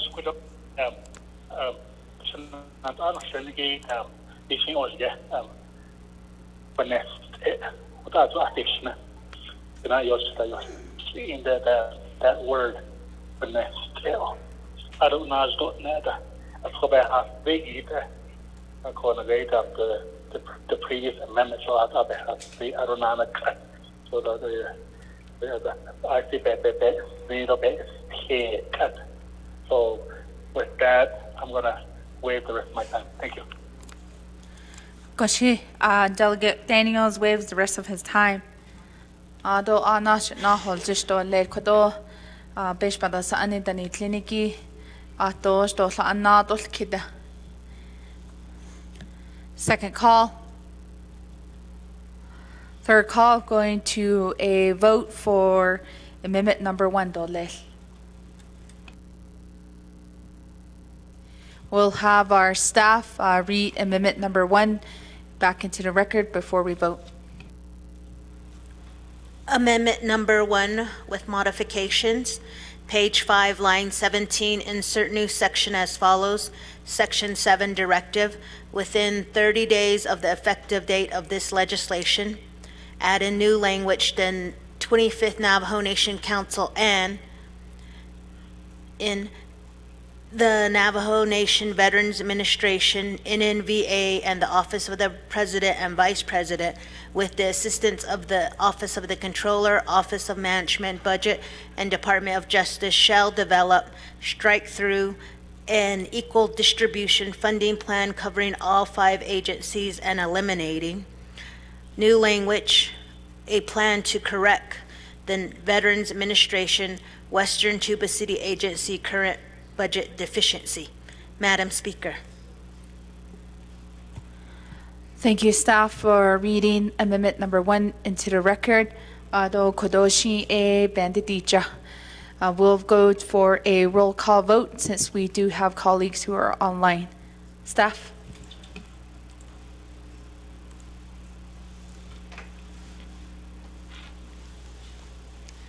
Honorable Lamardo Asteret, how do you vote? Honorable Lamardo Asteret? Honorable Lamardo Asteret did not vote. Honorable Norman Begay, how do you vote? Honorable Norman Begay votes green. Honorable Eugenia Charles Newton, how do you vote? Honorable Eugenia Charles Newton votes green via text. Honorable Shauna Ann Claw, how do you vote? Honorable Shauna Ann Claw. Honorable Shauna Ann Claw votes green via text. Honorable Amber Kinez Bakrati, how do you vote? Honorable Amber Kinez Bakrati votes green via text. Honorable Herman Daniels, how do you vote? Honorable Herman Daniels votes green via text. Honorable Vince James, how do you vote? Honorable Vince James votes green via text. Honorable Brenda Jesus, how do you vote? Honorable Brenda Jesus. Honorable Brenda Jesus votes green via text. Honorable Casey Johnson, how do you vote? Honorable Casey Johnson votes green. Honorable Rick Nez, how do you vote? Honorable Rick Nez votes green. Honorable Nathan Nota, how do you vote? Honorable Nathan Nota votes green via text. Honorable Jermaine Simonson, how do you vote? Honorable Jermaine Simonson votes green via text. Honorable Danny Simpson, how do you vote? Honorable Danny Simpson votes green via text. Honorable Carl Slater, how do you vote? Honorable Carl Slater votes green via text. Honorable Curtis Unito, how do you vote? Honorable Curtis Unito votes green via text. Honorable Sherilyn Yazzie, how do you vote? Honorable Sherilyn Yazzie votes green. Going back up, Honorable Lamardo Asteret, how do you vote?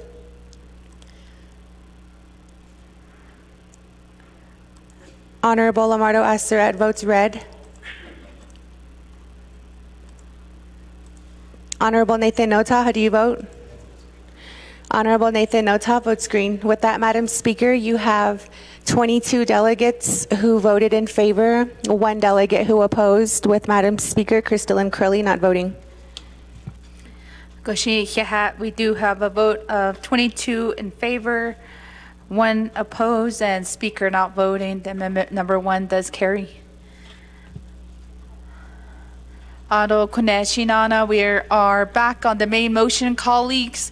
We do have a motion and a second on the floor.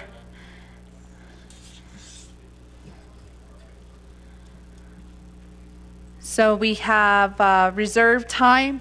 Since I don't see anybody else in queue, Kodo Shiche, you have 4 minutes and 47 seconds. Delegate Tolt. Madam Chair, thank you. Also, the 24th Council. Okay. What's your vote? Thank you. Waive my time. Delegate Tolt waives his time. Next for reserve time, Kodo Shama, you have 3 minutes and 40 seconds. Delegate Helena Nesbigay, 3 minutes and 40 seconds.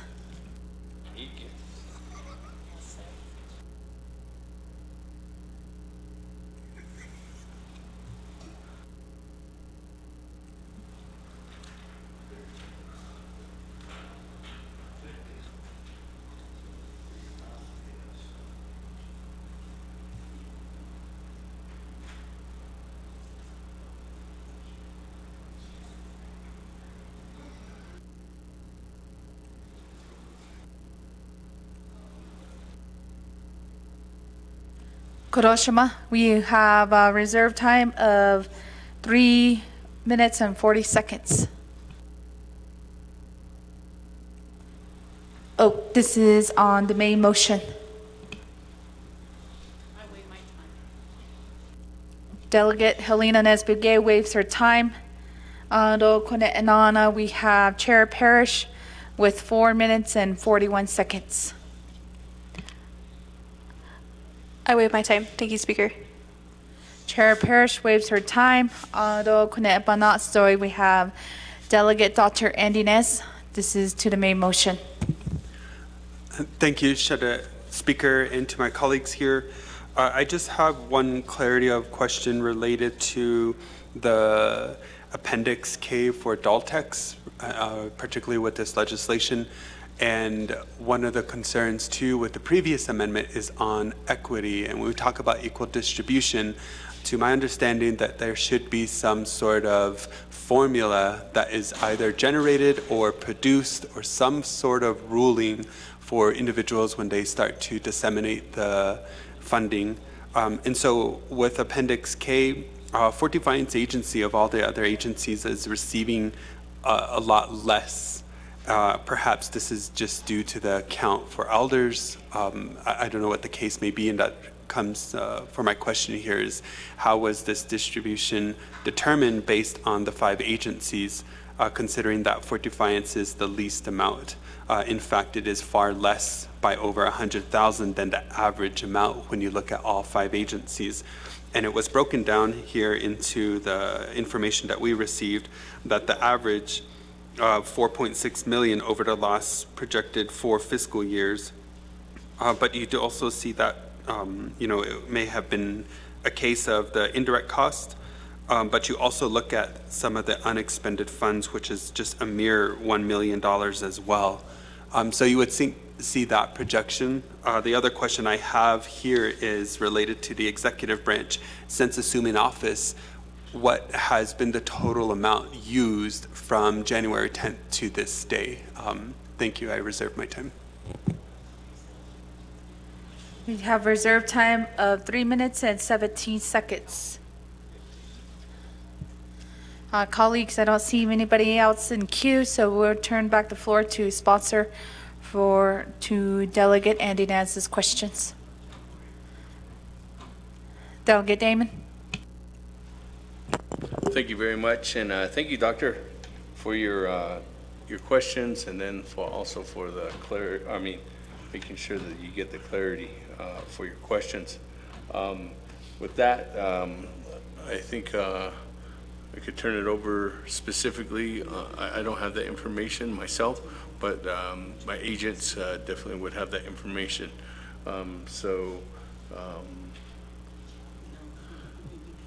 I'll go ahead and turn it over to Mr. Patrick Sandoval and then to Mr. Tom Platero to get that information. I think it might take some time to get you those numbers specifically.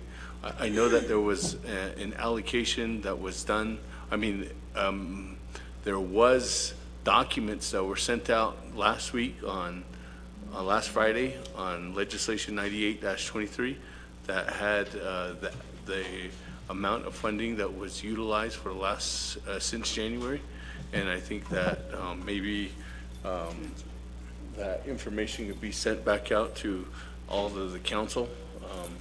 That information was developed on both the legislative and also on the executive side, so that could be helpful to answer your question.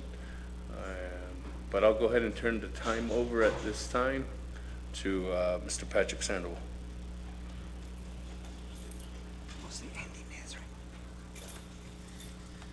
Thank you for that question, Dr. Nez. It'll take us just a couple of minutes to come up with that number, if you don't mind. We're working on it now, though.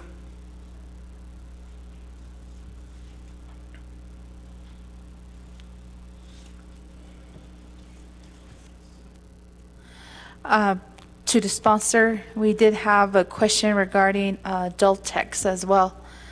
Maybe in the meantime, we can help answer Delegate Nez's question regarding adult text.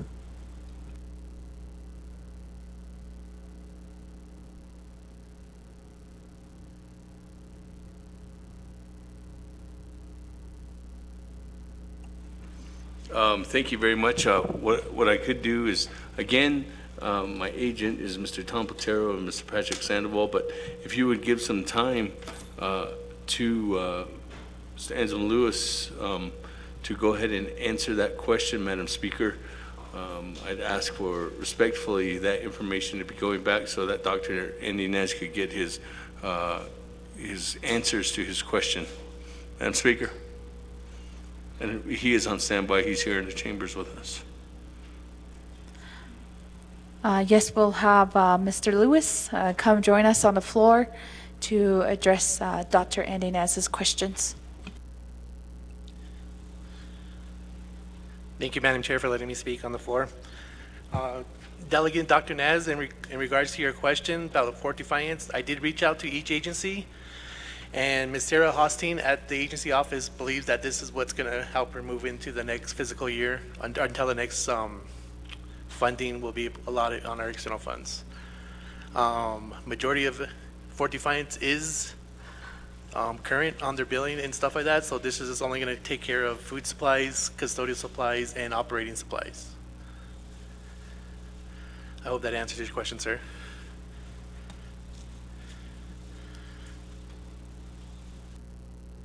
Thank you, Mr. Lewis, and we'll turn the floor back over to sponsor 2 if there's any additional comments. Madam Speaker, no, not at this time. If there's, I'd actually refer back to Dr. Andy Nez if there's anything that we didn't respond to that needs further clarification. I'd respectfully actually ask to go ahead and see if we could go ahead and give some time or give the floor back to Dr. Andy Nez, because I don't think I've answered everything that he has asked of me as a sponsor. Go to Delegate Dr. Andy Nez. There's requests to see if all your questions were answered, and if so, if not, probably provide further clarification on your questions on specifically what were your questions. Go to Delegate Dr. Andy Nez. Yes, thank you, Speaker. I think my questions were very specific, and I think the response here is just waiting on the current figures coming from the executive branch. Otherwise, I do appreciate Mr. Anselm Lewis for providing the response related to Daltex, and I guess giving good job to Fort Defiance Agency for being able to have the lowest numbers. That was just quite concerning because we did have a situation with roads where Fort Defiance Agency was also very low. And so I just wanted to ensure that, we're understanding some of those causes coming from each of our respective agencies.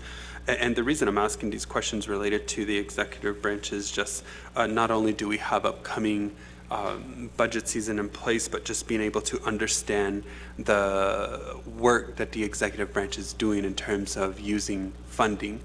Because again, when you look at the projected carryovers over the last few fiscal years, it is relatively within the $1 million mark. And so when you look at the funding requested, it's about the same amount. However, we're projecting the new fiscal year coming on at the same amount again. So that's why I was just asking that question. Thank you, Speaker. Delegate Dr. Andinez, although while we're waiting for those specific figures from Mr. Platero and his team, colleagues, are there any other additional comments or questions?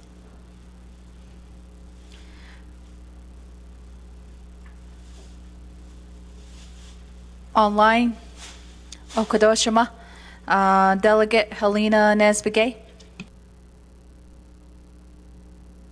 Delegate Helena Nesbegay, sorry, but there is no more reserved time on the main motion.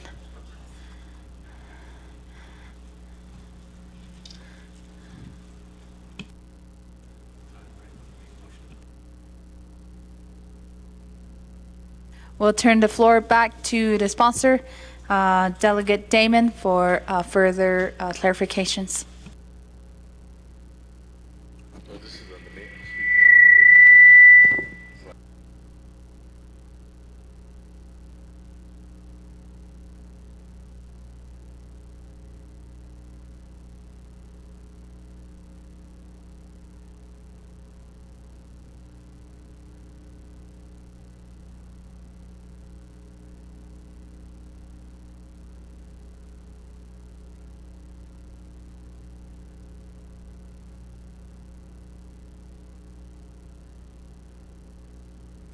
All right, we have Delegate Damon from the floor, and we also have, for the record, Chair Parrish sitting in the sponsor seat. Delegate Damon, this is to the main motion. Thank you very much, colleagues, and good afternoon. As we're waiting for the report to come from the Office of the President and Vice President, I'd like to go ahead and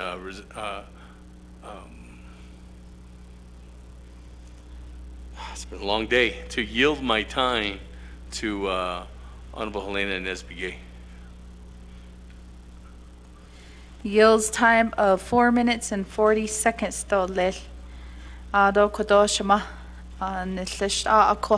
With 4 minutes and 40 seconds.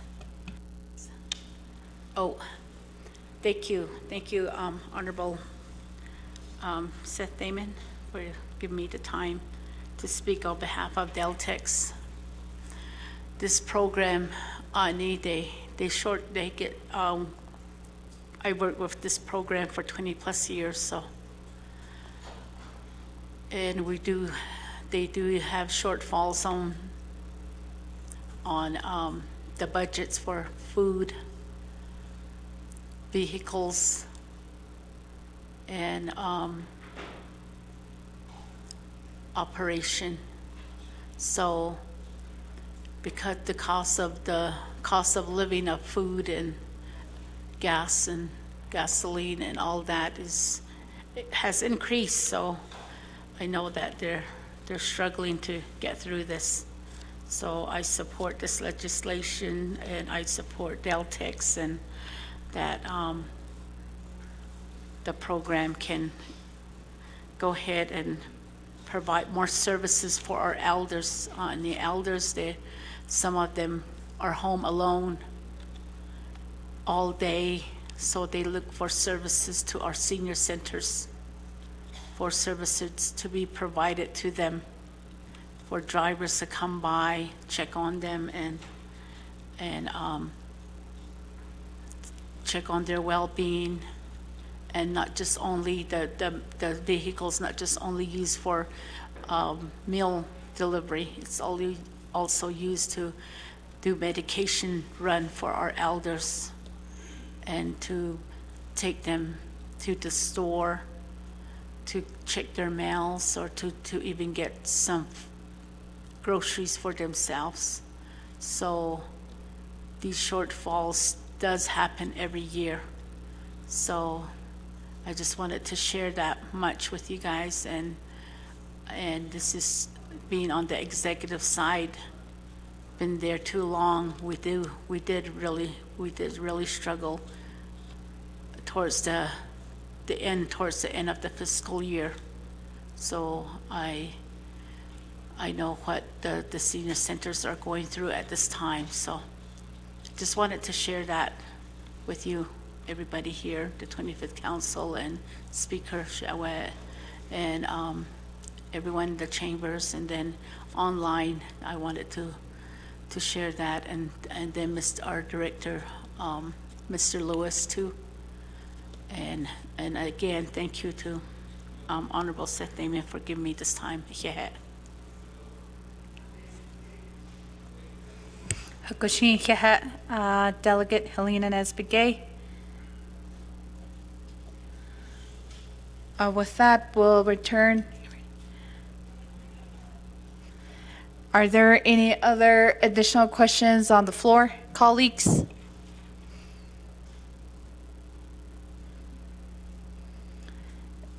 If not, we can return back the floor to our sponsors and our agents.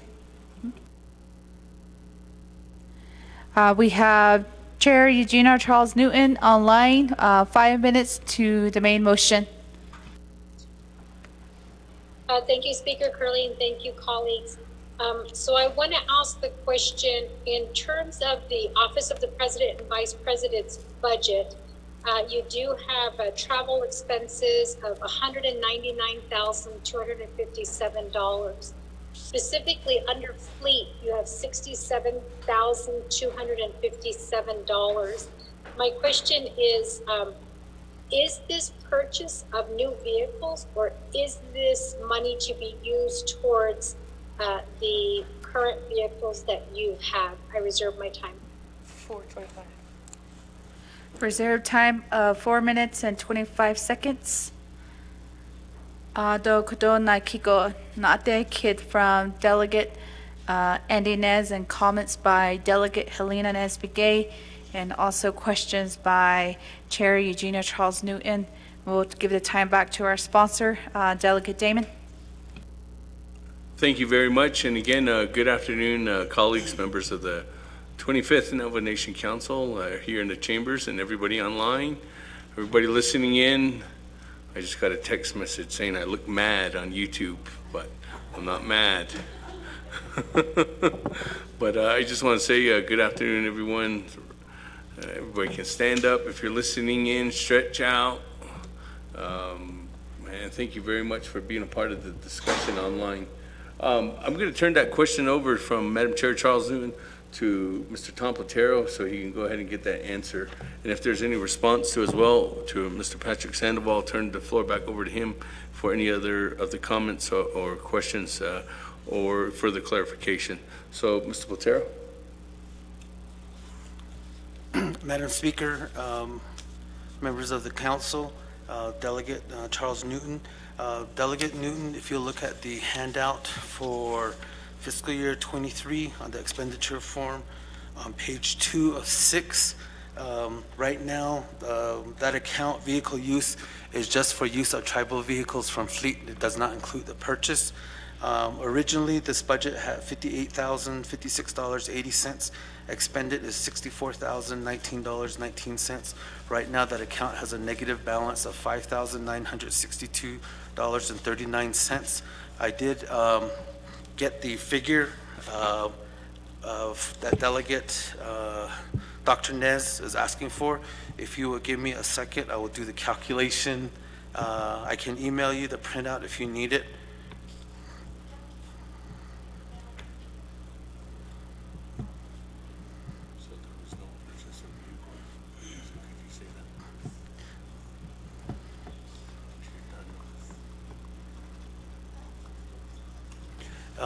The expenditure on okay. I'm having Clarinda help me with it. The ending date on that calculation, Clarinda, needs to be January 11, 2023, not the ending date of April 30th, 2023. You have to enter the information correctly, so she needs to rerun it. But the vehicles, the money that's in that account that we're requesting does not include a purchase of any vehicles.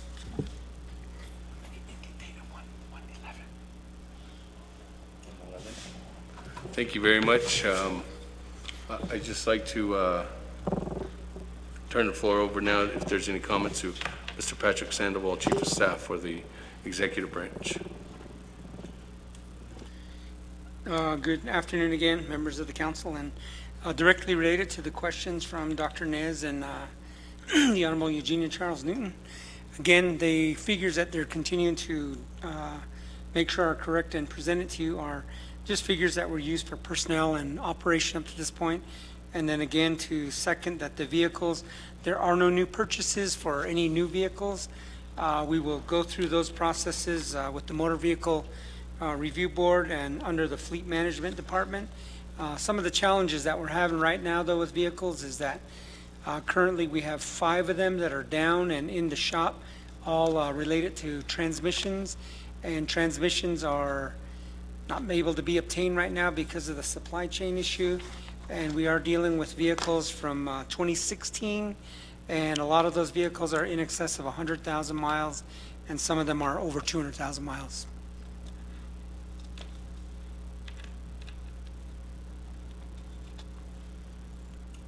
Thank you very much. And with that, I'll go ahead and turn the floor back to the floor.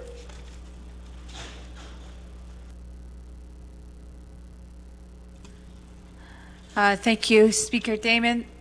We are still waiting for those exact numbers starting from January 11th, 2023.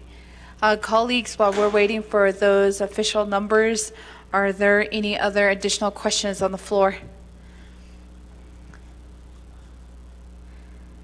If not, I can go back to reserve time. We have reserve time by Delegate Dr. Andy Nez with 3 minutes and 17 seconds. And we also have reserve time with Chair Eugenia Charles Newton with 4 minutes and 25 seconds. We'll go first with Delegate Nez, 3 minutes and 17 seconds. I'll continue to reserve my time. Thank you. So reserve time of 3:16. Chair Eugenia Charles Newton, 4 minutes and 25 seconds. Reserving my time. Reserve time of 4:24.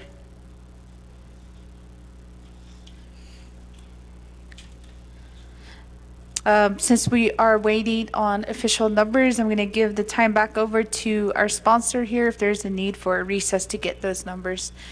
I don't know how much time the sponsor, the agents would need to get the official numbers, unless if there's any additional questions coming from the floor. Delegate Damon.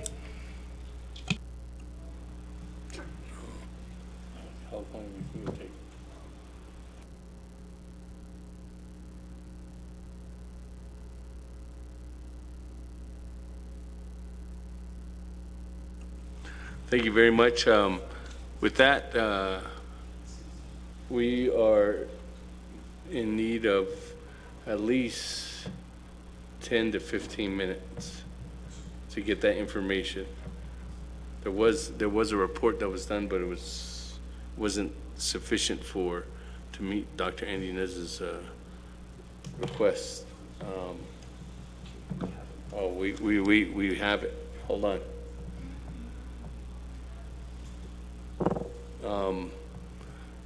As a response, I just want to announce that tomorrow's Navajo Nation Eastern Agency is having their meeting at Baca.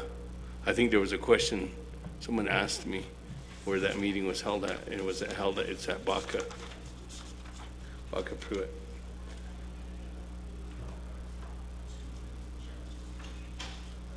Do you want to say anything? And, yeah.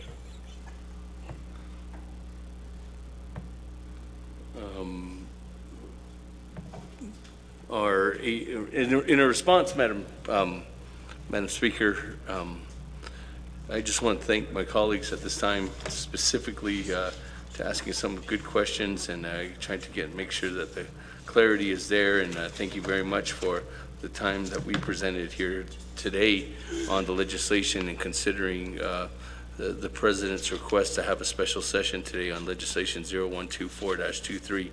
And again, when we're talking about the $750,000 to the Office of the President and Vice President, $291,257 to the Office of the Controller, and then to the Daltex, $1,398,000. And I think the questions regarding all those were specifically answered.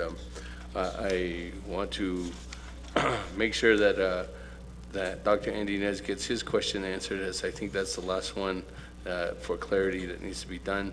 But at this time, Madam Speaker, I'll go ahead and turn the floor over to Mr. Tom Platero. Madam Speaker, members of the council, we isolated it to January 31, 2023, and the amount of actuals expenditure at that time was $1,037,635.56. And then the amount as of the 5/31 was $1,898,243.65. So the difference is $860,608.14.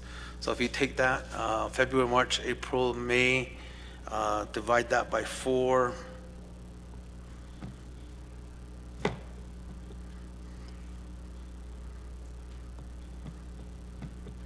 it's about $215,152.03 a month of expenditures. Madam Speaker. Goshin to sponsor, and also Mr. Platero for identifying those specific number figures. Colleagues, I'm going to go back, turn to the main motion here. We do have reserved time from Delegate Dr. Andy Nez with 3 minutes and 16 seconds. Thank you, Speaker, and to Mr. Platero, Honorable Damon, Executive Branch as well. Thank you for answering the question. Again, I was just doing my own internal calculations related to just how persistent the numbers have been over the past several fiscal years, and just how it relates to what was being requested and used as we approach, again, the budget year and then the new fiscal year coming up in October. So I was just making those projections, which is what prompted my question there. So thank you for answering it.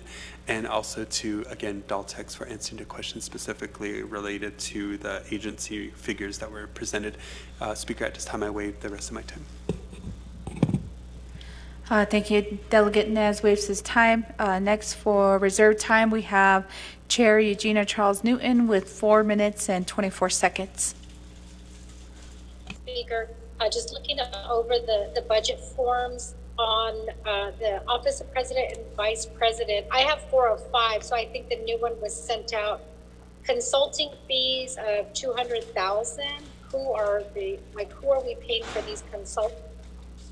There's also $50,000 for contractual services. What are the contractual services in the amount of $50,000? Then if you turn to Office of the Controller budget forms, under code 6520, there's consulting, security contract for Office of the Controller, which is very clear, but then you also have financial consultant, $265,022 to pay financial services contract. Which contract are we paying out? I reserve my time. 333.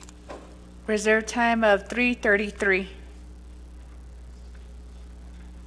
Since I don't see anybody else in queue for questions, return the floor back to sponsor, Speaker Damon and your agents.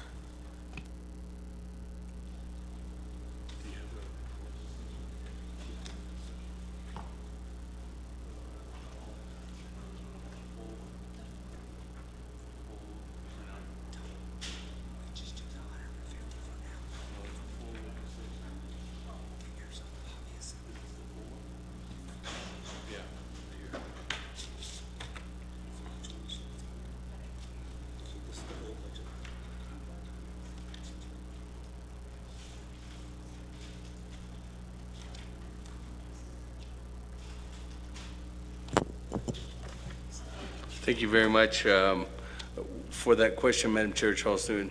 I'm going to go ahead and turn over the floor at this time to Mr. Tom Platero to go ahead and answer your question, Madam Chair. That is, Madam Speaker, I'd like to turn the floor over to Mr. Tom Platero. Madam Speaker, members of the council, the breakdown on this is 200,000. From what I'm understanding from Office of the President or Vice President, is that is going to be to get a contract for lobbyists that are working with the states, Arizona, New Mexico, and Utah. The other contractual services, part of that, from what I was instructed, is that will be to hire additional attorneys, perhaps dealing with the ARPA funding, because that's a little bit different from all of the others, and people haven't gotten used to that. On the Office of the Controller, they did request that $291,257 to pay for the security that's available at the Office of the Controller. There are still, that contract is still there, and that needs to be paid for the remainder of the fiscal year. Madam Speaker.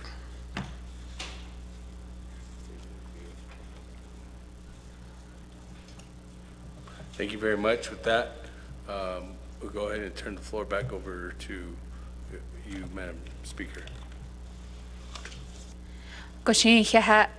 Delegate Speaker Damon and Mr. Platero for those specific line item questions that were raised. Colleagues, I don't see anybody else in queue. I'll return the floor back over to reserve time. Reserve time, we have one. We have Chair Eugenia Charles Newton with 3 minutes and 33 seconds. Point of privilege, Speaker. Point of privilege raised by Chair Eugenia Charles Newton. Yes, Speaker, I call a point of privilege under Rule 16 of the Navajo Nation Council Rules of Order in terms of the rights and privilege of Navajo Nation Council. I did ask specifically about the consulting fees of $291,257. There was an explanation provided by the security contract, which I see here. My question was the financial consultant of $265,022. It says to pay for financial services contract. So I just need clarification that financial services contract, is that the same as the security contract that was mentioned? Thank you. Thank you, Chair Eugenia Charles Newton. I'll recognize that point of privilege. Return back over to the sponsor, just specifically to that question that Chair had. We'll turn the floor over to you, Speaker Damon.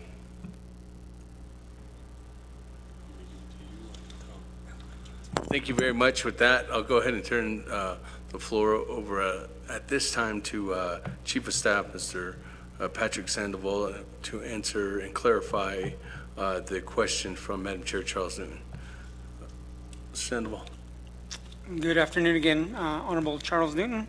Yes, the controller has emailed us and talked to us and told us that is specifically what it's for, is related to making sure that they have money to replenish the replacement of their security services at the building, and it is month to month till the end of this fiscal year.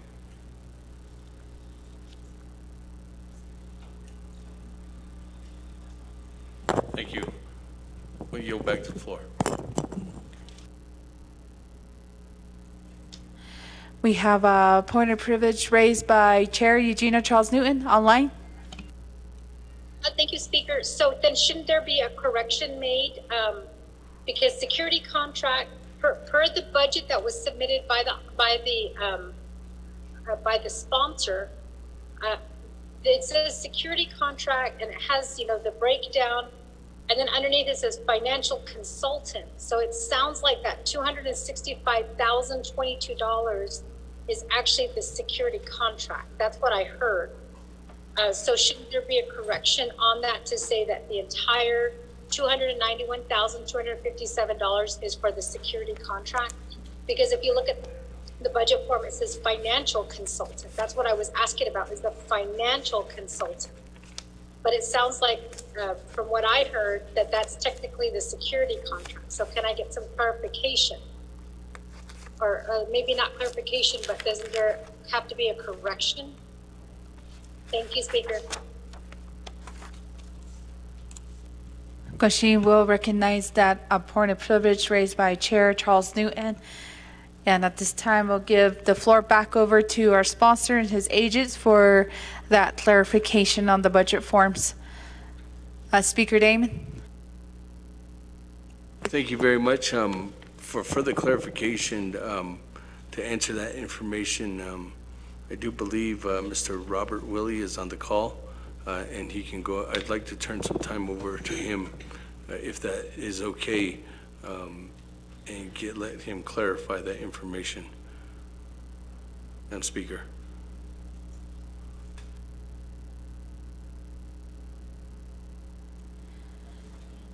To answer that point of privilege, I will allow to have Mr. Robert Willie. If you are online, please feel free to join the discussion here. If you're online, you can press star mute if you're using a phone.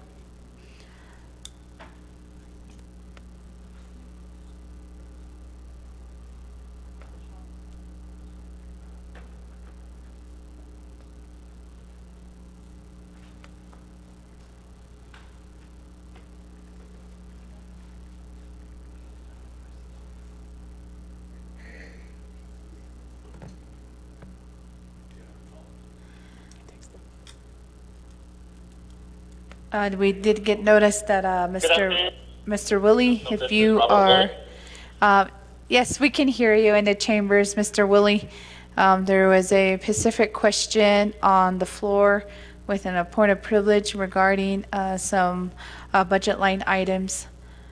If you would like, I would like to turn the floor back over to our sponsor, Speaker Damon. So specifically restating the question for Mr. Robert Willie, who just joined on the call.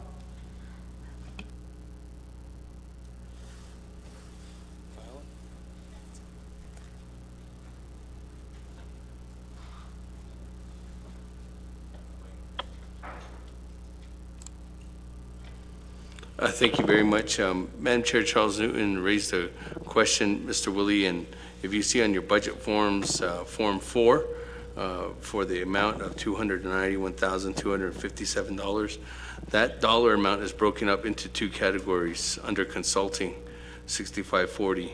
One of them is for a security contract for $26,235, and the other one is for financial consultant, $265 and $265,022. Could you further give an explanation on the financial consultant and what that $265,022 is to be paid out for? Thank you, Mr. Willie. Thank you, Honorable Damon, for that clarification of the question. So the financial consultant is utilized with the Office of the Controller for audit work. They're helping us prepare financial statements and pull documents for the nation's financial audit.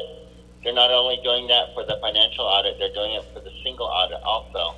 There wasn't enough budget to fully cover the contract, so that's why we're seeking the supplemental requests, and I'd be happy to entertain any other questions if you have them. Thank you.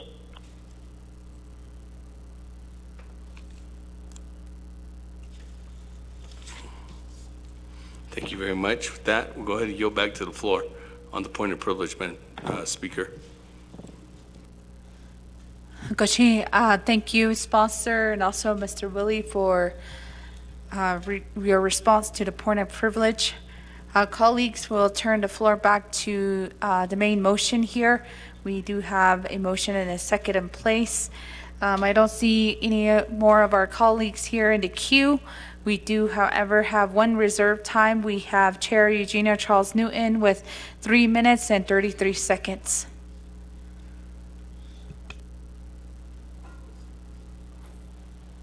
Thank you, Speaker, and I appreciate that the breakdown with the cost as well as the additional documents that have been sent to us by Mr. Tom Otero. My one question is, if this is a request, as I understand, Speaker, President Boo Nygren sent a memo asking for this special counsel. Why is he not presenting his budget and asking counsel to help alleviate the shortfall that his office is experiencing? Can we get that information as to why? I feel like if we were to have, I don't know, Office of the Controller come and explain their shortfalls, we would expect the controller to provide that information. And we have during, several past councils, we have done that. So why isn't the president here requesting money on behalf of his office, and explain to the Navajo people why there's a shortfall? I reserve my time. 2:25. Reserve time of 2:25. I don't see any colleagues in queue, so we'll turn back the floor to the sponsor and the agents. We do have questions and concerns raised by Chair Charles Newton. Speaker Damon? Thank you very much. At this time, I'd like to turn over we do have the Navajo Nation Controller here with us, Sir Sean McCabe, and Madam Speaker, I'd like to turn some time over. Again, this is not my agent, but just to get further clarity, I respectfully ask the 25th Council to give the Controller some time to speak, and then after that, I'd like to turn over time to my agent, Mr. Patrick Sandoval, to go ahead and address Madam Chair Charles Newton's question at this time. Speaker Damon will allow to have our controller address the council here regarding the legislations and the line items that were questioned here on the floor. Controller?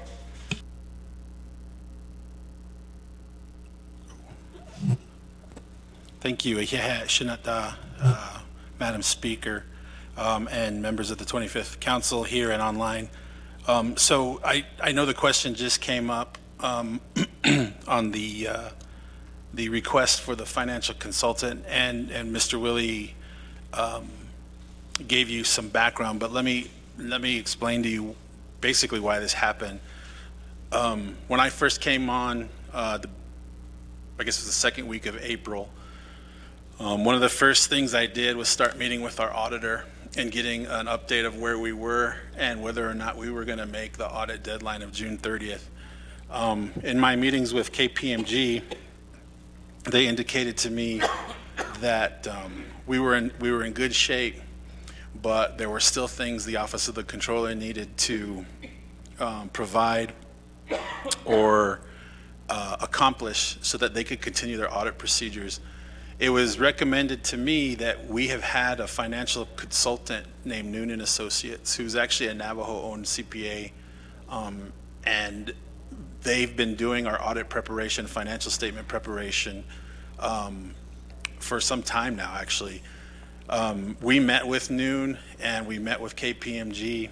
It was revealed that the prior controller, Miss Elizabeth Begay, had begun scaling Noon back on their participation on the audit preparation, which probably should happen eventually, but because of the short time frame we're in, I made the determination that we did need Noon to help finish the audit by June 30th, but it wasn't in their current contract because the prior controller started to scale it back. So I gave the go-ahead, pull them back in, let's get this audit done, get it out on time, and if we have to amend the contract to get them back in place, let's do it. Now, the amount, that number in the budget, that's a number, I personally haven't seen a contract amendment yet, but I think this is an estimate. Whether or not we need that entire amount, I'm not sure, but we're certainly asking for it, and should we not need it, we'll do adjustment as necessary. But just to give you some more detail on why that amount is in there, it's really bringing back a financial consultant that was already in place, but whose contract had run out, and we needed them to get this audit out on time. Yeah, Madam Speaker and members of the 25th Council. Thank you very much, and at this time, we'll go ahead and turn the floor back over to Chief of Staff, Mr. Patrick Sandoval, to address Madam Chair Charles Newton's question. Good afternoon, the Honorable Charles Newton. The President has been available all day long over at the office, continuing to host meetings and talk with many of the people, and he has his agents here in trust that we're able to accomplish the mission of working with council to get the budget done. As we request his presence now, he's currently on his way to a commencement ceremony to be the speaker there, the main speaker at the commencement ceremony. So otherwise, he's been available all day, and we honestly really didn't think that this would go this long, and he was available up until about an hour ago, Honorable Charles Newton. But we are here, his agents, and we are capable of getting the answers that need to be answered, ma'am.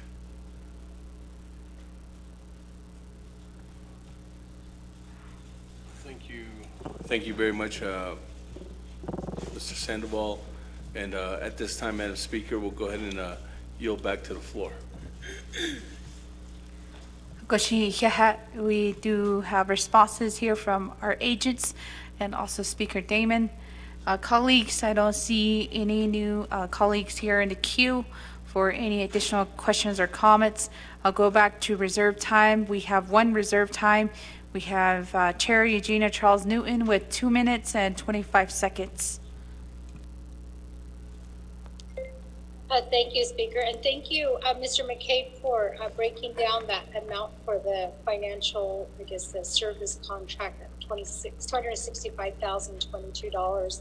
I think an audit is important, and I just wonder how, what total amount was paid overall for this auditor, this consultant to come in and do the work, and why we need that additional $265,022. And then as in terms of President Nygren presenting the budget, I just think it's for me, and I'm just one delegate, but it's a sign of respect. He requested this council meeting through a memo that he sent, asking for a shortfall in his budget, and why he's not presenting to us so that he could attend a commencement. Is really, it's beyond me. And I think to me, it's disrespectful because we all gave up our time to come into council on his request. He was the one that requested this. He said when he campaigned, he was going to work with council, and he's sending his agents to request this funding when he should have been the one to present this information to council at the very least, and then turn it over to his agents in the event that we had questions. So I think it's disrespectful. I'm waiting for President to work with council and attending a commencement where he's commencement speaker. I understand that, but he could have at least let us know that that's what he was doing. And I get that this is our job to do this, but my understanding is only 11 delegates signed on to the special petition, which is why he took the initiative to send a memo on behalf of the president to request this meeting. And as delegates, we we're sitting here debating this legislation, trying to get as much information as we can, and he should have been the one to present this information. So please, Mr. Sandoval, convey my disappointment to the President, President Boo Nygren, for calling this meeting. Chair Tyne. With that, colleagues, we do not have anybody else in queue for questions or comments on the main motion.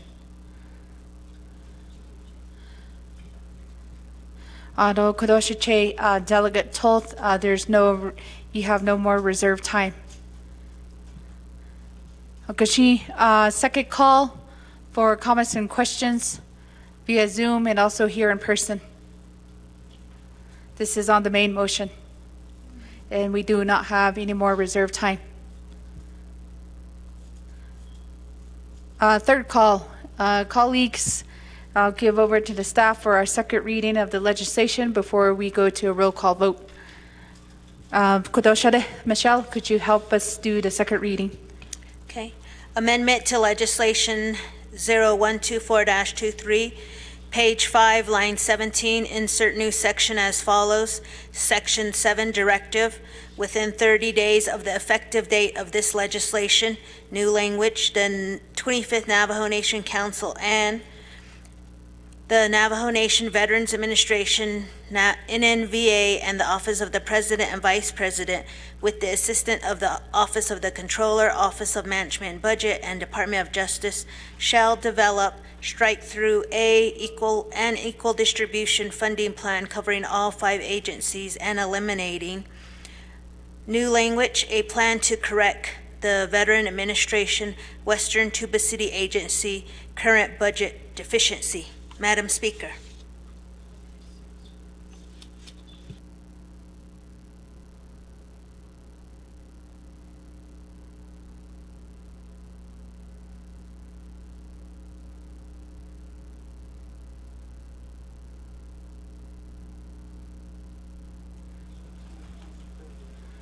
Okashi, thank you. Colleagues, we did have our second reading, and I did ask for a second call and third call on the comments and questions. I did ask for a roll call vote. So colleagues, will go straight to a roll call vote since we do have colleagues online and then also here in the chambers. Staff? Colleagues, as a reminder, this is a 2/3 vote of the full council.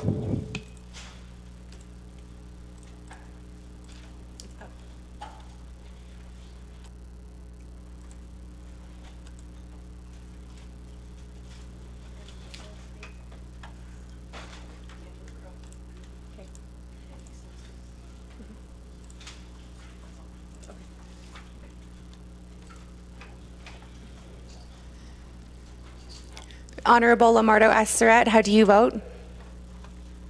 Honorable Lamardo Asteret. Honorable Lamardo Asteret did not vote. Honorable Norman Begay, how do you vote?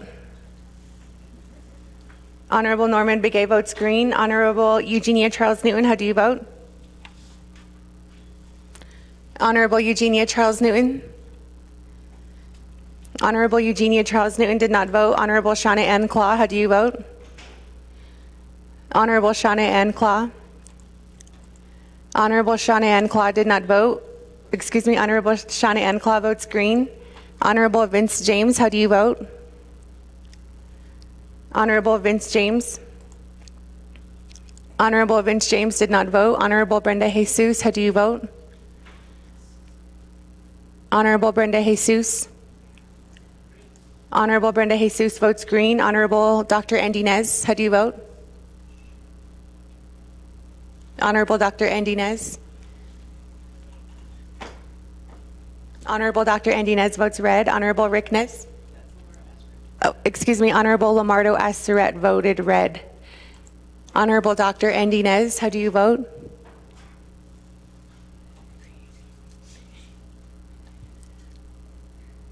Honorable Dr. Andy Nez did not vote. Honorable Rick Nez. Honorable Rick Nez votes green via text. Honorable Nathan Nota, how do you vote? Honorable Nathan Nota votes green. Honorable Jermaine Simonson, how do you vote? Honorable Jermaine Simonson. Honorable Jermaine Simonson did not vote. Honorable Curtis Unito, how do you vote? Honorable Curtis Unito. Honorable Curtis Unito did not vote. Honorable Sherilyn Yazzie, how do you vote? Honorable Sherilyn Yazzie votes green via text. Going back up, Honorable Eugenia Charles Newton, how do you vote? Honorable Eugenia Charles Newton votes green via text. Honorable Vince James, how do you vote? Honorable Vince James did not vote. Honorable Dr. Andy Nez, how do you vote? Honorable Dr. Andy Nez votes red. Honorable Jermaine Simonson, how do you vote? Honorable Jermaine Simonson did not vote. Honorable Curtis Unito, how do you vote? Honorable Curtis Unito did not vote. With that, Madam Speaker, you have 18 delegates who voted in favor, 2 delegates who opposed, with Madam Speaker Crystal and Curley not voting. For the record, Honorable Vince James votes green via text. Madam Speaker, that changes the vote tally to 19 delegates in favor and 2 delegates who oppose.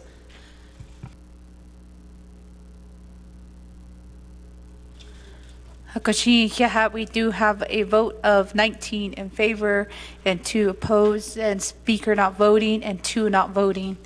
And the main motion does pass.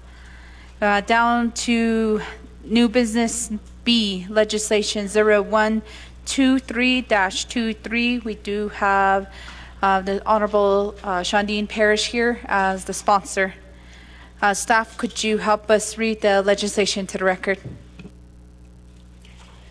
Legislation 0123-23, an action relating to an emergency in the Navajo Nation Council, opposing H.R. 3746, Fiscal Responsibility Act of 2023, as written, urging the United States Congress to amend H.R. 3746 to protect the availability of COVID-related funding and unobligated funds to tribes and tribal programs. Sponsor for this legislation is Honorable Shondine Parrish. Co-sponsor is Honorable Crystalline Curley. Co-sponsor is Honorable Brenda Jesus. Per Navajo Nation Council Rules of Order Number 9, legislation has been read into the record by electronic voice recording. Madam Speaker. Yeah, thank you, staff. Legislation motion motion by Delegate Crotty, second by Delegate Toll.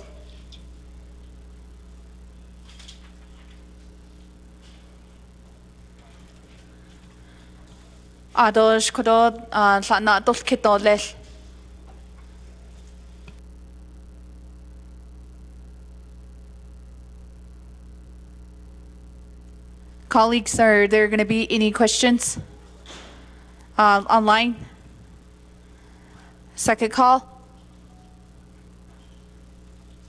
Third call, we're going to a roll call vote, colleagues. Staff, since we do have colleagues online and in person, we'll do a roll call vote. Honorable Lamardo Asseret, how do you vote? Honorable Lamardo Asseret votes green. Honorable Helena Nesbegay, how do you vote? Honorable Helena Nesbegay. Honorable Helena Nesbegay did not vote. Honorable Norman Begay, how do you vote? Honorable Norman Begay votes green. Honorable Eugenia Charles Newton, how do you vote? Honorable Eugenia Charles Newton. Honorable Eugenia Charles Newton did not vote. Honorable Shauna Ann Claw, how do you vote? Honorable Shauna Ann Claw votes green via text. Honorable Amber Canez Bacrati, how do you vote? Honorable Amber Canez Bacrati votes green via text. Honorable Herman Daniels, how do you vote? Honorable Herman Daniels votes green via text. Honorable Vince James, how do you vote? Honorable Vince James votes green via text. Honorable Brenda Jesus, how do you vote? Honorable Brenda Jesus votes green via text. Honorable Casey Johnson, how do you vote? Honorable Casey Johnson. Honorable Casey Johnson votes green. Honorable Rick Nez, how do you vote? Honorable Rick Nez votes green via text. Honorable Nathan Nota, how do you vote? Honorable Nathan Nota votes green via text. Honorable Shandine Parrish, how do you vote? Honorable Shandine Parrish votes green. Honorable Jermaine Simonson, how do you vote? Honorable Jermaine Simonson votes green via text. Honorable Danny Simpson, how do you vote? Honorable Danny Simpson. Honorable Danny Simpson did not vote. Honorable Curtis Unito, how do you vote? Honorable Curtis Unito. Honorable Curtis Unito did not vote. Honorable Sherilyn Yazzie, how do you vote? Honorable Sherilyn Yazzie votes green via text. Going back to Honorable Eugenia Charles Newton, how do you vote? Honorable Eugenia Charles Newton votes green via text. Honorable Danny Simpson, how do you vote? Honorable Danny Simpson. Honorable Danny Simpson did not vote. Honorable Curtis Unito. Honorable Curtis Unito, how do you vote? Honorable Curtis Unito did not vote. With that, Madam Speaker, you have 21 delegates who voted in favor, 0 delegates who opposed, with Madam Speaker Crystalline Curley not voting. Thank you, staff. We have a vote of 21 in favor, 0 opposed, speaker not voting, and 2 not voting. And the motion does pass. Thank you, colleagues. Ashi nas hol justo lel. Aro has tango close of session. Announcements, just quick announcements. We do have our next Nabik Etiquette Committee meeting, June 8th at 10 a.m. The summer session horse ride. If you are planning a horse ride, bike ride, or any other activity, please contact our legislative staff assistant, Clarissa Begay, and please, we'll set up those meetings either by agency or if you would like to do it individually. And also on June 8th at 11:30, we have the St. Michael's Association for Special Education, who has invited the whole council for an appreciation luncheon. And this was for approving $1.5 million for the school during the spring council session.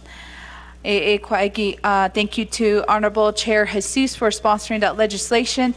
As mentioned, we do have Eastern Agency Council meeting tomorrow, June 3rd at Baca Pruitt Chapter House. Doors do open at 8:15 a.m. and the meeting does begin at 9 a.m. This is an in-person meeting only. This morning, the Department of Interior announced that Secretary Holland issued a public land order implementing a 10-mile buffer around the Chaco Cultural Natural Historical Park from oil and gas leasing and mining claims. As you recall, on April 27th, the Nabik Committee did pass a resolution opposing any buffer zone. The Navajo Nation Washington office, thank you for sending out that notice this morning, and we will also be relaying that message. We did release a public statement. If there are any other further announcement on the floor? I don't see any other announcements. Do we have we have Chair Eugenia Charles Newton online with announcements. Thank you, Speaker. Speaker, we did have a law and order committee leadership meeting held at Twin Arrows to update and also orient the 25th Navajo Nation Council as well as the new administration on moving the Title 17 criminal code forward. As you know, Speaker, this was interrupted with the meeting that was called yesterday as well as today's special session. So we will be rescheduling the remaining part of the Law and Order Committee leadership. Again, colleagues, the goal or the purpose of this leadership meeting is to educate and orient for the Title 17 amendments that will be proposed during the 25th Navajo Nation Council.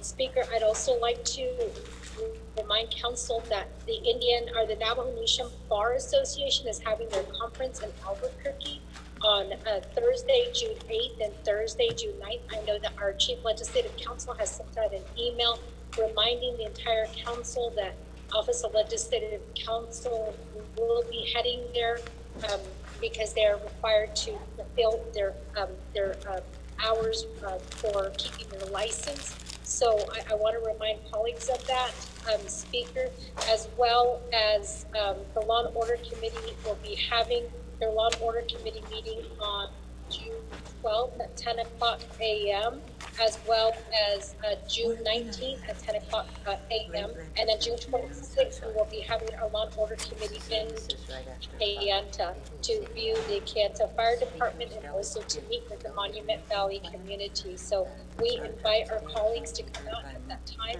And then, Speaker, just a reminder, the Navajo Nation Economic Summit is being held June 20th, 21st, and 22nd at the Twin Arrows Navajo Casino Resort. That information was sent out to all of the delegates, as well as the New Mexico Caucus work session with the New Mexico delegates, and that is June 15th and 16th. So just a reminder to everyone and to let everyone know that these meetings will be occurring, and they are on the calendar as well as sent out to the delegates. Thank you, Speaker. Chair Charles Newton, for your announcements. Colleagues, just also from today's discussion, we'll be hosting or sending out that meeting with the Veterans Administration regarding the legislations today. I believe there was a call for a work session. So we'll get out that request and send out that meeting invite. Any other announcements, colleagues? Is there a motion to adjourn? Motion by Vice Chair Slater. Second. Second by Delegate Toth. Are there any objections to adjournment? I don't hear any. Staff, could you help us with a roll call vote to adjourn?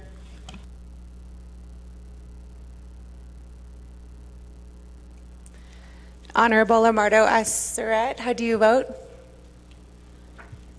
Honorable Lamardo Aseret votes green. Honorable Stephen Arvizo, how do you vote? Honorable Stephen Arvizo? Honorable Stephen Arvizo did not vote. Honorable Norman Begay, how do you vote? Honorable Norman Begay votes green. Honorable Eugenia Charles Newton, how do you vote? Honorable Eugenia Charles Newton votes green. Honorable Shauna Ann Claw, how do you vote? Honorable Shauna Ann Claw? Honorable Shauna Ann Claw did not vote. Honorable Amber Canez Bacrati, how do you vote? Honorable Amber Canez Bacrati votes green. Honorable Herman Daniels, how do you vote? Honorable Herman Daniels votes green. Honorable Vince James, how do you vote? Honorable Vince James votes green. Honorable Brenda Jesus, how do you vote? Honorable Brenda Jesus votes green. Honorable Casey Johnson, how do you vote? Honorable Casey Johnson votes green. Honorable Rick Nez, how do you vote? Honorable Rick Nez votes green. Honorable Nathan Nota, how do you vote? Honorable Nathan Nota votes green. Honorable Jermaine Simonson, how do you vote? Honorable Jermaine Simonson? Honorable Jermaine Simonson did not vote. Honorable Danny Simpson, how do you vote? Honorable Danny Simpson? Honorable Danny Simpson did not vote. Honorable Otto So, how do you vote? Honorable Otto So? Honorable Otto So did not vote. Honorable Curtis Nito, how do you vote? Honorable Curtis Nito? Honorable Curtis Nito did not vote. Honorable Sherilyn Yazzie, how do you vote? Honorable Sherilyn Yazzie votes green. Going back up to Stephen Arvizo. Honorable Stephen Arvizo, how do you vote? Honorable Stephen Arvizo did not vote. Honorable Shauna Ann Claw, how do you vote? Honorable Shauna Ann Claw did not vote. Honorable Crystalline Curley, is not voting. Honorable Jermaine Simonson, how do you vote? Honorable Jermaine Simonson did not vote. Honorable Danny Simpson, how do you vote? Honorable Danny Simpson did not vote. Honorable Otto So, how do you vote? Honorable Otto So did not vote. Honorable Curtis Nito, how do you vote? Honorable Curtis Nito did not vote. With that, Madam Speaker, you have... Honorable Jermaine Simonson votes green via text. With that, Madam Speaker, you have 18 delegates who voted in favor, 0 delegates who opposed, with Madam Speaker, Crystalline Curley not voting. Thank you, staff. We do have a vote of 18 in favor, 0 opposed, and Speaker not voting. And thank you, colleagues. I believe we only have Delegate Andy Nez here in the building. With that, colleagues, we adjourn at 4:29 p.m.